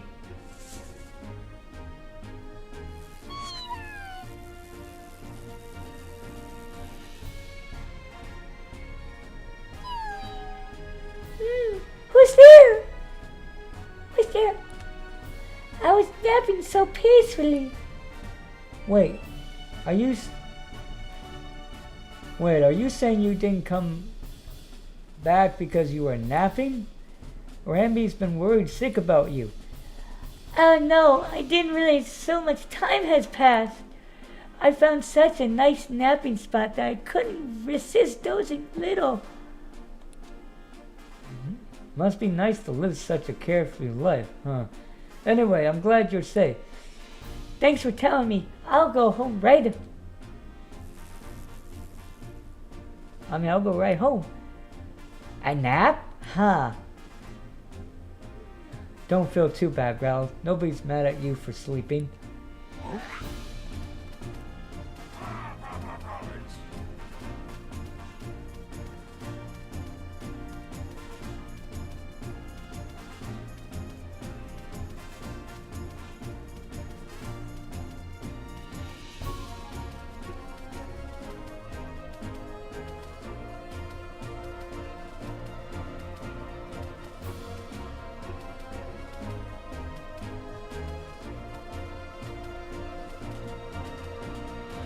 Oh, cutie pie, where are you?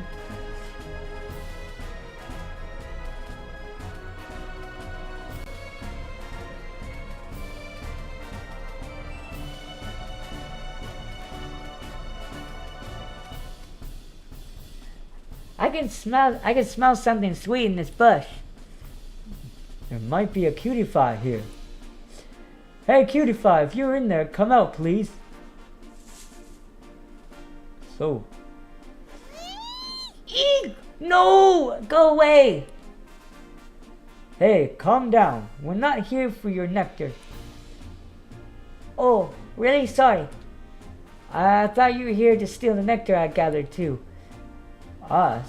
Too? Was there someone else? That's right.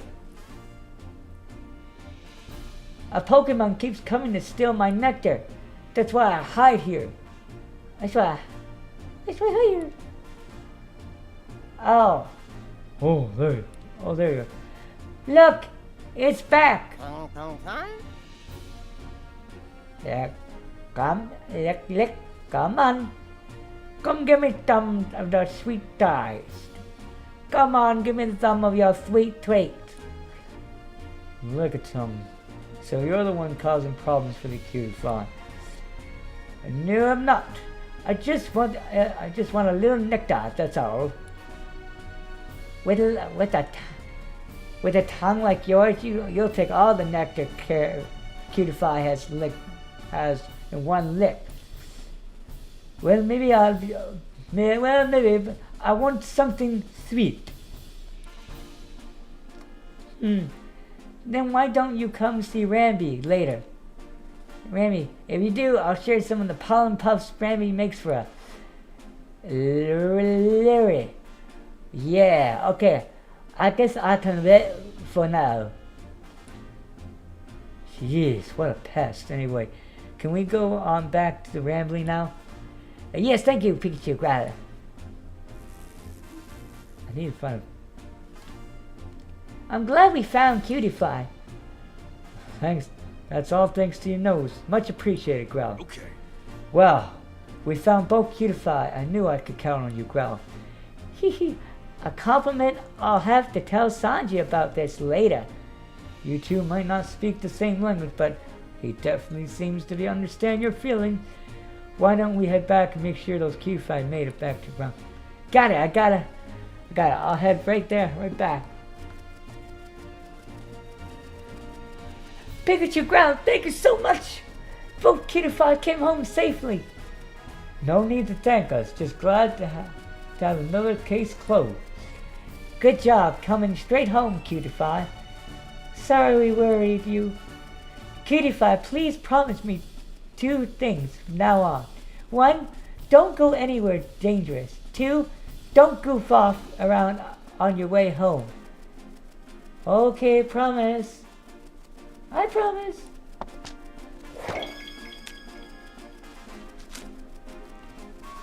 Oh, let's get back to solving the case.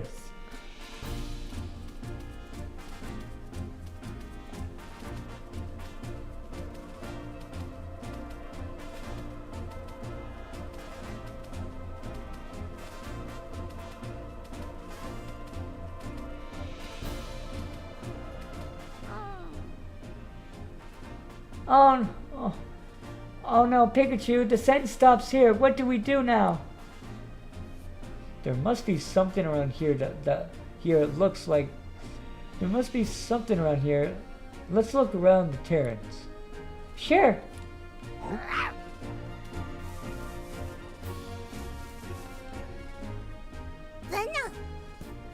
Venonat.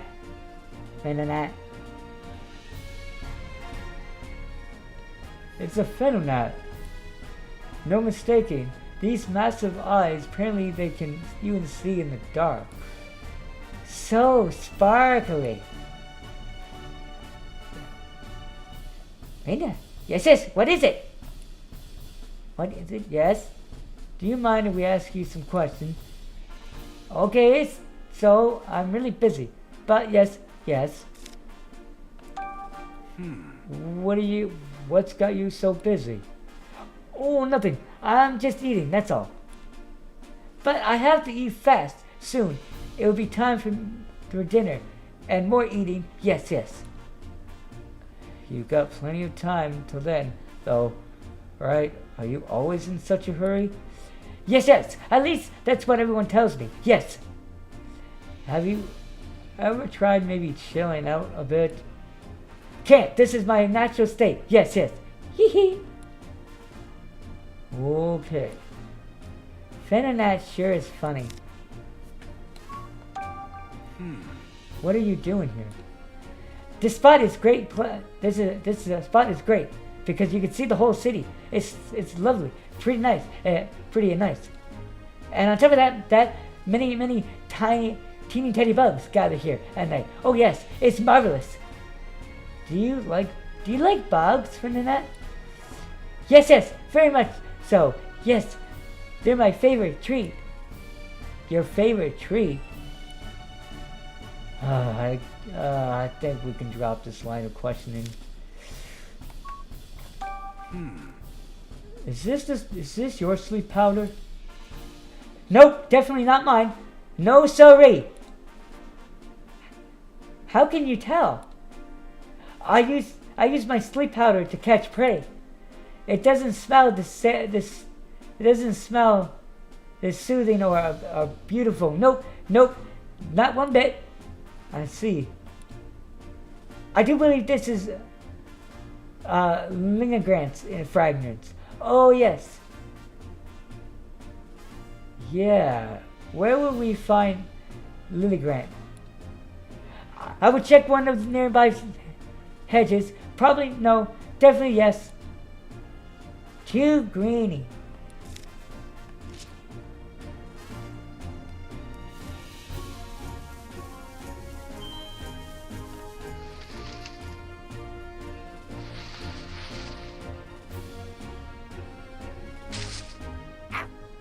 Oh!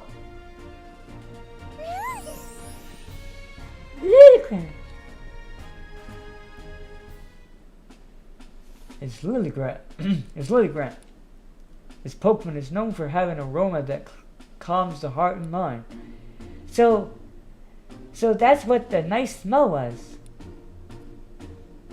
You think I smell nice? You're so sweet. Do you mind if we ask you a few questions? Not at all. Your time is actually perfect. I was just taking a break from dancing. Ask me whatever you like. Can you tell me more about yourself? Getting personal, are we?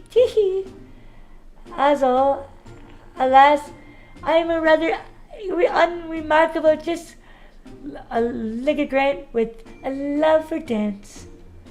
You wouldn't have to look hard to find many others like me. What are you doing? What are you doing here? Why? This is my favorite place. Basking in the sunlight here feels so good. And dancing fills me with the endless joy. You dance here a lot then? Yes, sometimes humans and Pokemon even come to watch. Everyone who watches me dance seems to fall asleep, but at least they're smiling when they do. Would you like a demonstration? La la la la. Oh, nice. Oh, no. I could really use a nap. Wait, Lilligrant, please. Lilligrant, please don't dance. About sleep powder. Is this your sleep powder? Yes, I recognize the fragrance. Do you remember giving this to anyone? No. You see, my sleep powder just puffs off naturally whenever I dance. Though thinking on it now, there was a human who came to watch me dance recently. Really? Do you remember what they looked like? I'm afraid not. I was in the zone. That's rough. Hey, it's something. It's something. Thanks for your help, little Grant. I see. Now we know how the sleep powder was obtained. Are we done investigating? Yes. Great. Yeah. I'd like to tell Tim what we found. Let's hurry back, Ralph. Sure.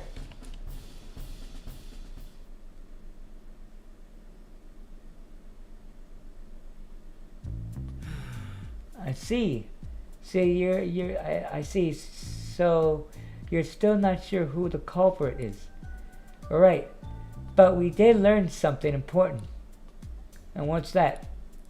To think about it, Tim. The sleep powder scent trail led directly from the mansion to the terrace. Do you really think that's normal? I guess it would make sense if the person who bought the sleep powder already lived in the mansion. Exactly. Which makes it even more likely that it was an inside job. Someone managed to get some of Lingren's sleep powder. Then they mixed it into the Pokemon's breakfast. Sure sounds like an inside job to me. Which means the culprit is somewhere in the mansion. Let's do some sleuthing and find out who.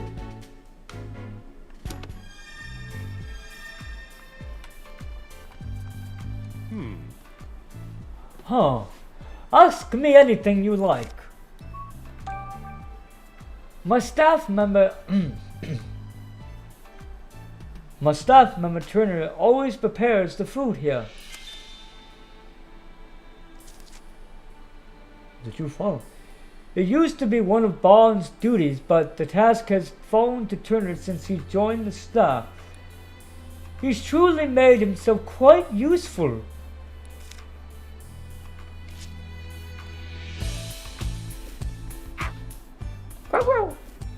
Actually, what do you want? You want to talk to her or have a try?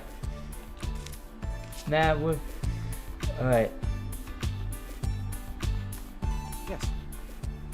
Could we possibly talk to you again, Mr. Turner? Yeah, of course. Ask me anything.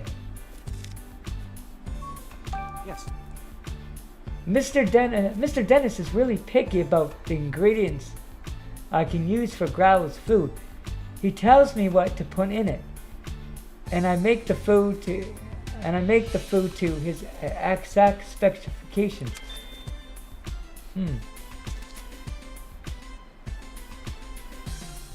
Sounds like Mr. Dennis really cares about Growl's health.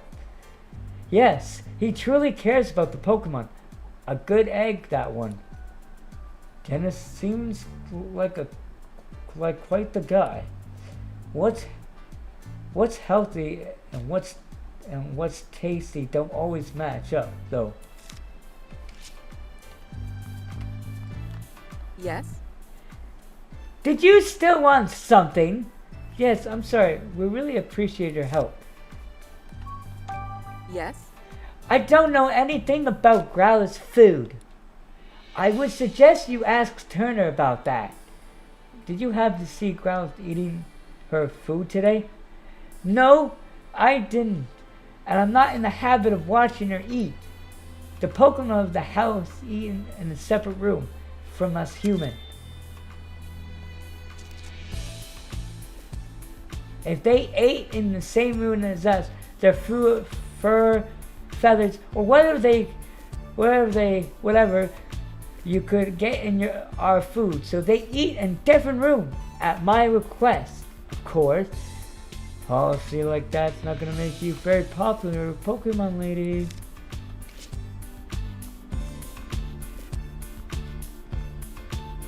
Yes. I'd be happy to tell you anything. Now, yeah, I'll be happy to tell you anything I know. Yes. I know exactly what kinds of food Growler prefers. She's particularly fond of sweets. When I was in charge of her meals, I made a point of preparing sweet desserts for her. You're a good guy, Barnes. You could learn a thing or two from this guy, Tim. Come, give me more sweets. Is Pikachu alright? He seems to be acting strangely. Don't worry, this is normal for him. Okay, let's start deducing. Great. We've got everything we need to make our deductions. Let's solve this puzzle, Tim.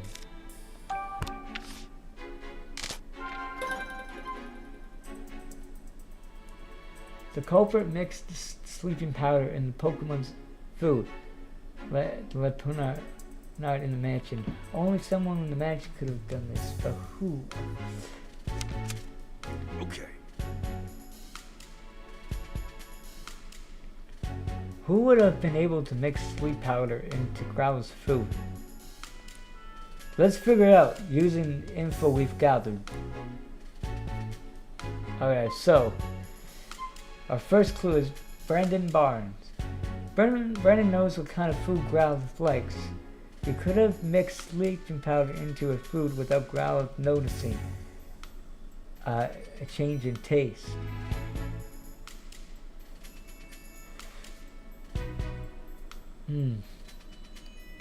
Second evidence, Claudia.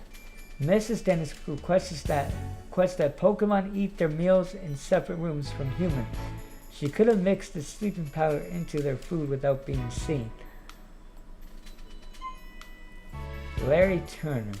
Turner is responsible for preparing the Pokemon's meals. He could have put sleeping powder in their food without raising suspicion. Mr. Dennis chooses every ingredient used in Growl's meal. He could have laced those ingredients with sleep powder. So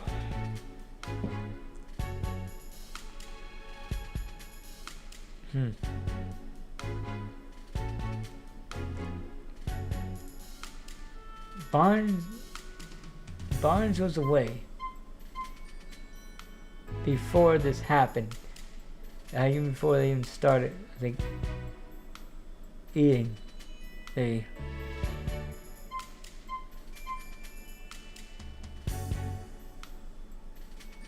Sanji, he cares about the Pokemon. He cares about his Growl, so I don't think he would be, but you never know.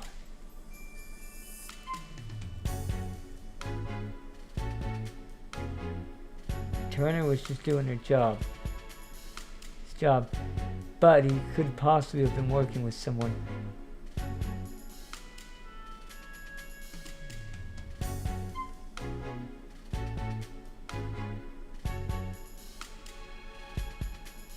She said she's never seen him Growl eat. She requests to be in different rooms because the fur could get in her own food. But she's also against her husband to making the Jewel part of the city. This is hard.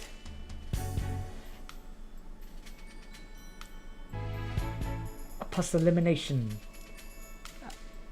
Read this. I like to use my lifeline 50-50. Let's see.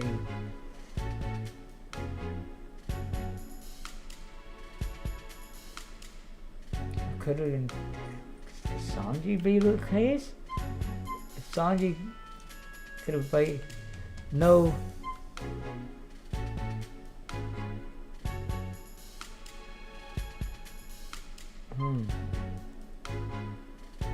I could be wrong.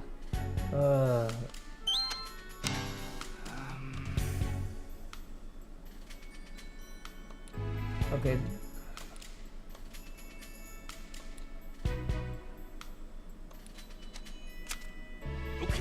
Okay, that eliminates that. I just had to make sure. So it isn't that, guys.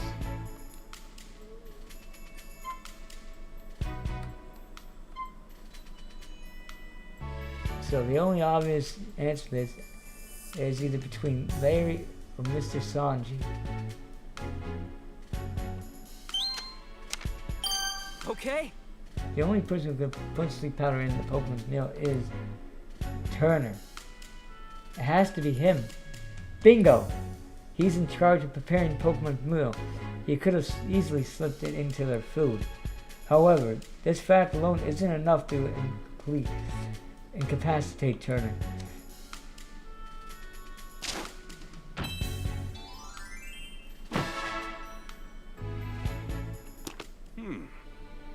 Turner's the one who used sleep powder. But that's just a conjecture. While we don't have any hard evidence, we definitely need to find some proof, but I'm not sure how. It's kind of aggressive move, but we could try shaking him up a bit. Let's see if we can make Turner nervous. We might learn something based on how he reacts. Think you're up to it? It's worth a try. Yes. Oh, hello, Tim. How's the investigation going? We're actually a bit stuck at the moment. I'm sorry to hear that. Is there anything I could do to help? I was actually hoping to ask you a few more questions, if you don't mind. By all means, ask away. Excuse me? You got a partner, Cameron, right, Mr. Turner? Whoa! What? How do you know that? It came up while we were gathering statements in the city. I see. I hope you don't think I was hiding that fact or anything. I was just afraid that he might become a suspect. I did tell the police, of course. Really? It's been a while since I've seen him, actually. Actually, I'm really so. Where could he have gone on? Where could he have gone?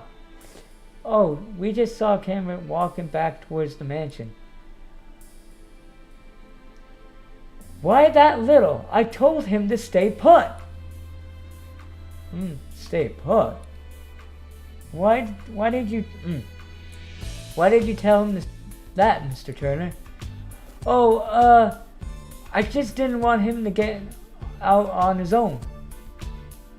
I just didn't want him to go out on his own. I've been so worried that he might have gotten mixed up in the crime somehow. Thank you so much for finding him, Tim. It's such a huge relief. We're thinking of Panard may have cut the jewel case. Really? I mean, yes. I think you cracked it. So it was a Panard that punched you, Mr. Turner? Yes, it most certainly was. It really hurts. In fact, it still hurts. Yeesh, what a terrible liar. Based on Turner's reaction, it's pretty clear that he's hiding something. I just wish I'd been able to dig a little deeper. Nah, you did a great job. At the very least, we learned one thing. Cameron is the key to solving this case. All that's left is to ask him ourselves. So we're going to go see Cameron? Yep, just you wait. Turner, we'll catch you yet. Interview Cameron. Right. So we'll have to go back to the alley.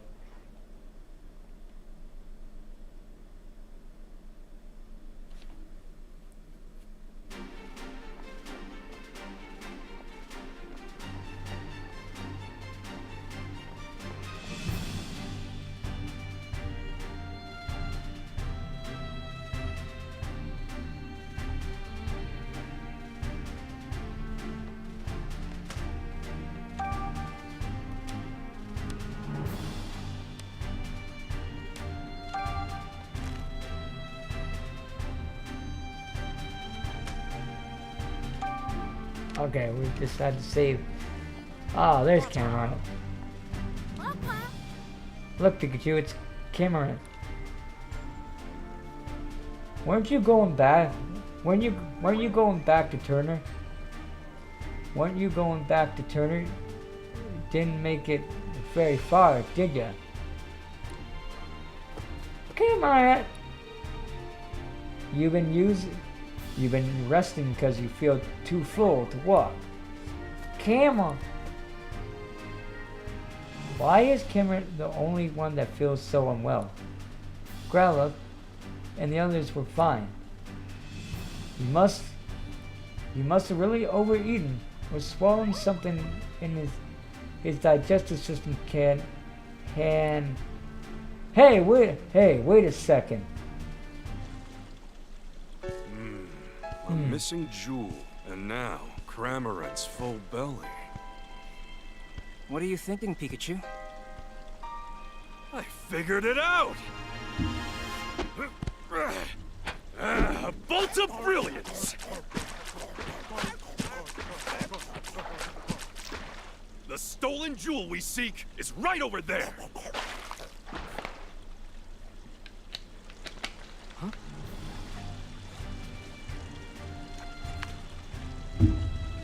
Did you figure out something out, Pikachu? Oh yeah, I got it all figured out.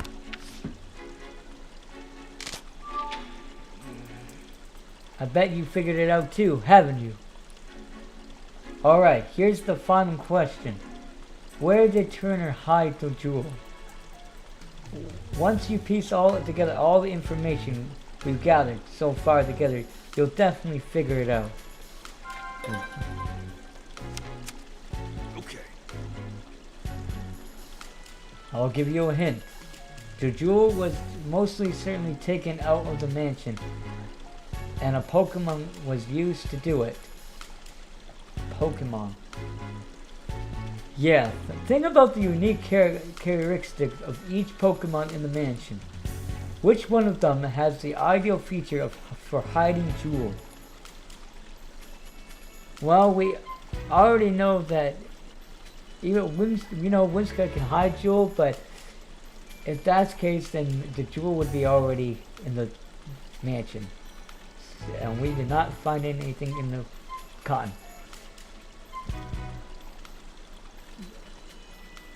It would be pretty stupid if someone hiding the jewel in the grass, and the thing would sink, and nobody's going to put in water either.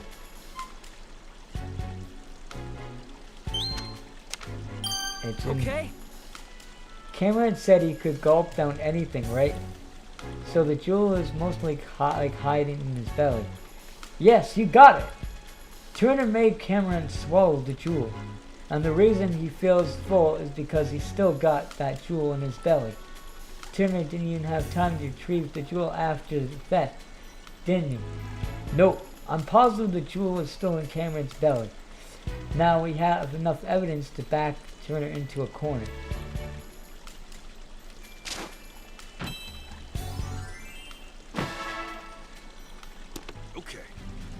Okay, we've got all the proof we need. Now we just have to catch the culprit.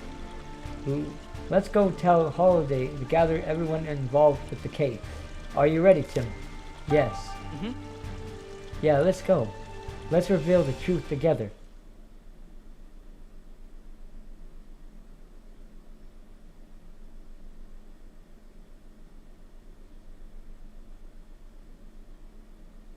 This is it. Let's take care of business.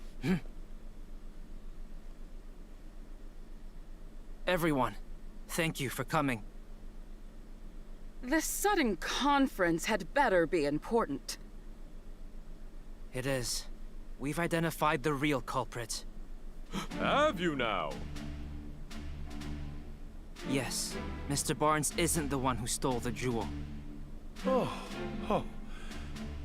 Who did it then? I'll explain everything from the beginning. Let's start with how the culprit entered the jewel storage room. There were no signs of forced entry on the door. So the culprit must have used the key. But Growlithe was guarding the key. No one but my husband or Barnes could have taken the key from Growlithe. Yes, exactly. So how did they... I guess it must have been Barnes then. No, it wasn't. You see, the culprit had a trick up their sleeve for taking the key.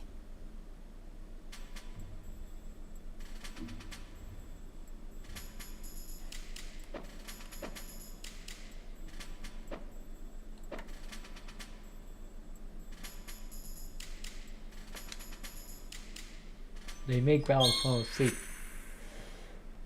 The culprit used sleep powder to make Growlithe fall asleep. And after that, they took the key. Do you have evidence of that? Of course. Take a close look at Growlithe's food bowl, Inspector. You'll find traces of Lilligant's sleep powder in it. Of course. So that's how the culprit got into the jewel storage room. But they couldn't possibly have cut open that sturdy display case in such a short time. Yeah, good point. No. They could have if they had Pokemon accomplices. Pokemon?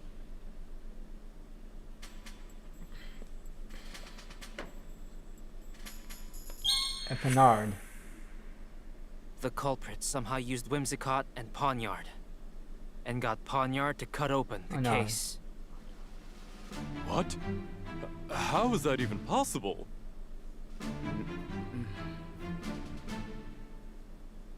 We may understand now how the jewel was stolen. But that doesn't necessarily prove that Barnes is innocent. Actually, I do have proof that Mr. Barnes is innocent.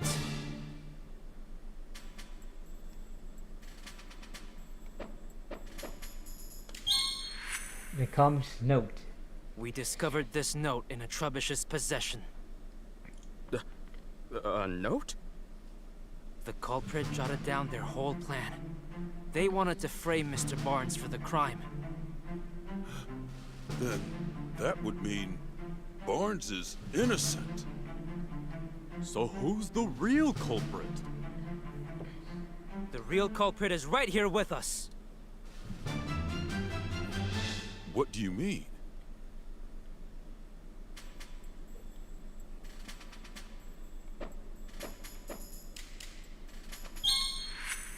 Larry Teller. The thief who stole the Aurora drop. It's... Mr. Turner, you're the culprit. Who, me? But I'm a victim of this crime. Pawniard punched me. It punched you, huh? Pawniard has blades for hands, and I don't see any cuts on you.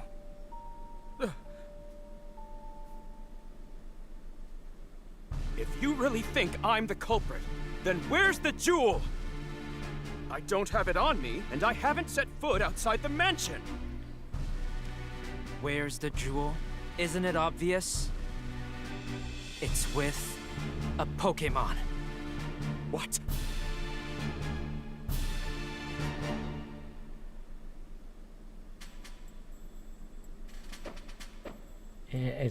And it's your Pokemon, Turner. Cameron. Of course you don't have the stolen jewel. You hid it. In Cramorant's belly. Excuse me? Cramorant may be Turner's partner, but even so... Where is that Cramorant anyway? Mr. Turner, you clearly put a lot of thought into your plan. But when we investigated the crime scene, we found a Cramorant feather. And you underestimated Growlithe's sense of responsibility. Those two things did you in. Now, please call your Cramorant.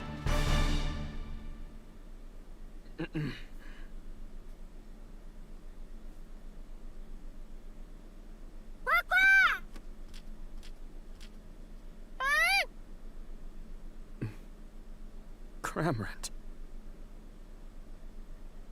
All right, let me handle this.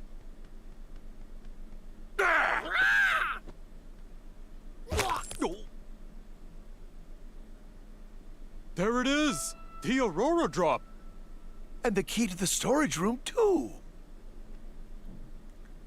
I'm afraid you can't talk your way out of this, Mr. Turner. I was so close to living the easy life. I shouldn't have teamed up with someone I barely knew.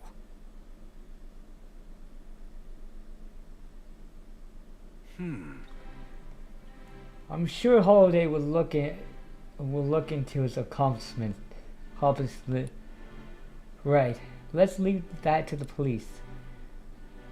Was I wrong this whole time? For us here, the Aurora drop was a symbol of hope. I thought it could bring hope to even more people. That's why I decided to donate it. But I never thought it would lead to an incident. Maybe I should forget about donating it and just keep it quietly locked up in the house. Goodness gracious! You of all people, do you really think so little of the Aurora drop?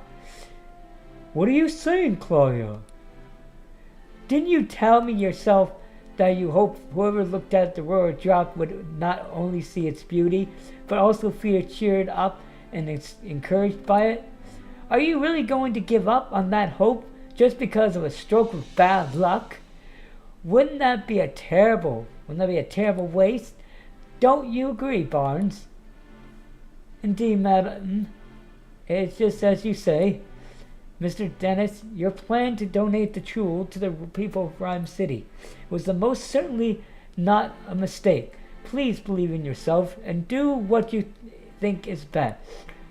Claudia, Barnes, forgive me. I think I let myself get too shaken up by what happened today. I believed in the beauty of the Aurora drop and the people of Rhyme City. As you should. Confable. But Claudia, weren't you against the donation? Don't misunderstand. You must don't misunderstand. I just don't want to deal with you moping around like this for the rest of our life. That's all. Huh. I see. Thank you, Claudia. This incident has forced me to reconsider, shall we say, some of my views. Clavable, ducklet, growled, let's all eat together from now on. Growl! It looks like Mr. Dennis and the others are all getting along better now. Yeah, and that about wraps this up. Ironic, huh? Cramorant swallowed the jewel, and now you've got to swallow the bitter consequences. Well, let's go. Yeah.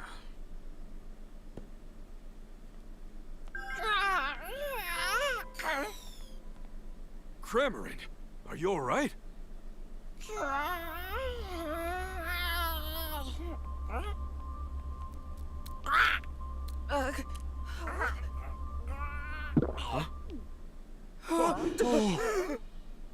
Don't just stand there. Hurry up and grab it. Right.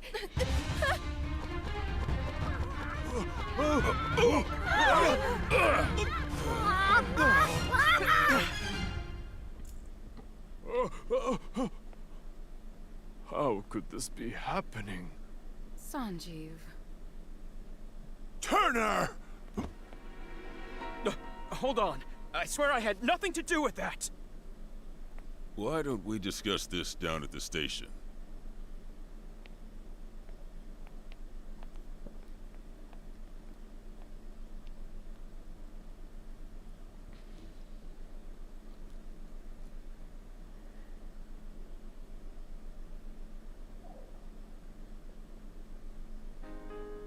Growlithe, you did a great job. Hey, Pikachu. Look.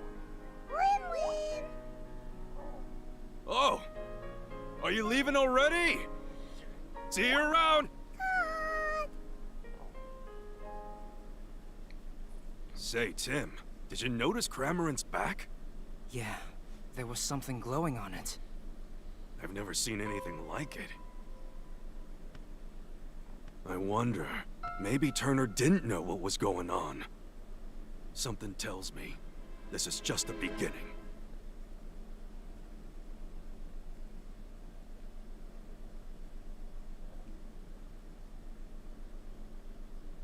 Later at that evening at Tim's apartment. I'm home. Tim's back! Well, you sure are home late. Good evening. Oh, and who is this? My classmate, Rachel. It's nice to meet you. Is she your girlfriend?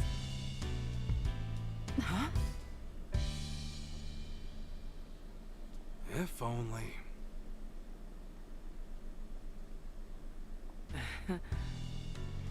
Actually, Rachel's here because... Hello! Sorry to barge in so suddenly. I was hoping to get some advice from the great detectives here. I didn't realize his family was visiting, though. Oh, welcome, Rachel. We didn't mean to startle you. Sophie and I just arrived in Rhyme City yesterday. We came to see my brother's award ceremony. Oh, really? Then this is probably the first time you all seen each other in a while. I really hope I'm not in the way. Please, don't worry about it. We'll be in town for a while yet. Make yourself at home. I'll make some tea. Thank you. Really. See, Tim? I told you Irene and Sophie would understand. Yeah, you're right. I'm glad.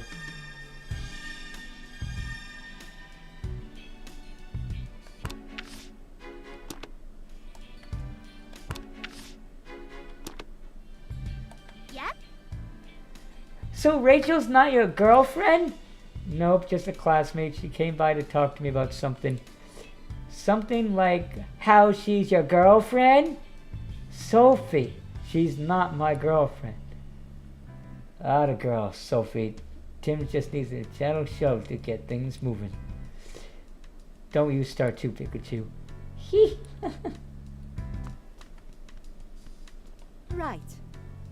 You really don't need to worry about it, Tim. Huh? Worry about what? Bringing Rachel home, of course. Mom, I think you might be misunderstanding something. I'm making enough food for eight people or so. So she can eat as much as she likes. Oh, you're talking about dinner. Wait, 8 people? Isn't that a bit much? Yes. It must be nice to spend time with your mother and sister. Yeah, it is, yeah. But hey, didn't you want to discuss something? Oh, yeah.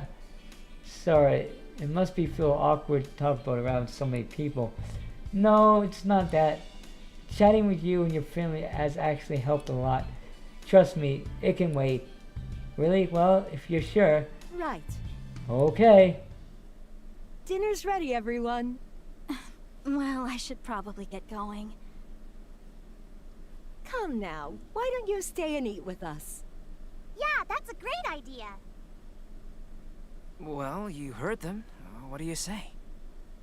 I mean, who could turn down an invitation like that? Yay! Eat up, everyone. I really outdid myself this time. Wow! Looks amazing! Thank you, Mom! Mom made her special mac and cheese for us. So this is the dish that Harry kept raving about, huh? Whoa!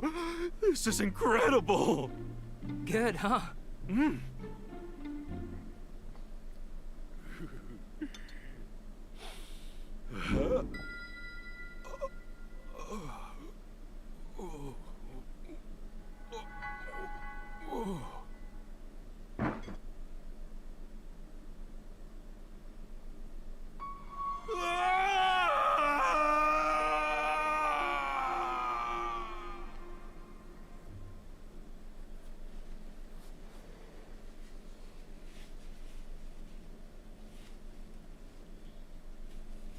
Irene, we need to talk.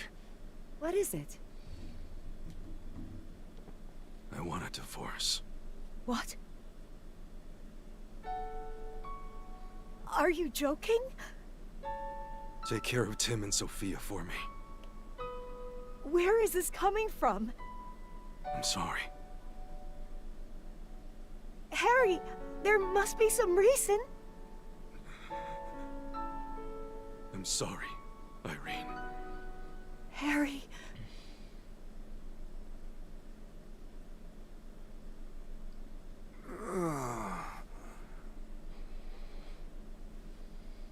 Are you okay, Pikachu? You had me worried suddenly fainting like that. I fainted? Yes. Oh, thank goodness. It looks like Pikachu's recovered. Yeah, I think he's okay now. So, Rachel, do you feel okay to talk about your problem? No, that's okay. Are you sure you don't have to keep it bottled up? I have so much fun with y'all. That's it. It's not bothering me. It's not bothering me anymore. We'll discuss it next time, okay? Sure. In that case, mind if I ask you something instead? By all means, I'll be honored to help a great detective. Do you happen to know anyone who knows a lot about jewels? Apparently the jewel that was stolen in today's case was special. I could use some more information to help track it down. Well, one of my professors is a specialist in mining archaeologist. I can introduce you to him if you like. Really? Could you please? That would be huge help. Sure, I'll sort it out when I get home tonight. How should I contact you? Why don't we meet at the Hi Cafe tomorrow morning? Sounds good. See you then.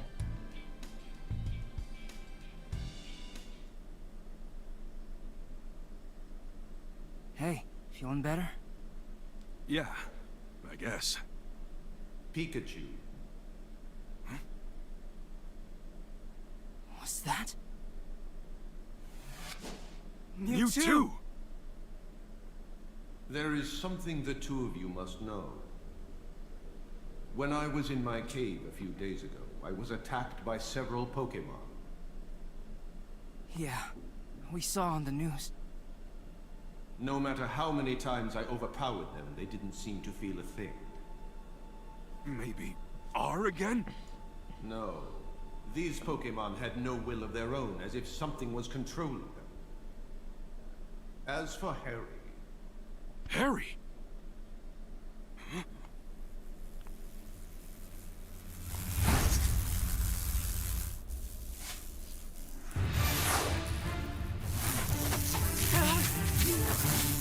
What was it? Look! Those lights, like the one we saw in Cramorant. You think the two are related somehow? I'd say, almost certainly. Finding the Aurora drop may be the key to solving this mystery. Yeah, let's follow up on that.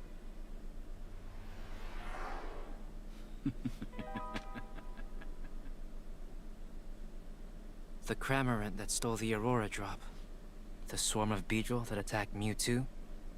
They both had glowing devices stuck to them.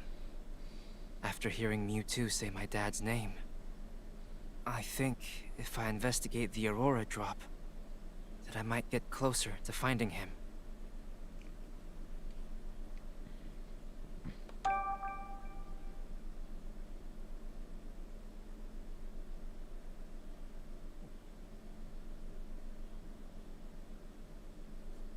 Hey! Okay, today we're going to find out more about the Aurora drop, right? Yeah, Rachel said she introduced me to the professor from Rhyme Universe. We still got a little time before we're supposed to meet, though. Your family doesn't visit that often. Why don't you chat with them a bit before we head out? Yeah, I know, Pikachu. Alright.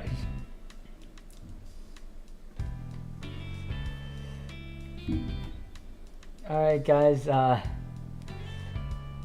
that is it for today's stream. We solved the missing case of the Aurora drop, and it's just as we solved it, the Aurora drop ended up getting stolen again. So we're still, the Aurora drop is the biggest clue to this big mystery of the Pokemon that are attacking Mewtwo. What is the, also another good question, what is that device on Cameron's back in the Beedrill? Do they have something to do with the missing Aurora drop? Do they have something to do with Harry, Tim's father? Harry. Somehow they're all probably connected in some way, but we'll only find out when we continue next time on Detective Pikachu. But anyways, we pretty much did that. We did a lot of solve side quest cases and solved it. So if you guys enjoyed the stream, don't forget to give it a like. Subscribe if you're new and hit the bell notification with any new upcoming live streams. In the next stream we shall continue to find more about where the Aurora drop went, and more about these devices on the back of Cameron and Beedrill, and why they were attacking Mewtwo. Also, can we find any evidence to find Harry? So that will all happen in the next stream, guys. So until next time, remember to let your inner tiger's fury roar.